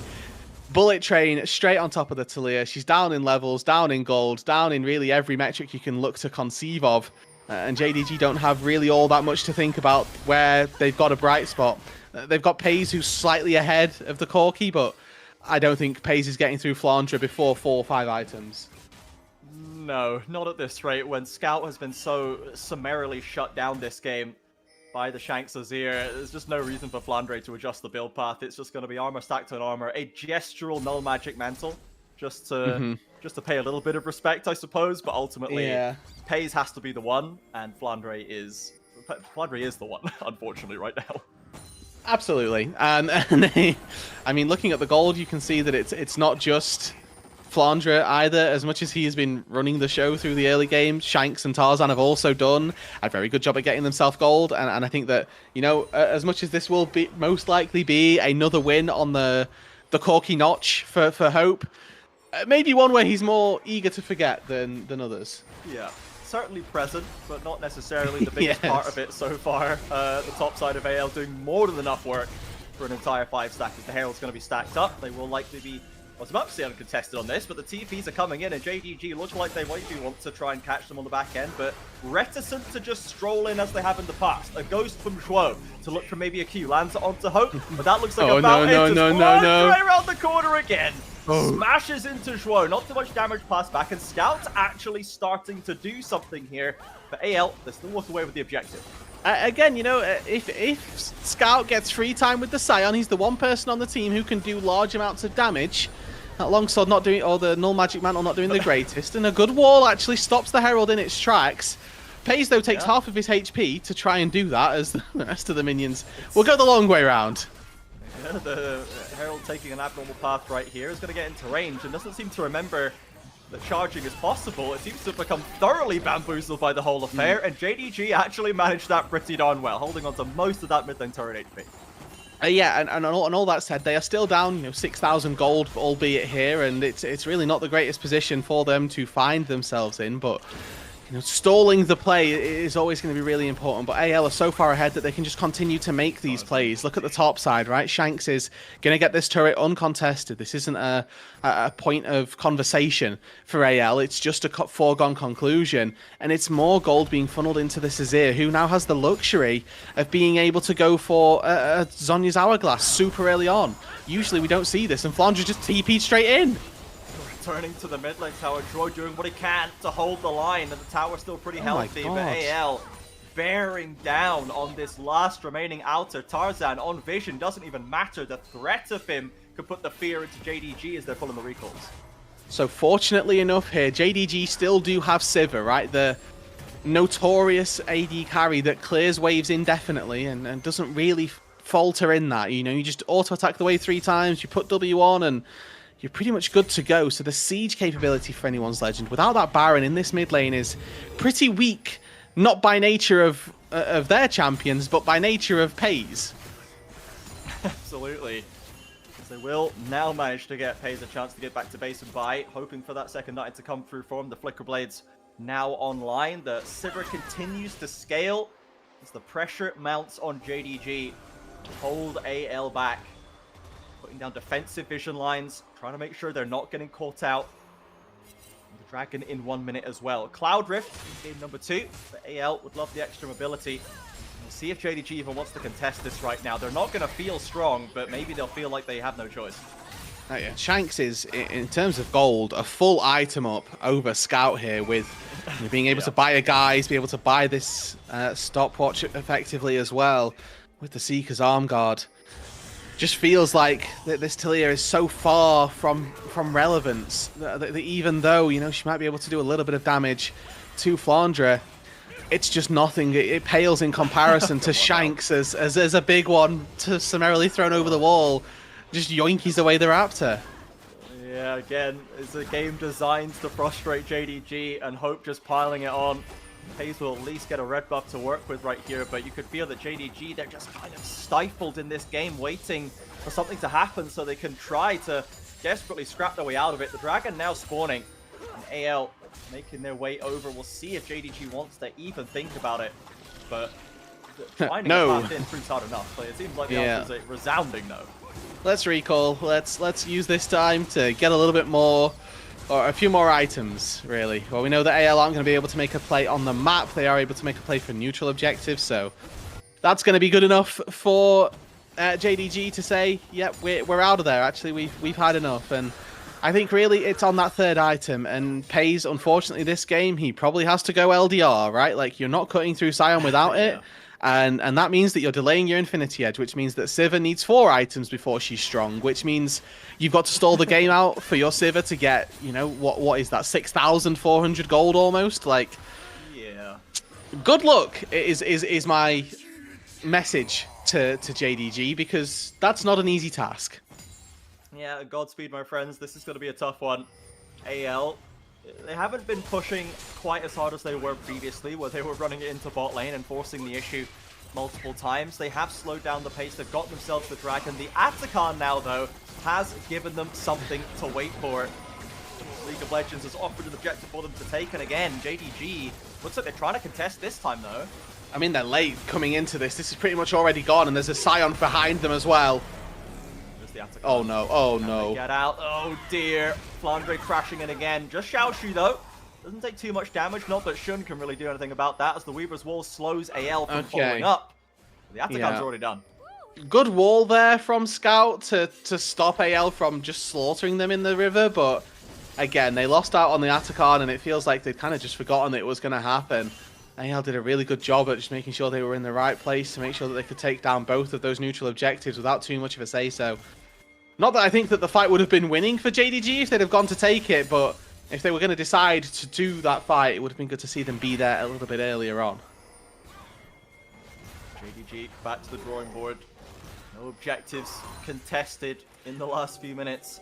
The items slowly trickling in. It is the last whisper for Paze, so we're shooting for the LDR, but it's a long way to go there, as Tarzan now, tired of waiting, heads on to Shun and will potentially force the flash. There it goes, but another flash in from Kale, gets another from Scout. Cataclysm from Tarzan. This is between 2 towers, remember, but it just doesn't matter. Hope's 2 items deep, and he's got the burst to knock down Talia. Yeah, and you can see Paze there again. Large amounts of DPS uptime. Let's look at the HP bars of AL. Oh, one Redemption has done all of the work that Sivir did in that team fight, and that's the flash forced from the Sivir as well.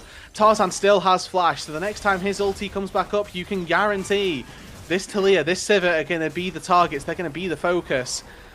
And as much as we talked about the fact that this AL comp has only really got 2 carries, Shanks has not been threatened, not been touched at all this game. Still has flash, still has this massive gold advantage over the Talia.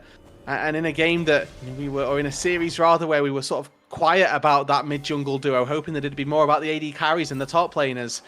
In game number 2, 6,500 gold lead between just 2 members. Oh my word. AL putting on a show here. Approaching now, the third items are going to start coming in before too long for AL. Shanks detouring to upgrade those boots with the triumphant setting there. And now we might just be settling back into another cooling off period until that soul comes through. Just no pressure on AL, no urgency needed to try and close this one out. Series is in their control. Game 2 is as well. They can play it by the book. Play nice and slow, nice and easily, just like you say. Andre. Dot your I's, cross your T's as spell shield. Paze. Oh, okay, just on the wrong side of the wall. The Xiaoshu as well, the mobility helping Ambissa slip out of danger right there. JDG aggressively posturing. They ult in onto Tarzan. In fact, Paze needs to get into position. He can't auto-attack. Where's the damage? Xiaoshu is deep. Wasting some time. Tarzan's back and he gets stunned up, but Shanks has arrived. Slides in with the shuffle and eliminates the carries of JDG.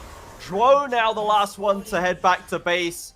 That's John Dorian Gaming, the way they got scrubbed out right there. That's a 5-0, and that's a fight that just wasn't even close. The gold lead will paint you the picture of this game, unfortunately, and anyone's legend here back to their winning ways from the rough hangover they had to start out this split. And I mean, this was a series that I was looking to see them end with, you know, conviction almost. After game number 1 was quite close, but they did manage to find the W. In game number 2, it's been anything but that. JDG have had no say, no options, no chances in this series, and you can see AL, the second they see anybody, they're just willing to engage. And look at Scout, look at Paze on the other side of this wall, waiting, just biding their time for when they can go in. But unfortunately, there's just never a good time. Shank scoops his way over, and you know, Zhuo left to the wolves, kind of, please guys, let me out, let me live, and that was a no. It was in fact not a time to go in, unfortunately, for Scout and Paze. The well-known, experienced, tenured carries of JDG just cannot get it done today as Jarvan, again looking for more. Flandre eternally on the flank, ready to cut them off. Zhuo picked apart. A flash with a Cataclysm pays with nowhere left to run. And AL, by the book again. The fights are just unlosable. The gold lead is insurmountable. And this series looks like it's not long for this world. And they're spoiled for choice here, Trajan. They've got Soul, they've got Baron, they've got mid lane turrets. Like, what do they want from this position? Well, they've taken down 4. I mean, by the book is true because they see that the enemy jungle is alive and they're going to take them down before they head to the big purple worm. And forget the objectives. There's another kill to pick up on the map. Inhib turret falls, but the inhib still stands. No supers just yet. Now the Baron and the Soul could be an option. Got some respawns coming in here. Scout's going to be able to get down on the map, but Shun, that jungler dying last. Devastating for JD's hopes. Baron, I mean, surely going to be taken. Even if AL haven't spent their gold from that fight, like, they're still so much further ahead in this game. It just doesn't matter. And maybe they'll lose a dragon off the back of this, but I don't even know that that's going to be the case here, as anyone's legend are more than able to get back out on the map nice and quickly. There's no real presence from JDG. You can see Zhuo, doing his best to try and establish some form of line into their bot side jungle. But they're going to have to give Soul, it's a turtle underneath the Nexus turrets kind of game. And a pray and a hope that Sivir can maybe do something. But versus a Baron, we just know that that's not possible. We're going to need some sort of Jin-Air Sivir base defense angle to come through here. If we're still here in, 35 minutes, perhaps we could be looking at that option. Sadly, that critical 4-item mark that we need for pace to hit that breakpoint is looking further and further away. The Soul now picked up, matched up with the Baron buff, matched up with a 17,000 gold lead. Flandre wasting no time getting the spot push on the go. It's the final, part of this siege, you'd like to think, is take down the 2 inhibitors that are open, use the Baron to do that. I mean, for JDG, what do you even do in this position? You don't really have a good engaged threat with the Vi, who's going to go in and just get blown up immediately. The Ambessa, the same thing. It's just a really sad spot. Oh my god, Tarzan! Hayes gets away from the Cataclysm. He's getting to right-click at least, but Shanks' right-clicks, they just look a little bit better, guys. 2 deaths already. Xiaoshu hounded from his own base. And just like that, anyone's legend wrap it up without a second thought. That's them locked for upper bracket, everybody. JDG, sadly, will have to settle for the play-ins. Yeah, that was disgusting to watch. A swift 2-0 in that second game for anyone's legend. There was a 20,000 gold lead come the end of the game, which is something that I've personally never seen in League of Legends before. But AL, absolute destruction. Just absolute destruction. Couldn't have put it better myself, especially in that last game. Everyone popping off individually. Flandre doing so much work early on, crashing into those fights with Abandon. Shanks, another quietly valuable early and mid into hugely impactful team fights. This was everyone's legend today. Everyone was going crazy in that second game, and that shows just the well-rounded nature of this comp. When everyone's firing on all cylinders, they are just unmatched, it seems. Yeah, absolutely. And that's kind of I guess the expectation for anyone's legend coming into this series is that they would look like a team that could 2-0 JDG quite nicely. And they've done exactly that. For JDG now, it's about making sure that they get 5th place. They've got a double header versus Weibo to close out their season. And hopefully they can, come out on top in a couple of those. They've been a team that so far have been exactly where they're supposed to be. They've lost to the teams above them. They've beat the teams below them. The question is, do they fall above or below Weibo? Yes, and they have that double-header matchup against them to work that one out in the final matches of the split. And if we kind of, again, take a look back at what they showed us here today, that game 1 especially gave us a lot to be happy about. It looked like they were more on the same page. Game 2, however, we seemed to fall apart a little bit again. We had questions about the choices in draft. The individuals just were suffering so much in their matchups that we never really got to see much of the team play that looked so good in game 1. There was just such a gold deficit from minute 1 in almost every lane. Yeah, What are we really supposed to do? And I think that this is a really big performance from Flandre. I mean, coming in, right, we were talking about potential third team All-Pro votes and looking at, maybe Xiaoshu can put a foot in that ring. This series, like game 1, he was fine, serviceable, maybe could be considered. Game 2, he got bodied, he got destroyed when he had counterpick as well, which for me is like the more telling part of this, right? When he had counterpick in game number 1, he did fine, he did okay, but he had counterpick in game number 2 and then got absolutely destroyed, and it felt like a completely contrasting, sort of viewpoint on this, where you now have to consider it's just not Xiaoshu, unfortunately. Maybe not for the split, but for this series, like Flan just put himself back in contention at the very least. Yeah, when we're looking for this series to potentially help us decide that, Flandre's put up probably 2 MVP games in a row. The first one was officially decided. The second one would be absolutely reasonable if he comes out with another one, to be honest. So that kind of at least makes the immediate decision for us on that basis of that data. But yeah, the rest of AL, of course, absolutely pulling their weight in that game. So for JDG, we'll see what they can do against the Nirvana teams. Of course, we've already seen, sharks like EDG down there looking very strong. NIP 9-1. There are some very, very competent threats down there. And JDG, yes, they are certainly better than teams below them in a sense, but whether they're actually better than teams at top of Nirvana, that's going to be an open question. Yeah, I mean, I think the NIP have sort of started to come into their own again. They only really lost one series against EDG at the start of the split, and that was, one of those games that we can maybe put a little bit of stock and credence into the fact that these two teams are pretty level with one another. But then you've got an EDG roster who have just absolutely slaughtered 2-0 easily this morning up against LNG, and they've got lots and lots of good points to be thinking about as well. So you have to be careful as JDG, and I think that fortunately for the play-ins, again, they're not going to pick. They're very likely not going to pick your EDGs, your NIPs. But if they do, they need to be cognizant of what that means for them. Yeah, we'll need to consider that decision very carefully, folks, before we opt into that one. So it does mean that the final week of LPL English will be for the culture, for the bans, for a couple of placement changes, but largely the stages have now been locked. You can see the post-game stats here once again, and it's pretty cut and dry. I'll be honest, there's not the same even 20 minutes that JDG were able to mount the first time around, at 20k gold lead or something to round us out here. Yeah. And this time it's Tarzan topping up that KP. My favorite thing to look at in games like that where they are so one-sided is how big the losing team's gold lead was at any given point. JDG managed 15 gold as their biggest gold lead, which if I'm not mistaken was probably just 3 level 1 wards getting pinged. I was gonna say, that's probably the sweeper from Shuo. Yes, that's about it. Yeah.